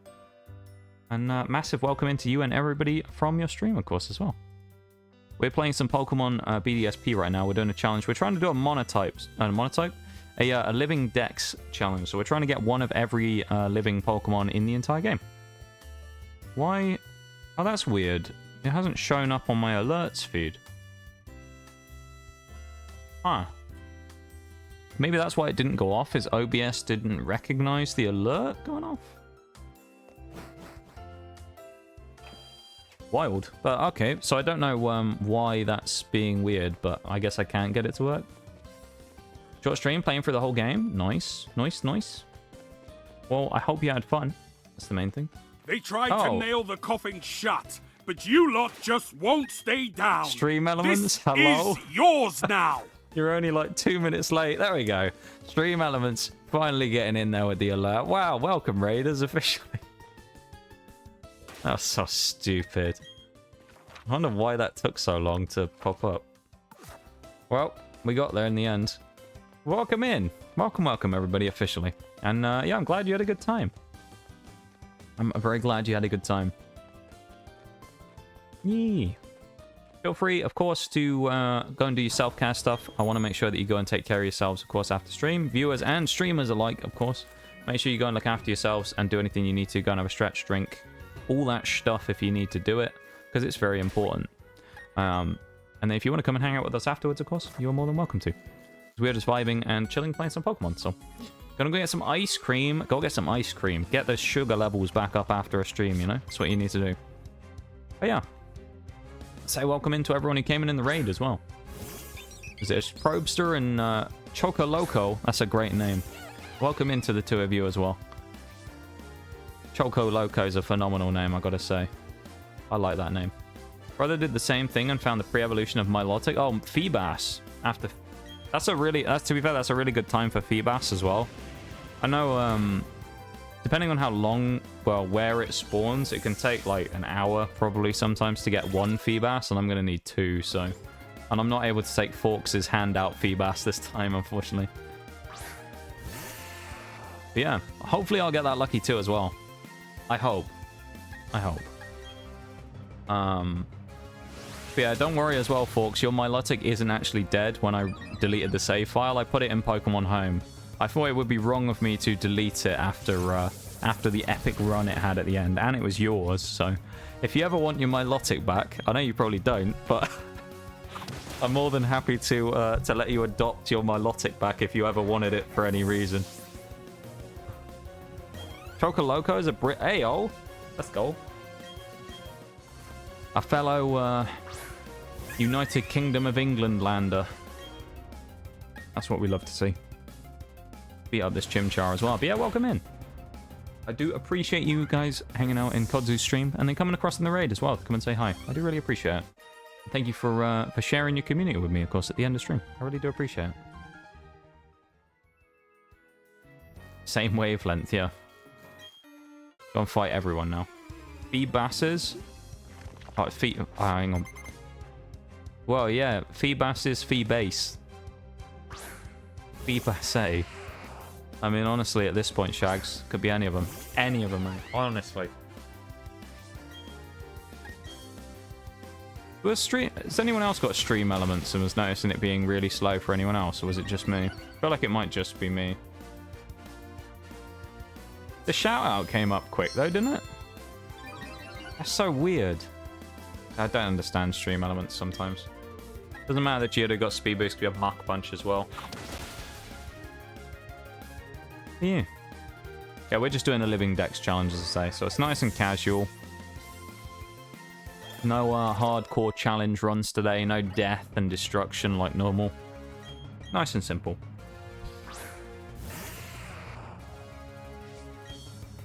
None of them are active Pokemon fans, so you're converting them. Well, there you go. Maybe I'm not the person to do that, though. I don't know. I tend to usually do, like, hardcore challenge runs, so... I might not necessarily be the person to convert people to playing Pokemon unless they want to, you know, cause themselves mental trauma from watching their favorite Pokemon die in a run that you're not allowed to get knocked out in. But, you know, who knows? Maybe they'll get some enjoyment out of that. Then again, this isn't one of those runs right now, so... Was it Geodude? Power Up Punch it again. Yeah, I appreciate it, though. Have Ice Cream and play Legends Arceus. Ayo. That's one of the few games I haven't really played much through yet. I got through a bit of Arceus, but I haven't really done too much. I do need to get back into it, though. I think a lot of it was because I had to... When I started doing this playthrough again on the hardcore Nuzlocke, we also just got Gyarados, by the way, as well. When I had to do the hardcore Nuzlocke of this game again, it meant that I had to spend all my time grinding off stream. Otherwise, I would have to grind like every night off stream for like an hour, 2 hours to make sure we were up to the level cap. Oh, we got Golbat as well. We're getting Golbat and Gyarados. That's weird. It's bugged out so you can see them both. What? That's not supposed to happen. He ate the Zubat and became bigger. It's like one of those merge games. He ate 2 Zubats and put them together and then became a Golbat. I love that. And we should get thingy as well. Yep. Gyarados. Oh boy. Love a Gyarados. That means Golbat is now on friendship stuff, so it might evolve fairly soon. I don't know. First game I was stuck on, like I couldn't leave my Switch. Really? Interesting. Okay. I know a lot of people do like it. I feel like for me, when I played it, it was quite jarring because of how different it is to classic Pokemon games, because it's very different. So it was kind of one of those ones where I knew it was going to be different, but it was getting used to it when I first started. And then again, as I say, when I started doing these runs again, I kind of had to put it down a little bit anyway. Oh, not again, stream elements. Just a PSA for the raid is coming in from Lupin stream. Give it about 2 minutes, and then you'll hear the raid alert go off. It's apparently having a bit of shit to the brain today. Welcome in, Raiders. Hello, everybody. Welcome in, Lupin. How you doing? It's very nice to see you streaming again. Apologies for the very much lack of a fanfare when the raid came in there, because Stream Elements sucks ass, but Nothing I can do about that, unfortunately. Give it a few minutes, and, you know, we'll be there. There we go, a cheeky shout out as well. Lupin, one of the people that I've known for longest on Twitch at this point.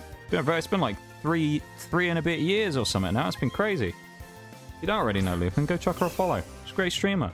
It's always a good time as well. She's a good laugh, so go check her out. You really should. Doesn't stream all that often because she's very busy, but it's always a good time when she does, so go check her out. Very much worth doing. But yeah, welcome in everybody. You came in on the raid. Hello, hello. We're doing some Pokemon BDSP right now. I know you were doing Stardew. You were doing the new update stuff, so I hope it was very fun. I've taken my dog outside, but hi, no problem. Of course, make sure everybody does all the stuff they need to do after stream. It's always important to get that post-stream self-care stuff in for you and the puppers. You know? If you have puppers, of course. Or any animals. So make sure you take care of yourself when you do that. Fuck you, Maximum, as well, for using whales as the raid came in.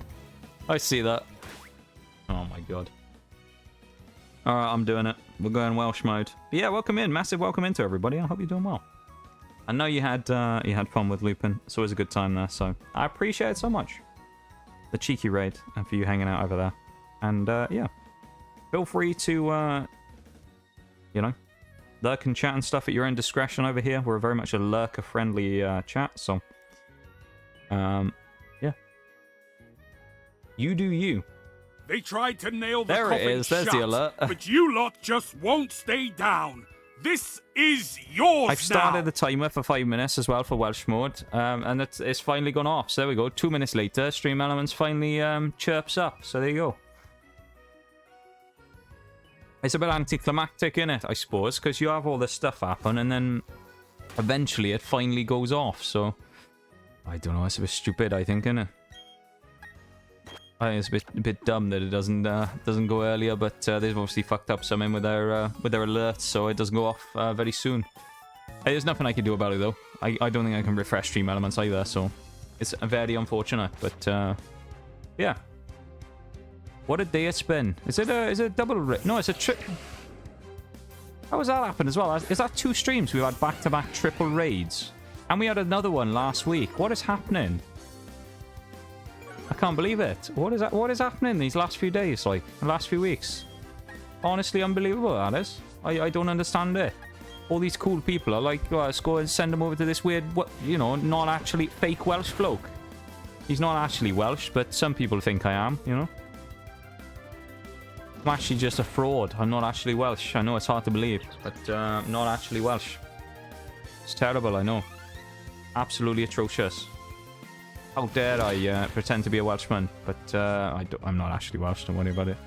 Welsh people, I've heard glowing reviews from Welsh people about my Welsh accent. They've said it was not bad, so that's all you need to know, really, isn't it? Not bad is good enough for me, so I'll take it. Yeah, massive welcome into everyone again who came in on either of the raids, of course, because there was one a couple of minutes ago as well, which is how we found our Stream Elements was balked, so there you go. But yeah, massive welcome into everybody from both of those. And, yeah. Nice to see you all. I say we're doing a living dex run at the moment in BDSP. Brilliant Diamond Shining Pearl, that is. Last week, we finished doing a hardcore nuzlocke. So, we did finish. We finally beat Cynthia, arguably the hardest fight in all of Pokemon. So, we did defeat her, and we claimed glory as the King of the Mountain when we finished our hardcore nuzlocke. So, we thought we'd do a bit more of a casual challenge these next couple of weeks instead of just going hell for leather and watching our friends die again like normal. So, to be fair, it wasn't that bad the last one, actually. I think we only had a couple of deaths. We had about 5 deaths, I think, the entire run. It was actually quite clean. Most of them came at the end. We lost, well, we lost 2 Pokemon on the rival fight before the Elite Four, so we were actually going crazy in that one. Exclamation mark Lanfair. Yeah. Clanfair Pulagwingul Gogarek wouldn't drop Willian Silio Gogogok, the longest Welsh town name in the world. Something I can say, it's hard to say without an accent, actually, when I go in for it. So it just kind of pushes me to do it anyway, to be honest with you, Sharks. Whenever I say if I try to say it now in my normal voice, it just makes me want to go into Welsh anyway. So I just go in straight away for Llanfair Porthwingle and we're in, you know? Easiest way for me to get into the Welsh accent is just get over here, is just Llanfair, and then we're in. Drop a Llanfair, and then we're flying, mate, you know? That's how it works. So that's what we love to see. Cheeky Llanfair, and then we're in.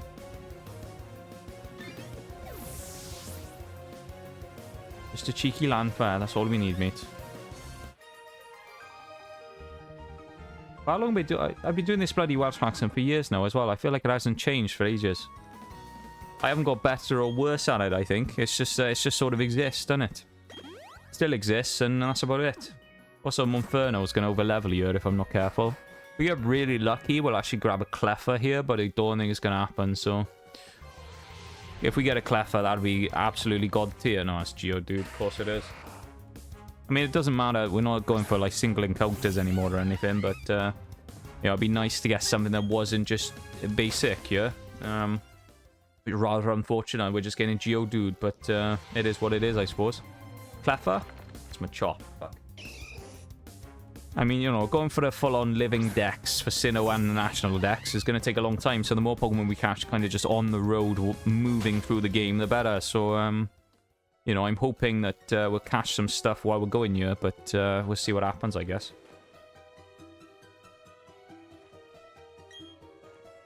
Well, this is a very long 5 minutes as well. This is Welsh mode. Sometimes it feels like it goes by like that, but, you know, actually this time I feel like it's been quite a slow one. It's good, actually, because, you know, getting your money's worth with the redeems maximum, with that 2,500 points. Usually, I swear it goes by in about half a second. It feels like we're done. Speaking of, the timer's up, actually, so there you go. 5 minutes is done. So I go back to normal voice again now. We now talk normally again. I'm no longer Welsh. I've expelled that part out of my body. I'm no longer Welsh again. Yeah, when I say the word Llanfair, it just doesn't sound quite right. It needs to be said in the accent. It just doesn't sound right, you know. I just say Llanfair Porthwingle Gogeric Willin Drobilian Silio Go Go Go. It just doesn't sound right. I have to get into the accent.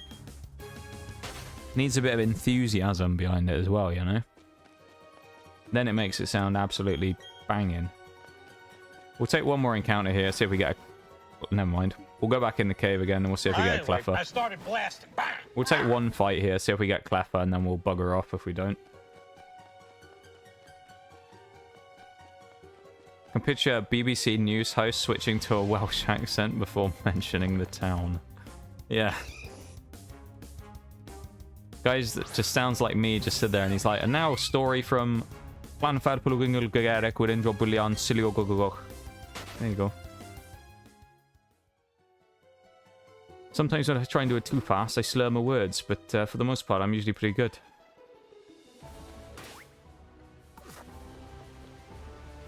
Oh, fighting the hiker again. Then I just get into it and I can't stop doing the Welsh words. I remember back in the day, I used to have a redeem, wasn't it? Where I used to say, what was it? Say the person's name, whoever redeemed it, and then say, "You are my little PogChamp. Come here," in Welsh.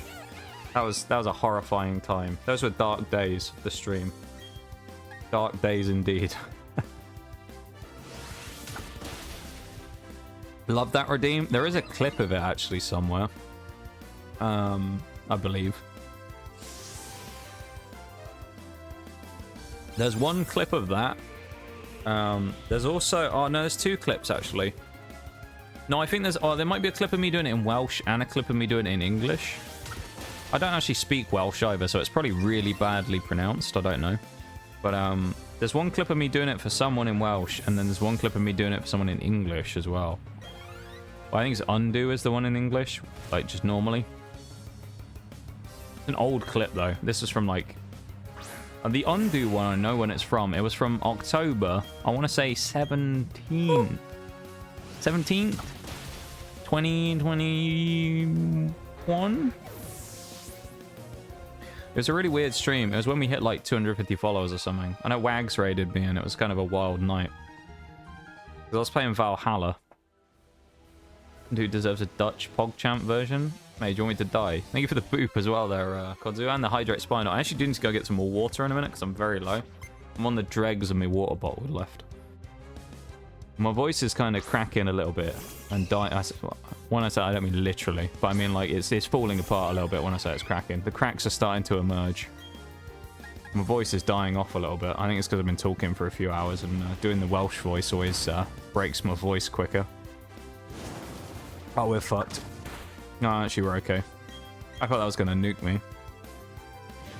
Revenge is scary because it deals double damage, but it means you always move last, so you're guaranteed to get the double damage every time. That's a really good move if you can actually survive a hit. Like if you run Focus Sash and then run with Revenge, just like counter, you can run like ridiculous high damage on it. If you have the right Pokemon with it anyway that has naturally high attack, you are going to hit like an absolute truck. Sometimes you won't, but sometimes you will. Kind of just depends, you know? Most Pokemon are going to have like fairly strong moves on that. Counter is a really good option anyway for all those types of situations. I wouldn't use Revenge really as a Focus Sash type of item one. Because chances are you're not going to be fast enough to get a secondary shot in anyway. If the Pokemon that had it was fast enough to hit again afterwards, it'd be fine, but they usually aren't. So it doesn't matter. Second I see Dutch, I don't think of the nationality. I think of... I have a goddamn plan. I love that, folks. That's amazing. It's actually phenomenal. I love it. Absolutely love it, mate. Phenomenal, that is. Absolutely goated.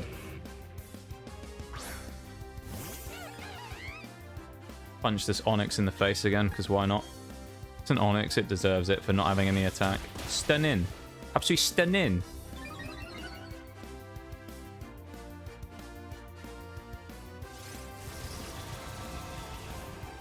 Absolutely stunning, folks. Stunning in it.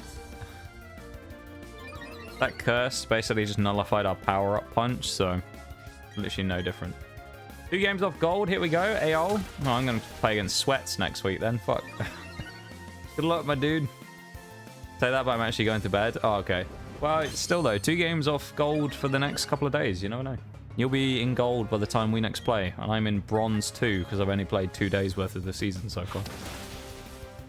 That sounds like I'm doing really bad, but if you know Siege, you start in Copper 5, so that means I've already gone up 8 ranks in 2 days.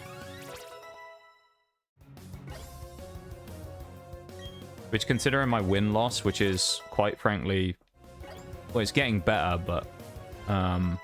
is still kind of doo-doo. I think it's 9 wins, 9 losses, but I think I got 6 wins yesterday. I went crazy yesterday, though. Me and Mirage played yesterday. I kind of went off. It was crazy. He got like 17 kills in the first game, and I had an absolute donkey game. I went like 2 and 7. After that, I don't know what it was. I just went crazy. I was clutching up 1v3s, 1v2s, I was going wild. I don't know what happened. Level 42 on the battle pass. Jesus, man. Aiming for high plat this season? Well, I hope you get it. I think you probably can. I'll probably have to solo queue some games if I want to catch up, to be fair, because at the minute I'm kind of far behind. Because you're what, silver 1 then, presumably, and I'm in bronze 2. Basically bronze 1. I think I'm 5 elo off of bronze 1. So I probably need to win like 10 games to catch up, which is unfortunate. I will, though. Team GS for the win. Yes, Shags. The gunslingers are back, mate. The gunslingers are rampant. The old turtle gunslingers, mate. We are out. We're out here and we're ready to go, mate. I did think about streaming Siege again at some point. I just kind of don't want to. I don't want to play ranked on stream is the problem. I'm like, if I don't play ranked, what else am I going to do? Because the thing is, I don't want to have a shocking game, you know? The rampant turtle, yeah. The rampant, yeah. The RTGS. I like it. I like that, folks. That's a nice alteration there. We also got Waterfall and Gyarados. Just for the sake of pointing this out, because I think this is just a funny thing when it comes to Pokemon. God knows who decided that this was a good idea. Gyarados is level 21, yeah? Just evolved, and it has right now a 63 attack, which is pretty strong. As stats go, it's probably the highest of any of our Pokemon's base stats. Yeah, it is. So it has 63 attack, okay? And it has an 80 base power physical water move in Waterfall. They learns at level 21. Whoever thought they're giving Gyarados level 21 waterfall? I don't know what to say. They don't like game balance very much, guys. Goddamn. I can't believe what I'm seeing. Hey, yo. EBKey, thank you very much for the follow. I appreciate it. Welcome to stream. I appreciate it very much. Thank you so much for the follow. How are you doing? I don't know if you came in either of the raids or if you just happened to wander in, but welcome into stream. We have had a couple of raids, so you may have come in from there. But if you came in from like recommended or from Pokemon or something, that's pretty cool as well. And welcome to stream. Yee.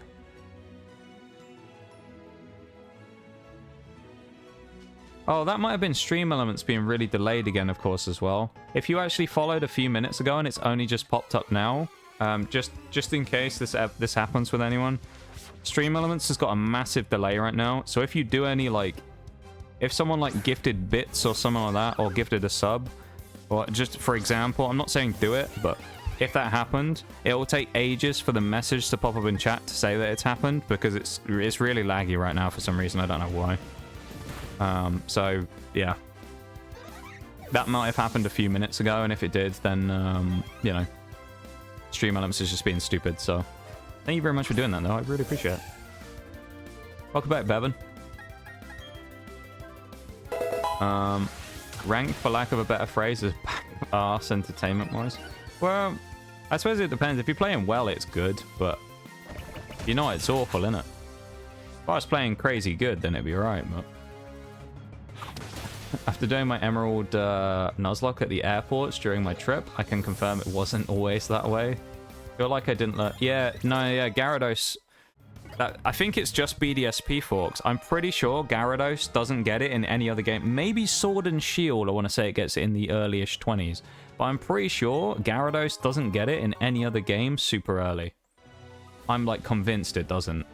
Someone in this game, though, decided that Gyarados was going to get level 21 waterfall, and it just went crazy. Wild, man. But yeah, absolutely wild. Should I play this with Arceus, Scarlet Violet, or Disney A Dreamlight Valley?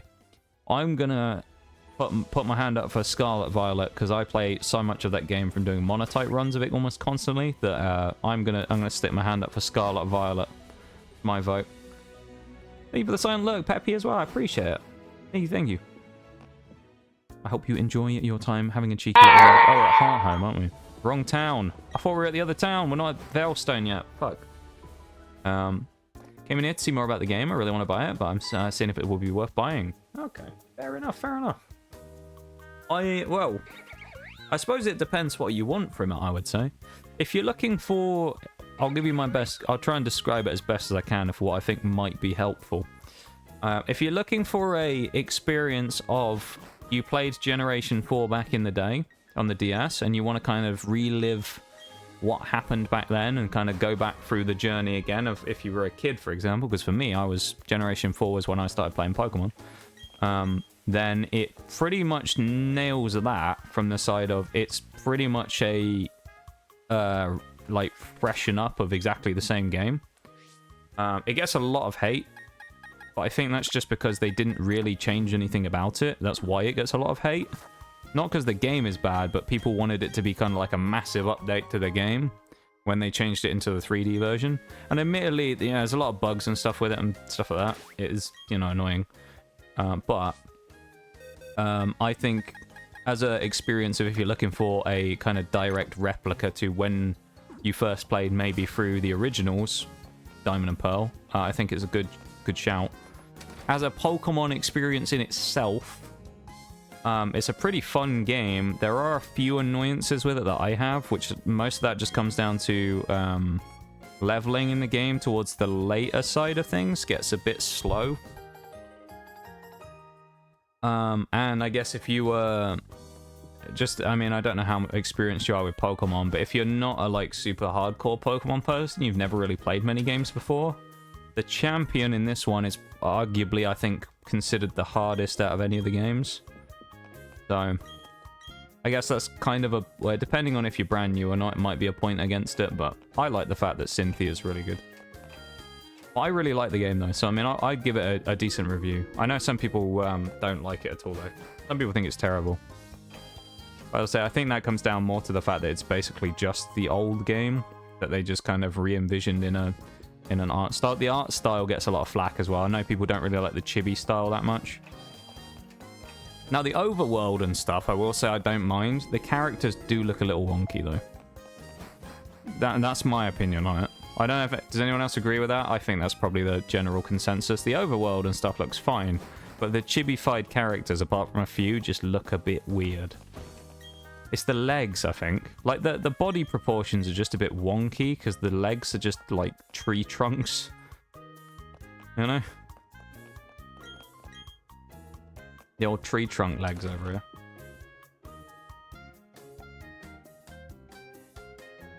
Yeah, I find it kind of wild. Nice. Talk to these random people. Oh, this is the kid back here who complains about how he doesn't get any attention anymore while he stood around the corner on his own. Scarlet and Violet, let's go. Get me voting for Scarlet and Violet. I like Scarlet and Violet's another game that gets a lot of hate as well. In the technical side of things, justifiably so, because to be honest, the fact that that game's been out for what, almost a year and a half now and still performs in some cases as badly as it does, is kind of inexcusable. But from a fun Pokemon experience side of things, I think it's actually a pretty decent game. Pokemon Scarlet and Violet just feels quite fun as a Pokemon game. I like the story in it as well. The story, kind of the way it works with the 3 intersecting stories towards the end, I think is pretty cool. It's just, there's something about it. It's just a fun playthrough, you know? And, I mean, the open world aspect of it is nice as well. The variety of Pokemon. There's a lot of stuff in there, you know? Really happy to get Scarlet and Violet again. I've not played in months. I really like it. It tends to be a game that a lot of people put down. I did it as well. I mean, when I finished the game, I basically 100%ed everything and then didn't have anything to do. And because I wasn't really someone for shiny hunting or spamming raid dens all day, you know, then there wasn't really a lot for me to do. So I ended up putting it off until I came back and did the DLC, which I still need to do the living dexes on my regular playthrough through the for that as well. There's a lot of Pokemon in the DLCs for trades though, which is a problem. And I'm on my regular account, which I'm pretty sure doesn't have Switch Online. So that kind of leaves me in a spot of having to figure that situation out a little. I'll get that though. Yeah, no worries, Mirage, mate. Have a good one. I appreciate you coming in and hanging out with us. Thank you for sending Dan in as well with his primes. I appreciate it, mate. And you have a good one, yeah?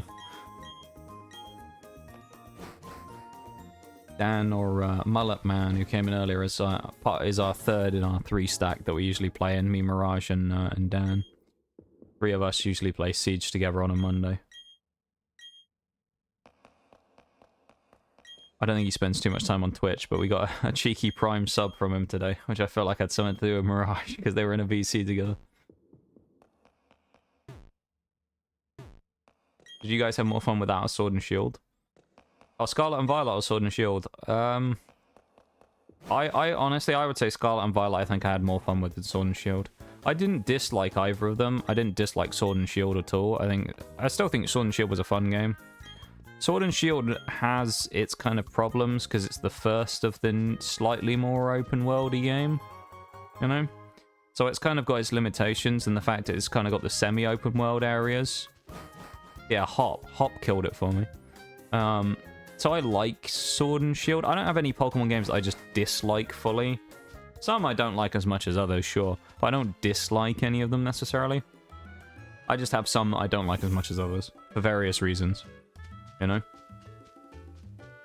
Like some parts of the games I don't like. I've never played Sun and Moon. That's another one I can't say anything about. I know a lot of people when it comes to Sun and Moon don't like the fact that it takes so long to get through the tutorial, I think it is. It takes like 2 hours or 3 hours or something to do a tutorial in Sun and Moon, which everyone hates.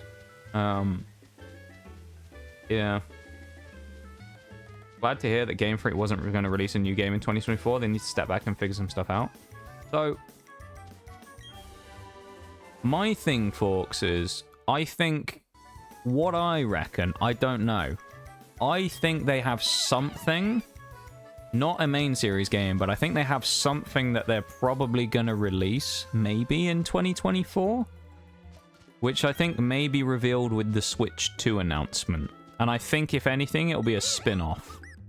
Like, I could see, like, a mystery dungeon or something along those lines. Because I'm really sad. I know it's copium, but I'm just holding out that a mystery dungeon's going to be out this year. Because it's some hella cope right there, but... I just want a mystery dungeon game again. I also forgot to go and get Ghastly earlier, didn't I? So I don't have a Ghastly. That's really annoying. I should have gone and got Ghastly in the forest. Ah, fuck. I'll have to go and get one of those at some point. I have to go through Coronet again to go and do all that stuff. When do I get to go back to Eterna? Do I get Fly after Maylene? I think it's Maylene, isn't it? No, or is she Strength? I don't remember at this point. Maybe Crash Awake? Oh, I can't remember now. Maybe Crash Awake's Fly, so I have to do both of these two. Pretty sure I have to go to the contest hall and then I have to fight my rival, I'm pretty sure. I might take a BRB in a sec as well, because I need to go and refill my water in a minute. Because usually we'd wrap up in about 25-30 minutes, but I've probably got a little bit longer. Because, I mean, with the raids and stuff, I'd feel wrong if I ended so soon, so I'll go for a bit longer. How is Pelipper as a rain setter? Goated. Pelipper is really good as a rain setter. I really like it, personally. Because it has Drizzle. It has Drizzle, so you don't have to waste a turn summoning it with Rain Dance.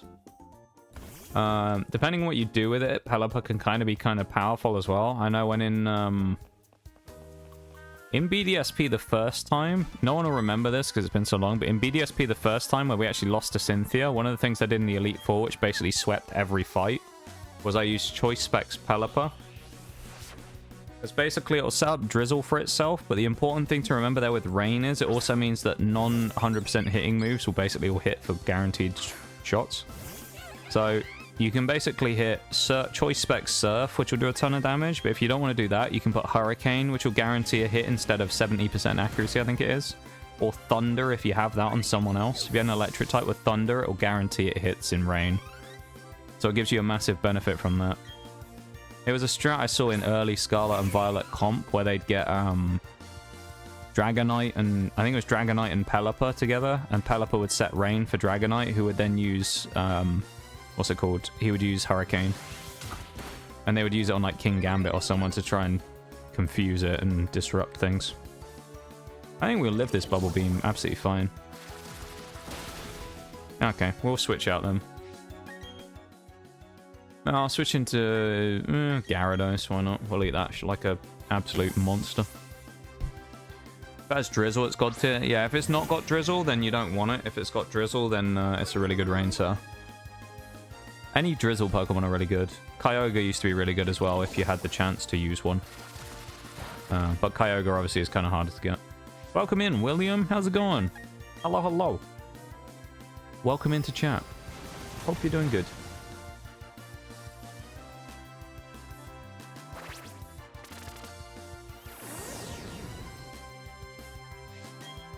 Yeah, was that Stealth Rock? Did Primplup just use Stealth Rock? I actually thought that would have killed, but... Everything's going well, thank you. I'm glad. I'm glad it's going well. Very good to hear that people are doing well, you know? Always sucks to hear when people are doing bad, so it's nice to hear that people are doing good, you know? That's the way I see it. I actually reckon Gyarados with Waterfall probably does a decent amount here. I just want to see how much it does. Yeah. That's a resisted move and we still knocked half of...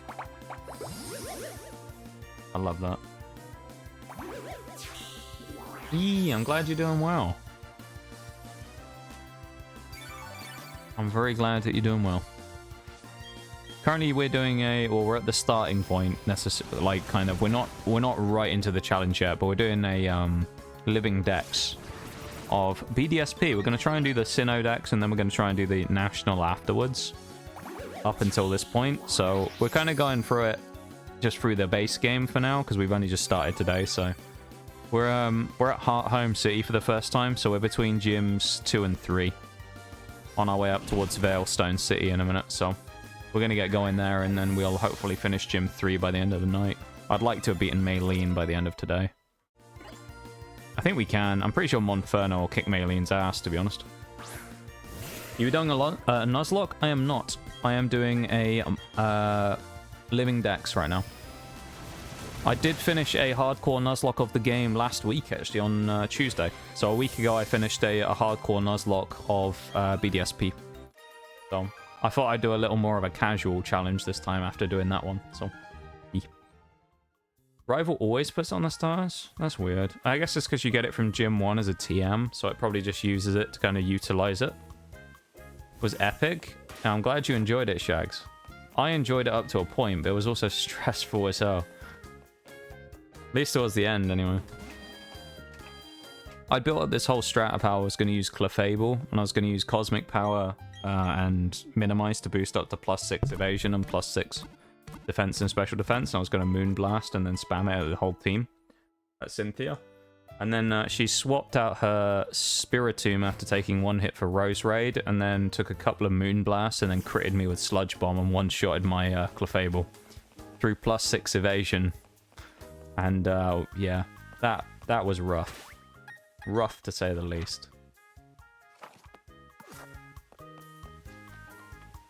So after that, we kind of had to clutch up really hard. And we did.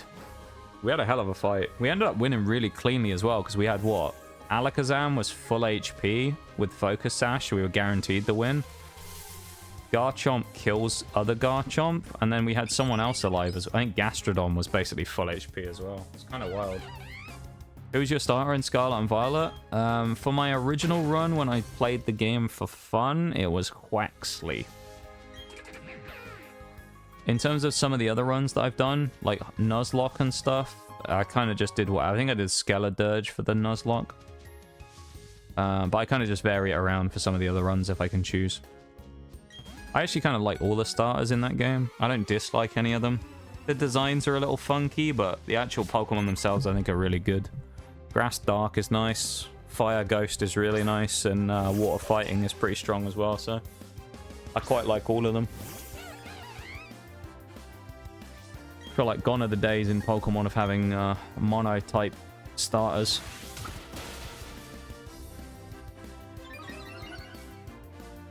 It would be cool if they retroactively added extra typings to some of the mono ones these days. Like, I don't know what they'd necessarily do, but I think it would be cool. Because when you think about, like, Gen 1, Blastoise is the only one that's a mono out of them. You got Grass Poison, you got Flying Fire. Just add, like, Blastoise and make him, like, Water Rock or something, I don't know. Be kind of cool.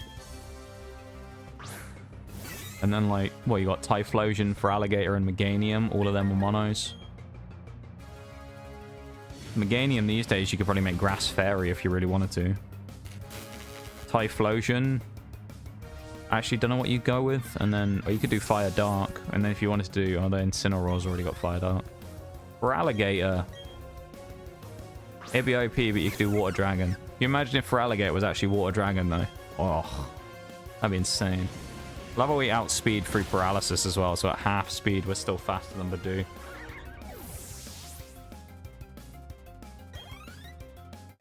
Like how Radical Red went and did that for the past starters.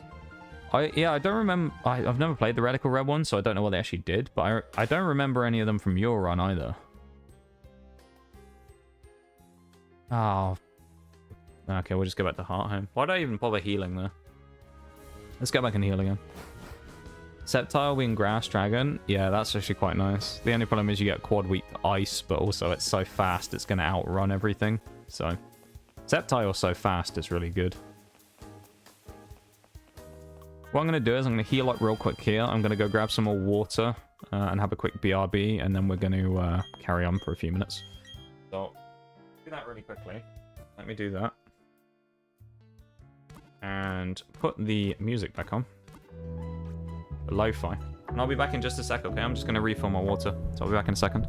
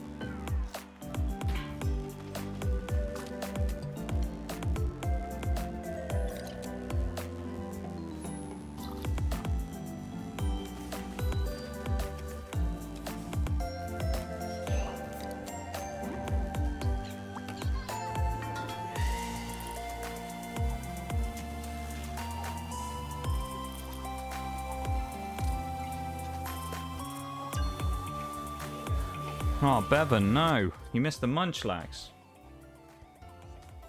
That's no good. Very unlucky, my dude.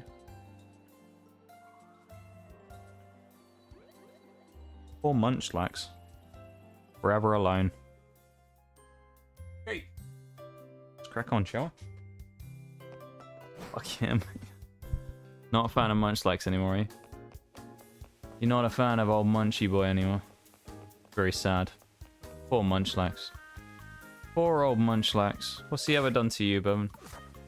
Poor little guy. He's a legend as munchlax.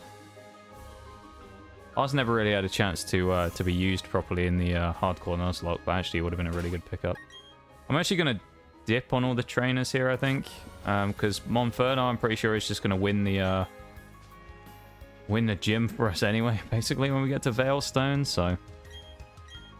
Yeah. Not anymore, since you don't want me. That's fair. That's fair, you know? Didn't you have a Snorlax in your, or am I thinking of something else in your Pixelmon stuff? I'm sure, don't you have a Snorlax in your box? The only thing, I'm not going to use Garchomp. Garchomp is good, but I think Garchomp's not the be-all and end-all, you know?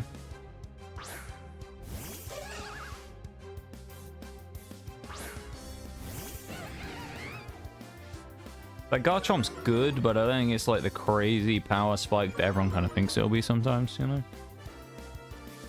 It's a good mon. It's just not insane. Already trained him up. IDK anymore? I suppose that's why it's good to have like an idea of what you want before you start training, you know? So you can get like the whole picture of the team you want before you do anything else. And then you don't have to worry about investing anything into it. And, you know, coming out afterwards with a bunch of wasted resources.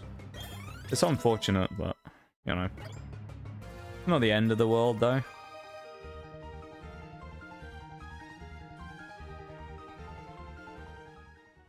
You've got some really good mons in that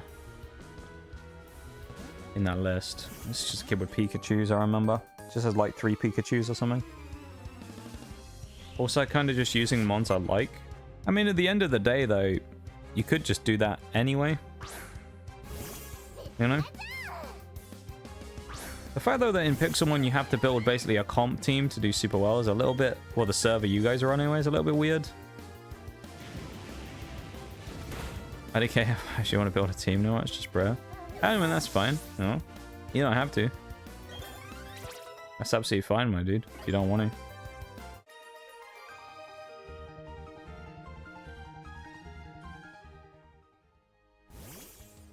My Chop's going to evolve, I think, at 26, so he should evolve next level. The thing I'm looking forward to least about this run as well is I'm going to have to do the honey trees. The honey trees are going to be an absolute pain in the ass.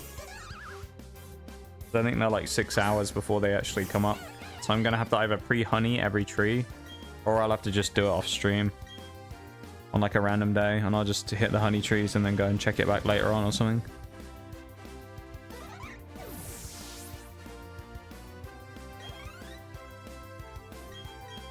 Cleffa, nice. Another Pokemon we haven't seen yet. We've seen like a third of the Pokemon in the game, which is good. It's part fairy, so it resists both our moves, but it's probably not defensively bulky enough to live that.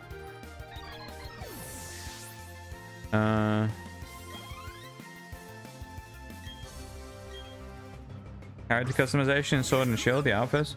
Yeah, there's one thing I will say I've always found a bit crap in Scarlet Violet. I wish they'd have added more. I don't know why they didn't. I guess it's the whole, like, you're part of a school, so you have the uniform thing, but I think it would have been cooler if they'd allowed you to change outfits more frequently and given you more options to use for the outfits. Because it's basically just accessories, isn't it? I think all you get is, like, glasses and hats and stuff. You don't actually get any, like, anything else. Well, you get, like, glasses, hats, and like, shoes. That's about it. I feel like that was a disappointment. That's a bit of a downgrade. I remember that's one of the big problems I had, or at least one of the gripes I had with Scarlet and Violet when it came out, is that they didn't have enough, or didn't really have really any customization that you could do. My Pokemon Scotland game, I have a Pokemon called Darkrai AO. Ooh, Bibarel. Actually, we'll catch that because we need it anyway. Good old Bibarel. Bibarel's a good Pokemon. It's actually surprisingly underrated. But yeah, Darkrai is really cool as well. I know they did a mystery gift Darkrai not that long ago, which is quite nice. They've been doing that for a lot of the mythicals recently. Because I know a lot of the mythical Pokemon are a lot harder to get because they're usually a timed event. So it's nice that they are adding some of them in the form of special event mystery gifts and stuff. But I think I ended up getting one from one of those as well. I want to say I have a Darkrai. I know I got a special event Mew. I got a shiny Lucario special event around Christmas as well. I want to say I got something else. I know I caught a Dialga in the raids when they came out, in the Terror raids.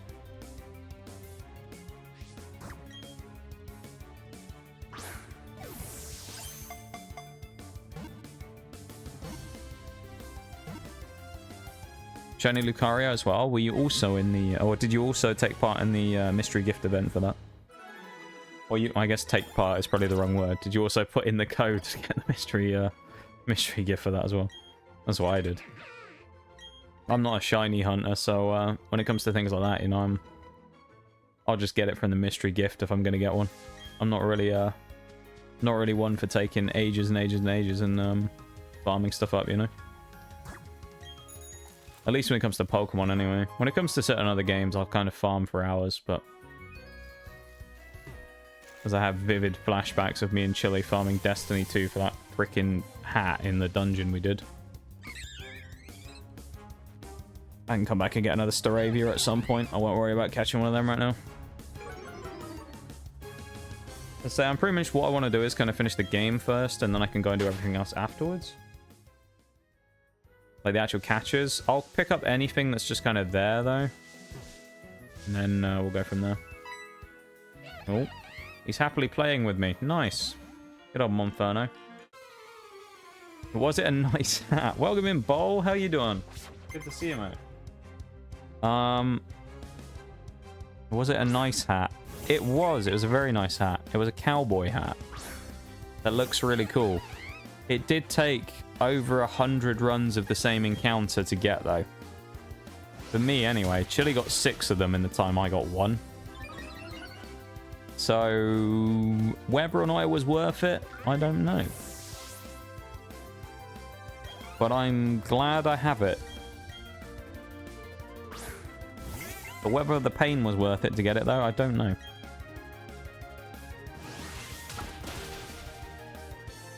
That's what I'd say.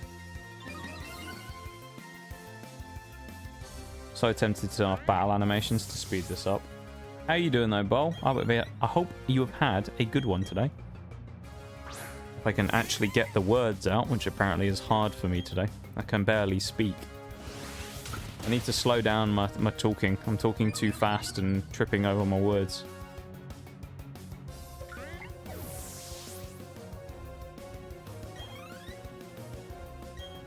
Guy just says, well, this like farmer lady just says, or rancher or whatever she is, just says 5 Bidoofs. What is the point? 5 Bidoofs. What is the point of 5 Bidoofs? What a team that was. Oh no, she got 6. She actually got 6 Bidoofs. She had, no, it was just 4 I'd already killed. This is number 5. 5 Bidoofs. Wow. Nice amount of power-ups we got there from power-up punch while fighting those Bidoofs. We definitely needed the attack boost.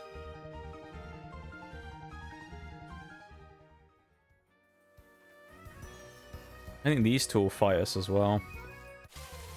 I also didn't want to do that, but... Oh! You know what? I actually might catch this. I'm going to try and catch this Chansey. Because I'm going to get Happiny. It'll be useful to get one of these, because they're kind of rare. Fuck.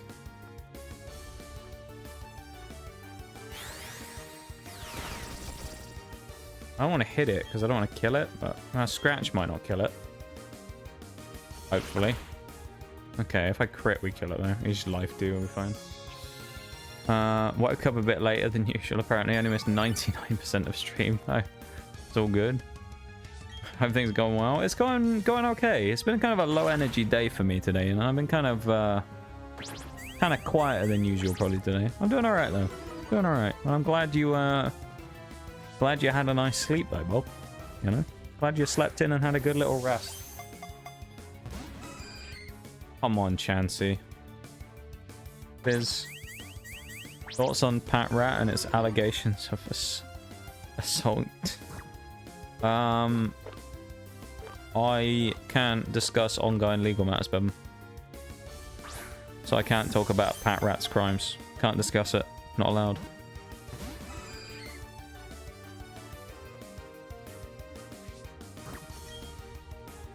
Always thought he was suspicious though of Pat Rat.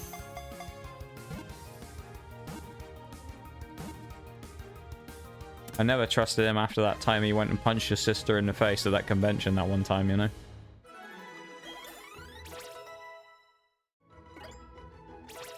Always knew he was a villain. I'm surprised we actually caught the Chansey there as well, that's good.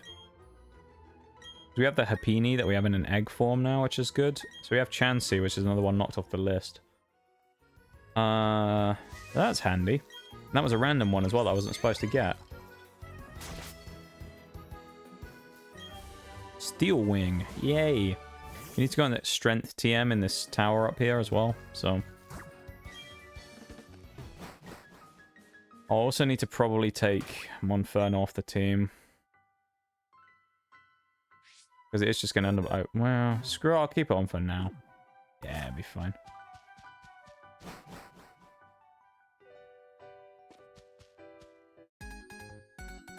Run through here, get up to the top, grab the strength TM. Do I want to bother going in the unknown ruins? I probably should. Because there's items in there.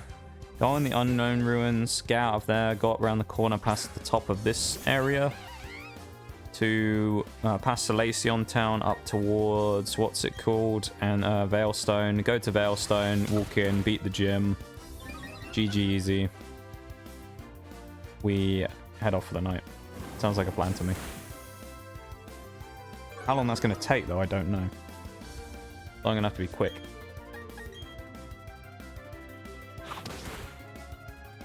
Well, actually, I don't have to be quick, but... I wonder how Eternal's getting on this trip this week as well. I know he said he was going on a trip, so...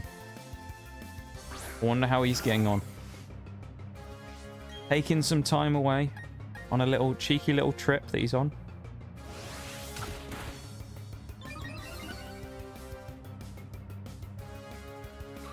Hopefully it goes well. Cricketune. Oh, that's absolute cannon fodder for us. Mate. Easy money. Free one-shot. I mean, we're +2 attack. This is going to one-shot anyway. If he was about level 50, this would probably one-shot him. Maybe not if he was level 50, but... He could be way higher level than us and probably still die to that. Youngster Oliver. He's very sad that he lost, but really there was nothing he could do there. Oval Stone is actually needed as well. I think... Does Oval Stone let us evolve Chansey? Oh, that's handy. So we don't have to go back to the mansion to get Ghastly now. Although there is a plate back there which might be useful. Then again, we aren't going for Arceus plates, so it doesn't matter. Okay. That's how we're going to play it, is it, Ghastly? You're going to get absolutely clapped in a minute. Then again, maybe I'll just go and get Ghastly again another time when I need to catch it and do that stuff. Okay, we'll be the bitch. Oh, now we can't run away. Well, you're dead then, Ghastly. I'm not going to spend time catching stuff now, I think. Like, usually I would have caught stuff on the way through, but actually, yeah. I think, considering the time and that, I think I'm just going to speed through now. I wish I'd put a repel on.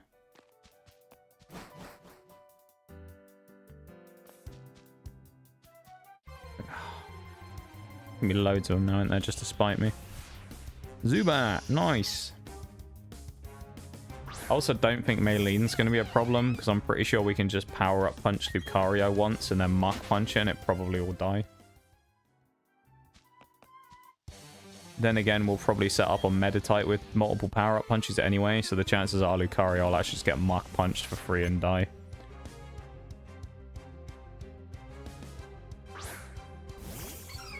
I like you got the big, strong biker looking dude, and then you got a Cleffer. Whips out the Cleffer. What a team that is. Love that. Get the Cleffer in.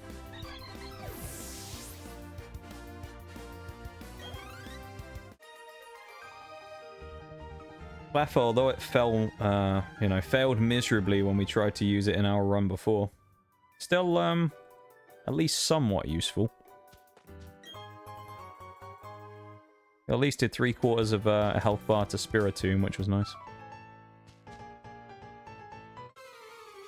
Then we got one more room to go through, and then we talk to the old couple at the top who gives us TM strength. Can't use it yet, though, because we haven't beaten the gym, which I think we need to beat, funny enough, Gym 5? I want to say it's Gym 5. I can't remember. Maybe it's not Gym 5. Whichever gym it is, it doesn't really matter, does it? Static, of course, and we have no power heals. Lovely.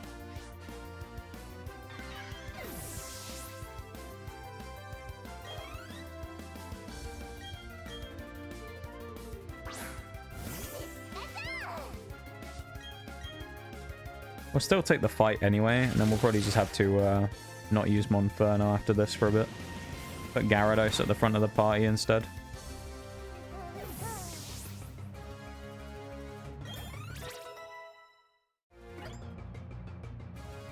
Or Golbat, maybe. Golbat might be a good choice to try and get it leveled up to Crobat as quick as possible. Now we outspeed Pichu as well, even though we're parried. I love it. That's actually amazing. I love it when you're still faster than some stuff while you have half speed.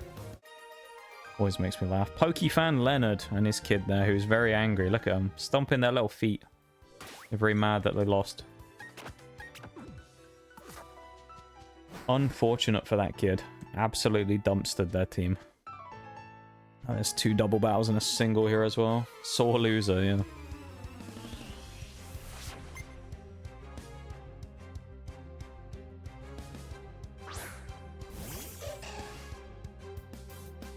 Maybe I won't make it to Maylene today, I don't know. It's gonna take a while. Probably gonna switch battle animations off to speed stuff up here, I think. Because it is taking a long time to get through all these.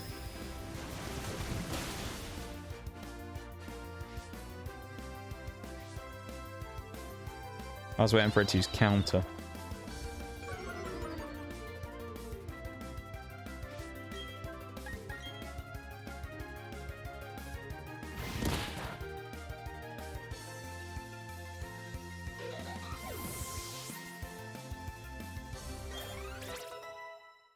I think we get Machoke now as well.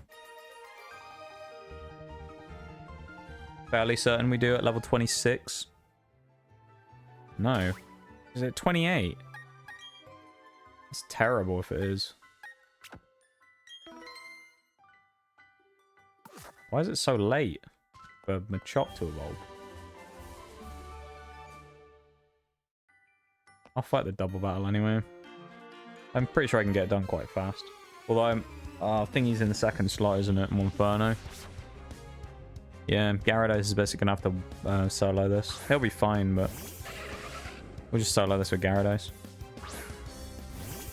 If this was a nuzlocke, I think we'd be fine so far, because I'm fairly certain... I don't know if we've even had any deaths, if we were actually nuzlocking it. Nah. I could have switched out there, but... I switched off battle effects just to make it faster, so we get power out.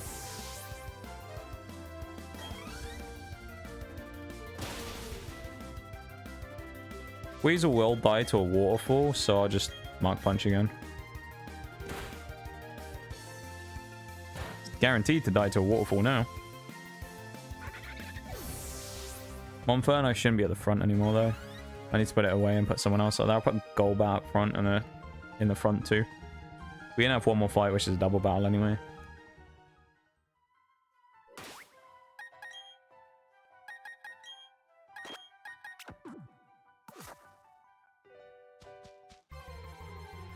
Stop fighting me, random wild Pokemon. I don't care about you, Ghastly. Leave me alone.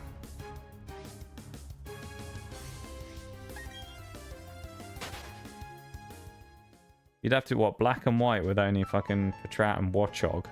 Or whatever. That'd be crazy, dude. You actually managed to win Pokemon Black and White using only that. It'd be insane. I don't even know what would be good there. I guess you could spam return, but like... You probably haven't got much firepower there. Oh, there's a Murkrow. Let's go Poison Fang, I guess. Watchog was the one. Oh, it wasn't Patrat or Patrat. It was Watchog, mate. Never trusted Watchog either, to be fair. Dude, Watchog looks like he's on drugs, I swear.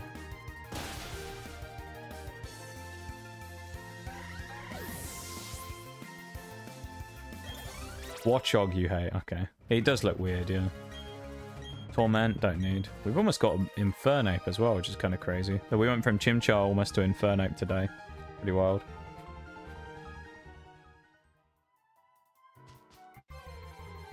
Go away, wild Pokemon. Ah, so annoying. I want to fight you, Zubat. I'm gonna bully this Zubat in a minute.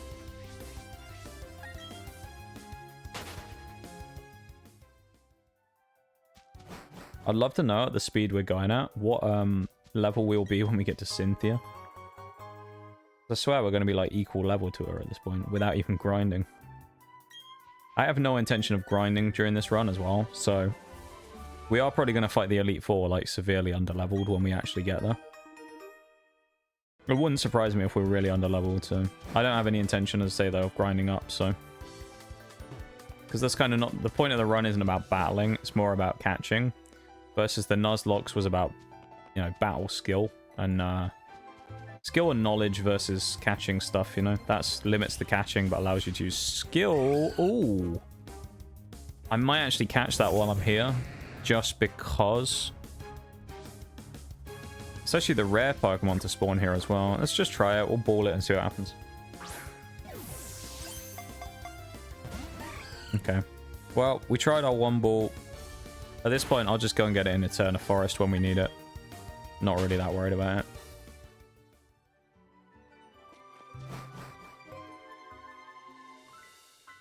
Why do you hate Watchog so much, Bevan? Just because it looks dumb? What's your opinion on Trubbish, Bevan, out of interest? I actually like Trubbish. I don't get why it gets so much hate. I'm sad that Trubbish gets so much hate. Trubbish and Garbodor are kind of cool. I like them. I did actually pull a really cool Garbodor card in, was it Paradox Rift, I think it was? They have an illustration rare of Garbodor, which is really cool.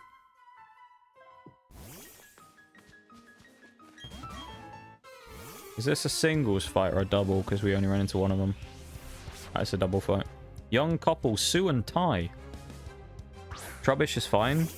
Good, okay, I'm glad. I'm glad you're not a Trubbish hater, you know? Never hate it like everyone else? Me neither. I don't know why everyone hates Trubbish so much. It's really odd. Everyone just has like this massive hatred for it, and I don't really understand. Okay, well, Meditite dies this turn to poison, so... Use Focus Energy or something, that'd be really good. Gyarados up to 24 as well. Goes up to 72 HP. It learns Crunch at 24. This is one of the things that makes this game really wonky. Gyarados learns Crunch at level 24. Luxray learns it at like level 50. How's that make sense? You know? It's just trash. Same with Vanillish. Yeah, but like at the end of the day though, some of the designs are gonna be like just inanimate objects that they kind of draw in a Pokemon style, and I don't think there's a problem with that.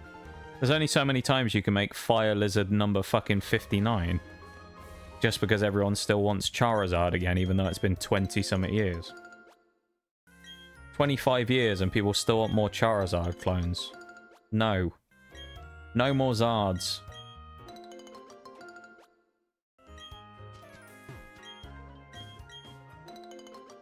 We're done with Charizard. Sent a picture. Yo. Oh, this is the Pokemon catcher guy.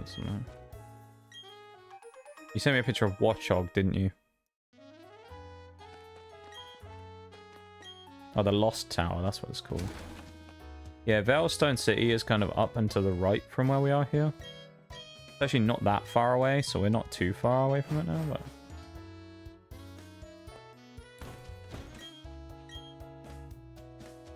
This is where the ruin is in here.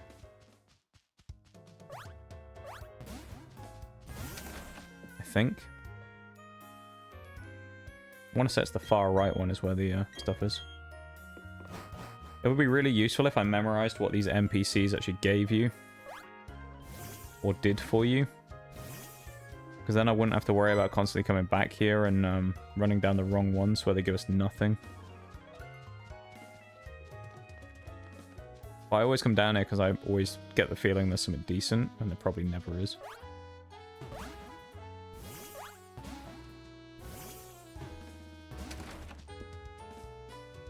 I'll have a look in a sec at what you sent me. Yeah, ruins. Yeah, it's Watchog. A giant picture of Watchog's face. Love it. Scolipede, but never used it. Scolipede's actually really cool. I used one in black and white. I think they're really good. It, Venipede, I think it's Nitty's favorite Pokemon. Venipede. And like Scolipede, isn't it? I think it's Nitty. It's actually a really good mon. I really like it. Poison Bug is actually a good typing anyway.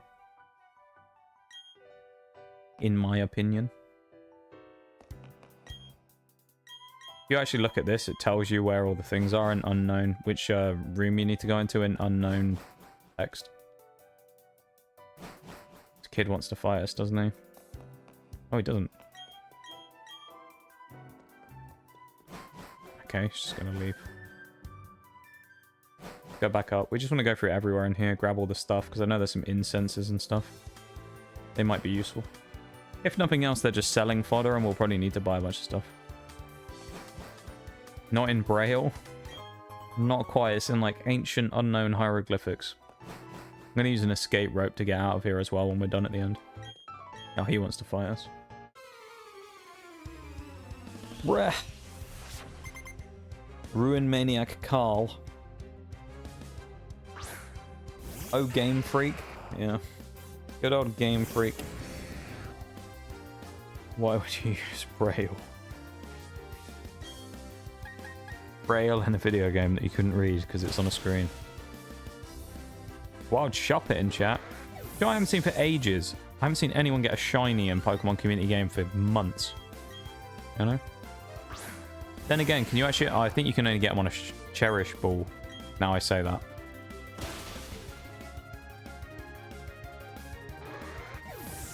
I've actually found more random shinies in this game in BDSP than we have in, I think... Oh, Bronzor. I think... Oh, no, actually, we might have found a Bronzor before. I was going to say, that might be another Pokemon that we needed for the old list of stuff to see. But Bronzong is, I know. Yeah, you got the shiny Latias. I do have a shiny Gliscor that I got from a challenge once in PCG. I think that's the only... Oh, no, I have a Nidoran male as well, I want to say. I think it's male. Bought it once while I was playing A Way Out with Oreo, I remember. I had like a random Great Cherish Ball and I just threw it and then actually caught one. Playing Power Wash tomorrow as well. Doing some more of the bonus levels. Because I decided that I might as well use that game till it's kind of out of content, you know? So I may as well use it for another couple of, at least one more stream and do the bonus levels. Because I don't know what I want to do on Wednesdays. It's kind of like my variety day as well. At least now it is. So I'm probably going to do that and see what happens.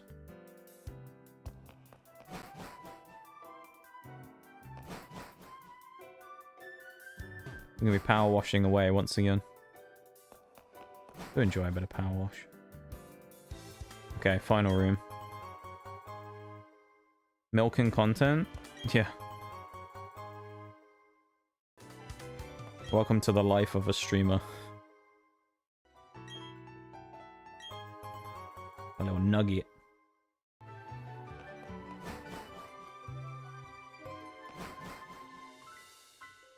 It's gonna be so anticlimactic as well when we fight Maylene, because she is just gonna get pulverized.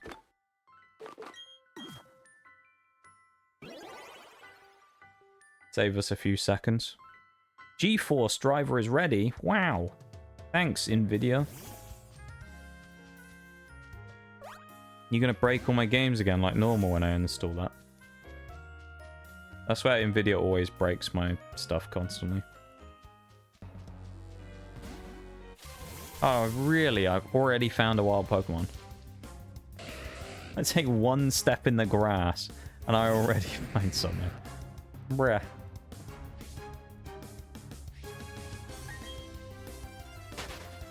To be fair, actually, Bevan, with the power wash thing, it was more I didn't really know what I wanted to do on Wednesday more than anything else.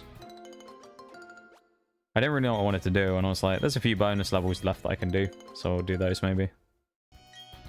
Be fun. Those power wash streams are really chill, so kinda nice. It's a nice change of pace from what I was doing the rest of the week last week. Pixelmon, yeah.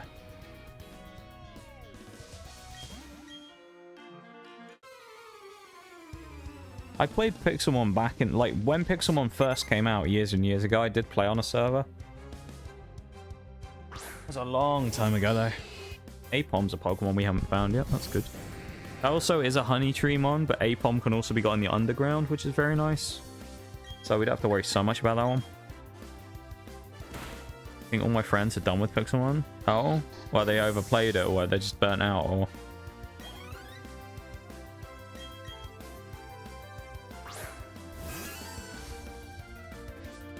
Spam Waterfall. Fine.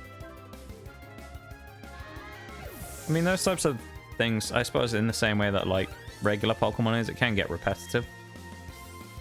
So, there's only so much you can do, you know? Classic Minecraft phase is over. Yeah, no, I get that.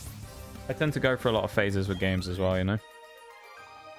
Where I'll play, like, something for a few weeks and then stop, and then play something for a few weeks and then stop. Fuck off, wild Pokemon. I'm gonna say that and it's gonna be a shiny at some point. I mean, moaning about it being a shiny, or moaning about it being like Ponyta attacking me again, it's gonna be a shiny Ponyta.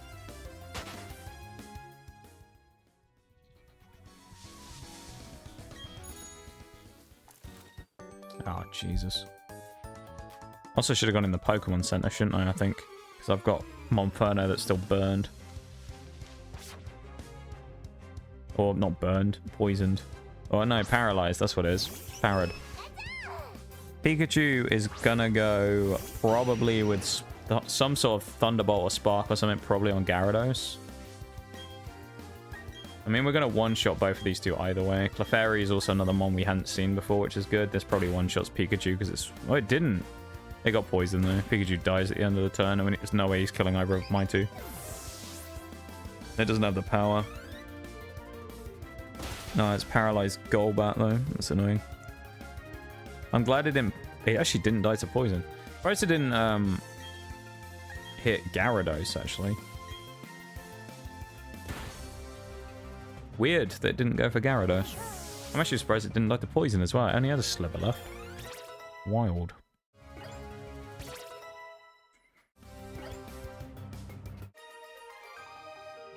Good, my friends, quick, because I just stole a Sizzlewrite from one of them. Oh, what? They've, like, fully stopped playing, so you've just nicked the, You've just nicked it from one of their chests or something. I love that. Sure, you've explained many times tonight, but what's the challenge this time? So the challenge this time, Bowl, is not a battling challenge like all the other ones. So the hardcore Nuzlocke that I did before, obviously you had to do it without... with all your Pokemon getting knocked out, they're considered dead, so you had to kind of complete it like that.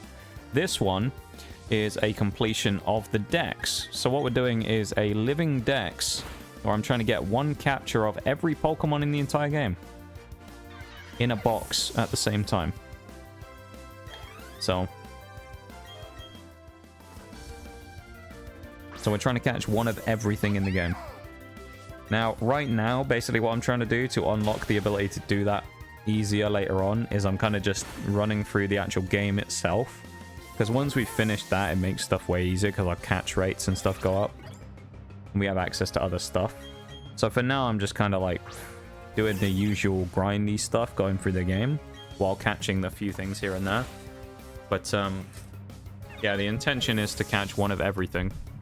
And then the exclusives I can kind of get around by using the other version of the game, other version of one of the other games. So, like, I can use Scarlet and Violet or something to grab a Pokemon that might be an exclusive that I couldn't get and bring it into this game. My menu noises have disappeared. It's really weird.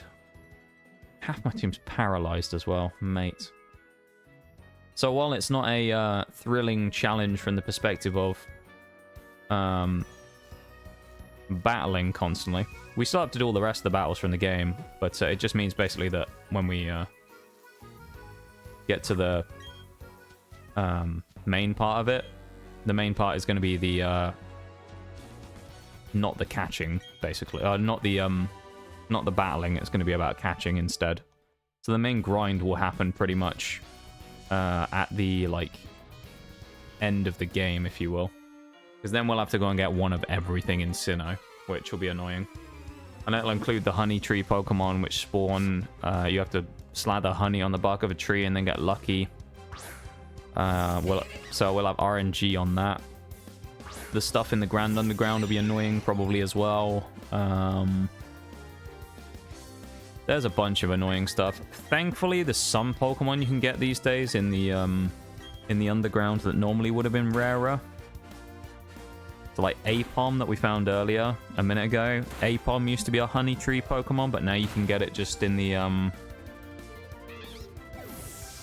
Underground. Munchlax was only honey tree, but you can also get it in the other place as well, which is kind of nice. So in the Underground you can get Munchlax, so there's a few mons that are a lot easier to get these days because of it. I'm gonna get the knockout with Staravia here. Hey y'all, beating old Cassiopeia. Is that the first fight or the second one? Because there's two.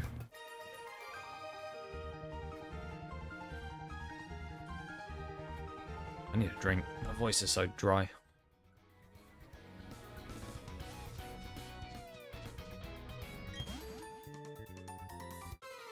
Why do I keep fighting all the... I keep choosing to fight all these trainers that I could leave. Half my team's paralyzed and I just choose to keep fighting the trainers. After saying about how I want to kind of like speed up. I'm still going to fight Maylene today though, because I'm pretty confident that Monferno's just going to walk in there and destroy the entire gym, so... I'm confident that I can just walk in and win Veilstone today for free. It'll be easy. Penny. Good old Penny.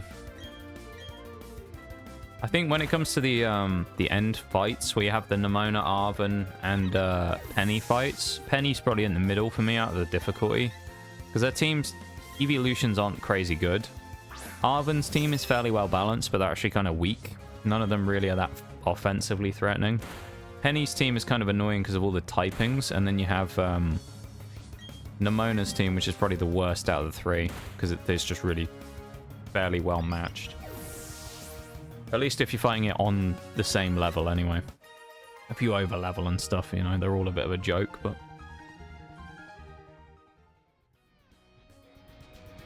What she did was use Baby Dollize and Quick Attack. That sounds about right.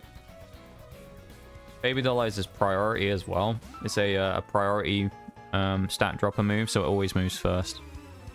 I think it also exceeds the priority of Sucker Punch and like all of the other priority moves, so it's really annoying. I tried to have as many types as possible on my team, so I don't really have issues with the typings. That's fair. Yeah, in a normal run, it doesn't really make much of a difference. In the mono ones, it's kind of annoying, but you know, not everyone's doing monos, so. Well, I say not everyone's doing it. It seems to be the least utilized form of Pokemon Challenge run I think that I found. Rarely see anyone doing a mono type run. I saw someone streaming one the other day, which was kind of a surprise. So I'm not the only one. Other people apparently do stream it as well. That was pretty cool. And we hit ourselves. Lovely. Come on, my chop. Stop throwing. Please stop throwing. There we go.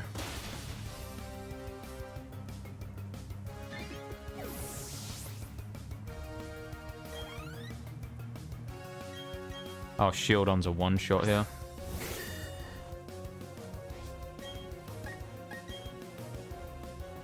No, unless we hit ourselves again, though. Iron defense. Oh, boy. And we hit ourselves again. Lovely. Well, let's go for another one, because we can. That was through 2 iron defenses. Only using the type that the gym is strong against. Yeah. Yes. That's essentially what I do in those runs, though. I just min-max the team with as much as I can to make a team that's really good for the run. That's what I do in the nuzlocks as well.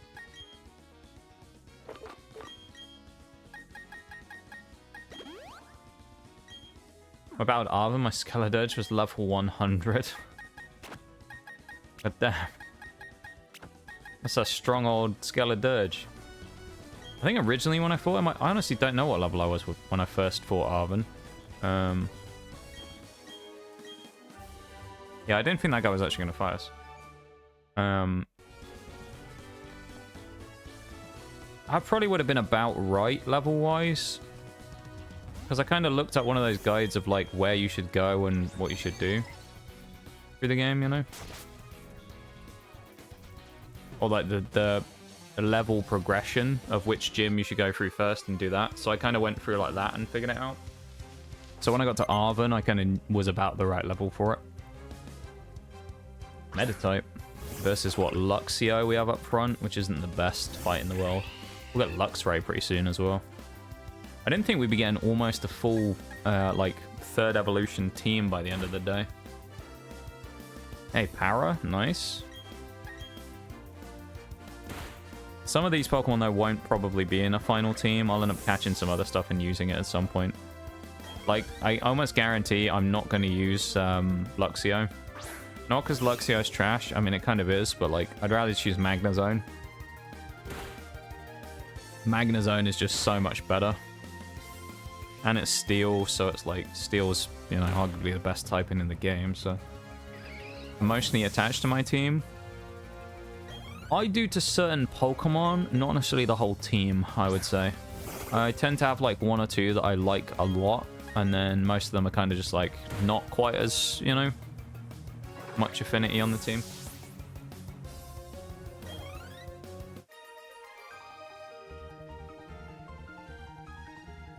I tend to kind of like pick the team quite quickly when I start playing the game to find out what I want. And then usually nothing really gets replaced too often. We tend to just have a lot of like, you know, strong mons anyway. Because I mean, obviously playing a lot of Pokemon myself anyway, I know kind of what's decent. So I kind of have a preconceived idea about like whether a Pokemon's probably going to stay on the team for a while or not. You know? So, like, if I found a Magnemite, right, if I was playing this game right now and I just found a Magnemite randomly, I'd probably already be thinking about, yeah, Magnezone's good, so I'll probably have that somewhere.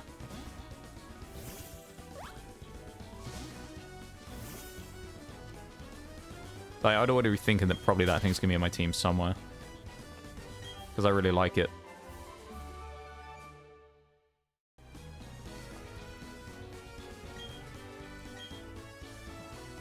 I swear, though, Magnezone, there's a move on it that apparently it doesn't learn in any game that I'm convinced it had. Because I'm sure it's used it on me before, which was Parabolic Charge, which is like a draining move.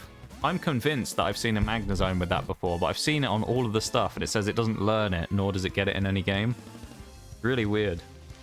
I'm convinced I've been hit by a Parabolic Charge Magnezone before. This person's second Pokemon, one of them is a Gyarados. It's very annoying. We'll go for the vital throw onto the Glameow. Oh, that would have been nice to paralyze.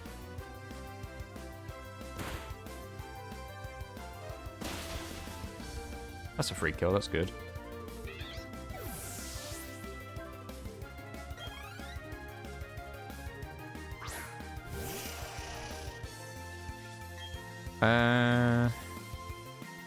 We probably need to knock out the Monferno, and then we can use knock off on Kadabra. Although it might kill us first, it depends on speed. Yeah, outsped. Fuck. Now I've got to use one of the paralysis squad. Team right now is Meowscarada, Quackavale, Volcarona, Pormont, Gardevoir, and Gengar. Not too bad. You have names. Oh, Monferno's level 30 as well. That's kind of annoying. You feel guilty if you ever replaced any?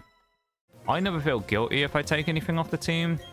Because at the end of the day, some things just aren't that great. Like, I had a Clorf that I wanted to use for the whole game, and I eventually ended up removing it when I found out that it didn't evolve.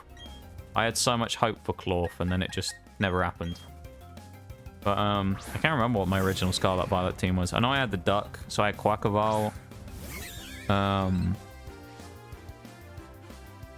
know I had Garganical. I think I had Garchomp as well.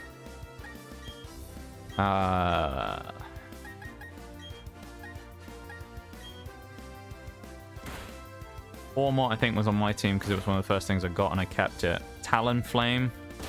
That's 5. I don't remember what the last mon I had was.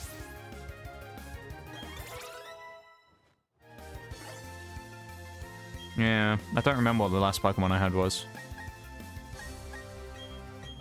Yeah, Talonflame was definitely on there, because I really liked it from when I used it in X and Y. Lopunny? It wasn't Lopunny, no. I don't think it was anything I normally use. I feel like it was something else. I just don't remember what. I had a lot of Pokemon in that game that I kind of used on and off, so...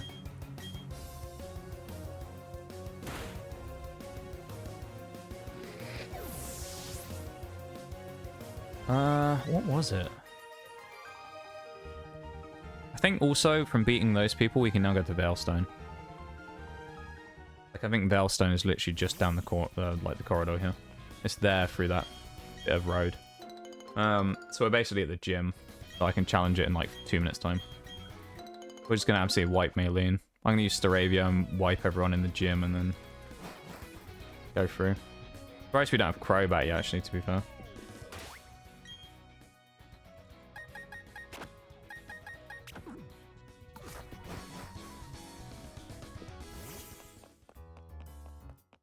Pokemon Center.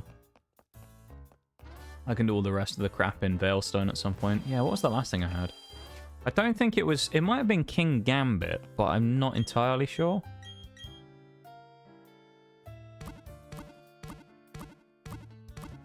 It wasn't... I'm trying to think of the new mons. It wasn't Reverie or Gardevoir or anything like that. I think... Oh, Clodsire. I think it was Clodsire. Yeah. I'm pretty sure it was Clodsire. Yeah, if you talk to these people, then talk to the Stunky. I learned this the other day. You get Zoom Lens, and then they give you one of the other ones. I think Wide Lens. Yeah, that boosts the power, boosts the accuracy of certain moves, which is really helpful. There's the Massage Lady here as well in one of those houses who will boost your friendship, which we could use on Golbat, but I'm not going to do it right now. Just because I don't want to waste time. I just want to get the gym done. 3 gyms in 5.5 hours is not exactly great progress, but it is what it is. I'm just going to fight all the guys, because we need to do this anyway, so we can get through. So I'll probably just fight all the guys and then challenge with Monferno in a solo fight. Should be fine. I wish that removing battle animations meant that he didn't do his whole intro at the start. Oh, Staravia like that just appeared. Watch us get revenged now as well. Bet we will. That didn't do that much damage. King Gambit's cool. I like King Gambit, yeah. He's really cool. There's a lot of Pokemon. In the new games, I will say there's a lot of Pokemon I like. King Gambit's cool. I really like it. I like Garganical. I talk about that one a lot when I've done runs and things. Garganical's really cool. I like Clodsire.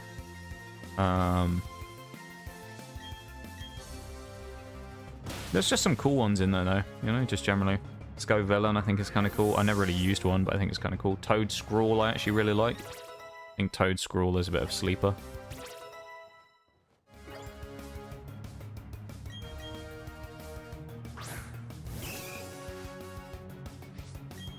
Why does this guy have 2 Machokes and then a random Machop at the end of his party? It doesn't make any sense, does it?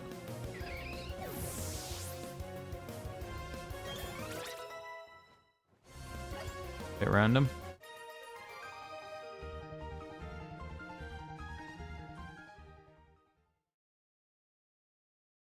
Ooh, nice. We got our own Machoke. That means this guy can evolve to Machamp at some point. If I'm going to do that, I'll probably have to bother Forks and do all of them at the same time. So I'll have to evolve, get a Graveler and evolve that as well. So I'll probably wait on Machoke for now.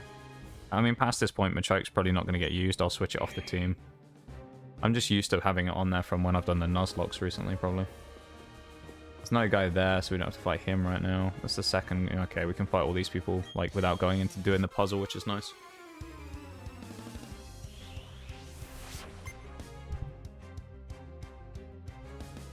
Lovely.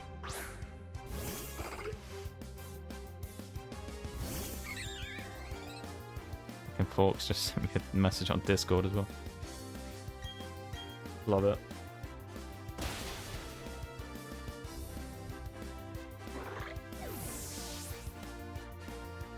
Yeah, Pormot was definitely on my team. I quite like Pormot. Fighting Electric's actually an interesting typing that I quite liked. Hi Maximum, welcome back. Long time no see. Actually, it's not long time no see, is it? You came back already before. You came back when the raid happened and dumped a whales on me, I remember. He said you had to? Yeah. If it was the same thing, then yeah. It was the, when you're violently drunk, that one. Yeah. He sent me that as well. In and out today? What are you up to today then, Maximum? You busy working on stuff? What are we up to?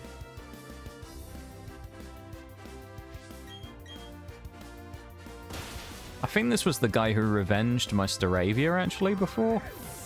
That one guy we just killed. So... don't know. Or maybe I'd, maybe it was one of the other dudes. Someone in this gym, they used revenge and killed my Staravia in the hardcore Nuzlocke, and I was sad about that. The Staraptor was actually pretty good. It's a shame we didn't get to use one. Then again, it's like, it's okay, you know? Trying to be productive, but I'm falling in and out of sleep. I feel that sometimes too. Just, did you not sleep well last night, or is it being productive meant that you woke up early or whatever, and you're kind of going crazy on it? I'll probably just, here, I won't even bother resetting the puzzle. I think what I'm going to do is just heal Staravia and then go from there. And then I'll put Monferno at the front. Because I think it's, what is it, Meditite up front, Meditite, Machoke, and then Lucario. It's all going to come down to who outspeeds, but Lucario, in theory, can't really do much to us because it's Drain Punch and its Metal Claw both resisted. Worst thing it could do is bulk up, but I also have an option of going for Bullet Punch. Oh, not Bullet Punch. Going for Mach Punch. So this might be the Revenger. Yeah, this is the Revenger. That's the one who killed my Staravia in the run. Although, strangely, we survived this time. I don't know why, but the answer is yes. Fair enough. My favourite line. Monferno is about to go up to 31, so I probably want to take him off the team, but I don't think I can. He'll level up during the fight with Maylene and might... oh no, he should listen to me. We should be okay, actually, now I think about it. Bulk up, that's fine. Getting ready for Lucario, using the bulk up right there. Lucario is going to be easy. I mean, we have Machoke as well to just smack it with Revenge if we need to. We had Machamp when we did this before, and he actually got one-shot through Drain Punch, although it was +2 attack from bulk up, so it was kind of a pain in the ass. Triple Machoke from this guy from Colby. Mr. Colby here with his Machokes. Goes for the Leer. I mean, we already had our defense dropped anyway, I think, by the first one, so... oh, today has been a fairly decent day as well. And also, strangely, as I said before, it's actually very odd that it's been 2 streams where we've got a back-to-back triple raid. Hey, Crobat as well, that's nice. 2 streams back-to-back, we got a triple raid. Wild. It's 3 within a week. I don't think that's ever happened before. I think 4 is my record ever for amount of raids in one stream, which was a birthday once. I think it was my first birthday stream. I think we matched it last year, but I don't think we exceeded it, from what I remember. I probably should have got rid of Astonish as well. Maybe this year's the year, though. You never know. I think my birthday's a Wednesday this year, so...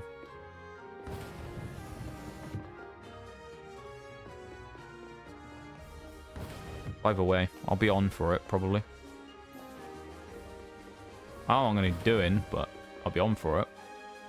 I already said the other day anyway, I wanted to set the expectations fairly low anyway and say that chances are we ain't going to be opening 6 booster boxes of Pokemon cards again or whatever.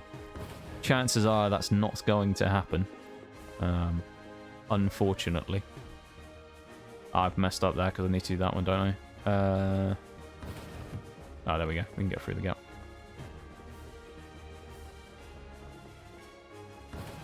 Now I run back through.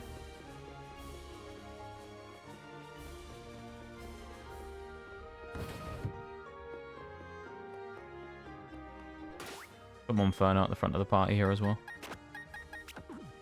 Staravia being weak is actually fine, it doesn't really matter.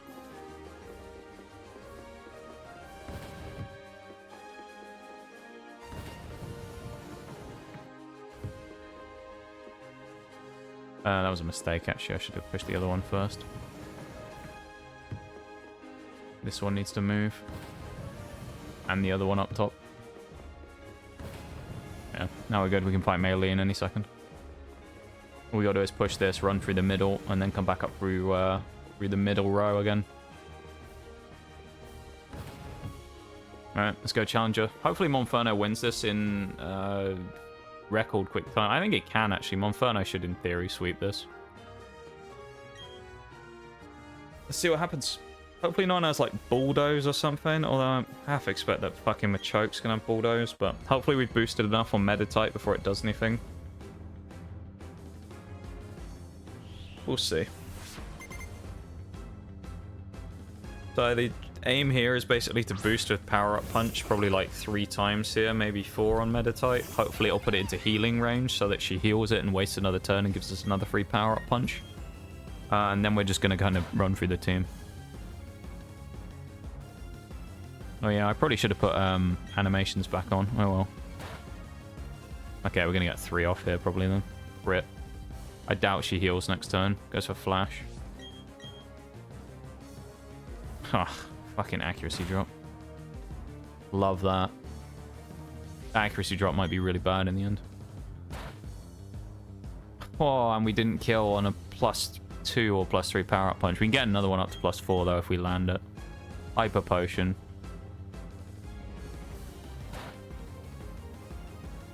Oh, I used Bulk Up, of course, that's why.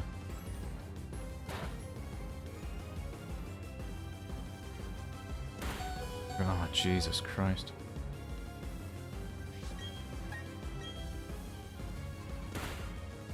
Problem now is we're probably going to have to one-shot with Flame Wheel on Machoke, and if we don't, then we'll have to win the fight with Crobat, I suspect.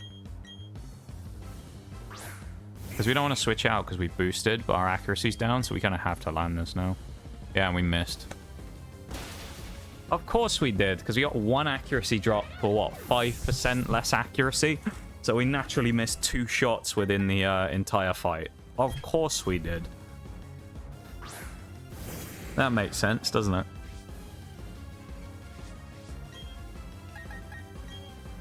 Well, we hope Monferno is going to sweep it, but I guess now Gyarados is going to have to just do something then, and I'll switch in Crobat as well afterwards.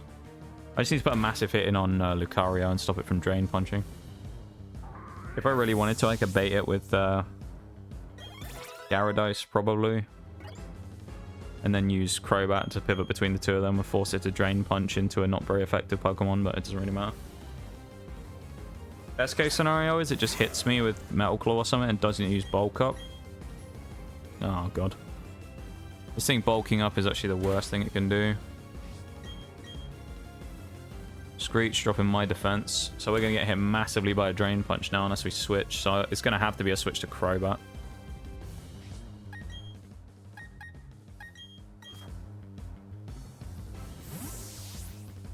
Because otherwise, like, this thing, we're kind of throwing if we don't do this. Yeah. We don't have to air cutter. He'll probably screech or metal claw now. Can't go cross. I have to go air cutter. I can't go cross poison because he's steel. This might kill. I don't know. Yep. Feel like how much easier that was than when I fought him in the nuzlocke. That fight against that Lucario in the nuzlocke was torturous. That one super easy. Love that. It's a real shame though we got flashed. If we didn't get hit with flash, I'm pretty sure Monferno would have won that. Just like that. Snap of the fingers, we'd have won that. Hey, Luxray as well, nice. That's our first final evolution. Actually, it's not, because we got Crobat. It's not our first final evolution. So we have Crobat and Luxray done today, which is good. I had but my brain flatlined. I feel that. That's my brain every day. Just like, no. Just refuses, mate. Well, Maylene lost. There's 3 gyms done today, which is fairly good, I would say. Fairly solid. We beat 3 gyms in, it took like 2 hours a piece if you want to round it up. That's not very good. That's TM Drain Punch, which actually is good. If I want to run that, I actually might run that on Infernape. We'll kind of see. The biggest meme about TM Drain Punch is Machoke can't even learn it. Machoke and Machamp literally can't even learn Drain Punch. How dumb is that? It's so stupid, I think, that they can't learn it.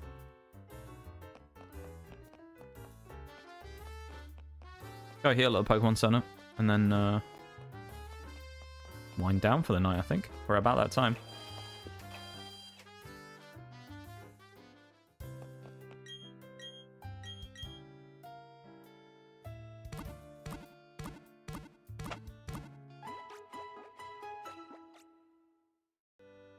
Nice. Okay. Well, we got to Veilstone today, which is good. 5 hours and 23 minutes in total. Did it say what we had on the decks, actually? 64 that we've seen, so we've done about a third of the decks. Not terrible. And, got a little bit of extra bonus streaming time in as well from the raids, of course. Because I didn't want to raid out and end not long after you guys came in. I always like to try and go on a little longer if I can. So that everybody has a chance to, you know, be here for a bit. And I don't instantly just go off afterwards, you know. Always try and be conscious about that. Yeah.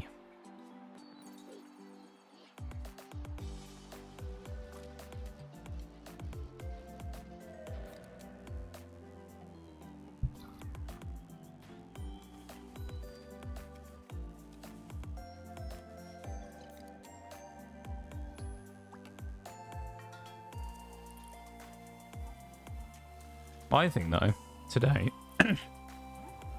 today has been a pretty, successful day, all in all. Maybe. No, you know what? I think it has been pretty successful. I'll go ahead and say it. I think it's been pretty successful Pokemon day.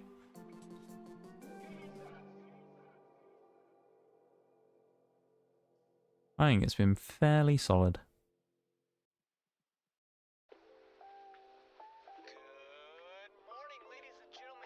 Skip this. You missed the Chimchar. Every time you say that, I'm like, I'm sure starters don't spawn in PCG. And then I remember, no, they don't. At least not normally, anyway.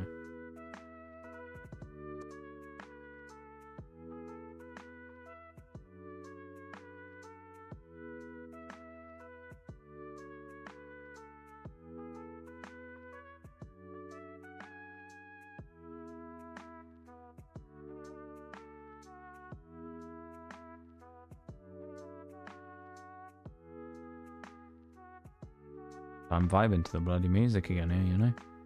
Having a little vibe.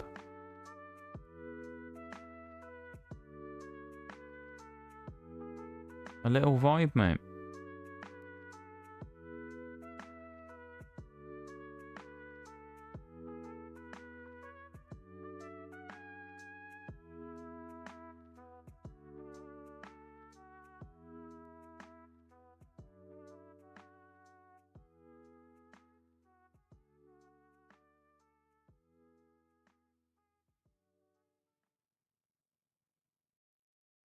Hmm.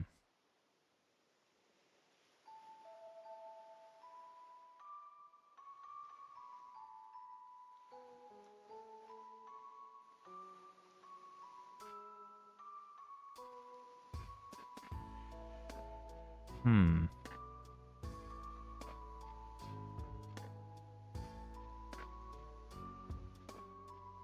Okay. I think I know where I'm going to raid today. We're not going to raid Pokemon. We're actually going to raid Art. Someone who we met during BDSP, actually. Put the commands in, though. I think they're doing rigging right now, actually. Oh, stream elements is going to be slow again, isn't it? Oh, that actually wasn't too bad. Come on, stream elements. Give me a solid. There we go. Okay. Raid messages are in chat. If you would like to copy one, of course, you can. And if you would like to use the subs one, you can also do that if you're not subscribed. All you got to do is use 100 channel points below the stream, and you can unlock the Noxcat emote to use for the raid message if you want to do that, of course. Other than that, thank you very much to everyone for being here today. I appreciate it very much. Thank you for hanging out and vibing. Non-Pokemon raid, I know. Usually I tend to raid into whatever I'm doing, but there aren't really that many people playing BDSP. It's quite a small game, so and no one I know is playing it, so yeah. We're just gonna raid in someone who we met from BDSP who isn't currently doing BDSP. I know, it's wild, isn't it? Anyway, there's a lot of stuff for me to go through today, so I'm gonna go for it before I do the raid countdown, I think.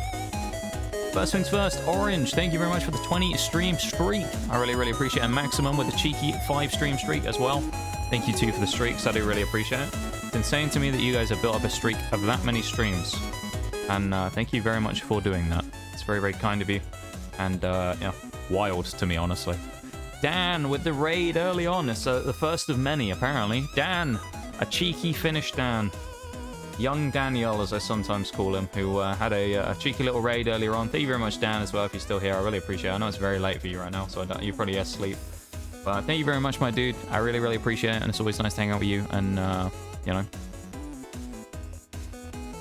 have some nice chill vibes hanging out with Dan. Hackatus as well earlier on. Thank you very much as well for the cheeky follow coming in from the Dan raid. I really do appreciate it again, and welcome in to the group and to the lab. Mullet Man 002, otherwise known as our third squaddy in our 3-stack. Thank you very much, my dude, Dan. I appreciate it. That's a different Dan, actually, not Dead Dan, Dead Dan. This is a different Dan. But thank you very much, other Dan, Mullet Dan, for the cheeky Primo, mate. I really appreciate it. Kodzu and Lupin as well, almost right at the same time with the 2 raids there. Thank you very much to you two as well. I really, really appreciate it. And thank you so much for sharing your communities with me and sending them over my way. And hopefully I did your raids justice. I would like to hope I did. And the last thing for today. The last thing, very last thing. Ibiki, thank you very much again for the follow. I appreciate it. And hopefully we were able to convince you or show you a bit about the game. And you were able to come up with the opinion on what you thought about it. Whether you're interested in getting it or not. And yeah. All good stuff. That's what I say. Oh, big breath though. But once again, as always, thank you very much everyone for hanging out. I really appreciate you guys vibing, whether you came in the raids and were lurking, or you were just hanging out and came in on your own. I really, really appreciate it. Thank you so much for being here, for coming and chatting with me and shooting the breeze and hanging out and doing all that stuff. I really, really do appreciate it. It means a huge amount to me. So thank you for doing that. And I will be back tomorrow with some power wash. It's gonna be a nice vibey, chill time, and I hope that you all have a fun rest of your nights. Hope you'll have a great rest of your nights, whatever time it is for you right now, whether it's sleepy time, hope you rest up well, or if you still got plenty of time left, I hope you have a good one, and look forward to some nice chill power wash tomorrow, because it should be good, and hopefully I'll see some of you there. Other than that, speaking of time, I'm running out of it. I've only got about 10 seconds, so everyone have a good one, I guess, and I will see you all around, yeah? Okay. Bye everybody, and once again, thank you to everyone for everything. I really, really appreciate all the raids and stuff today and everything. You guys are amazing. Take it easy, folks. Bye-bye.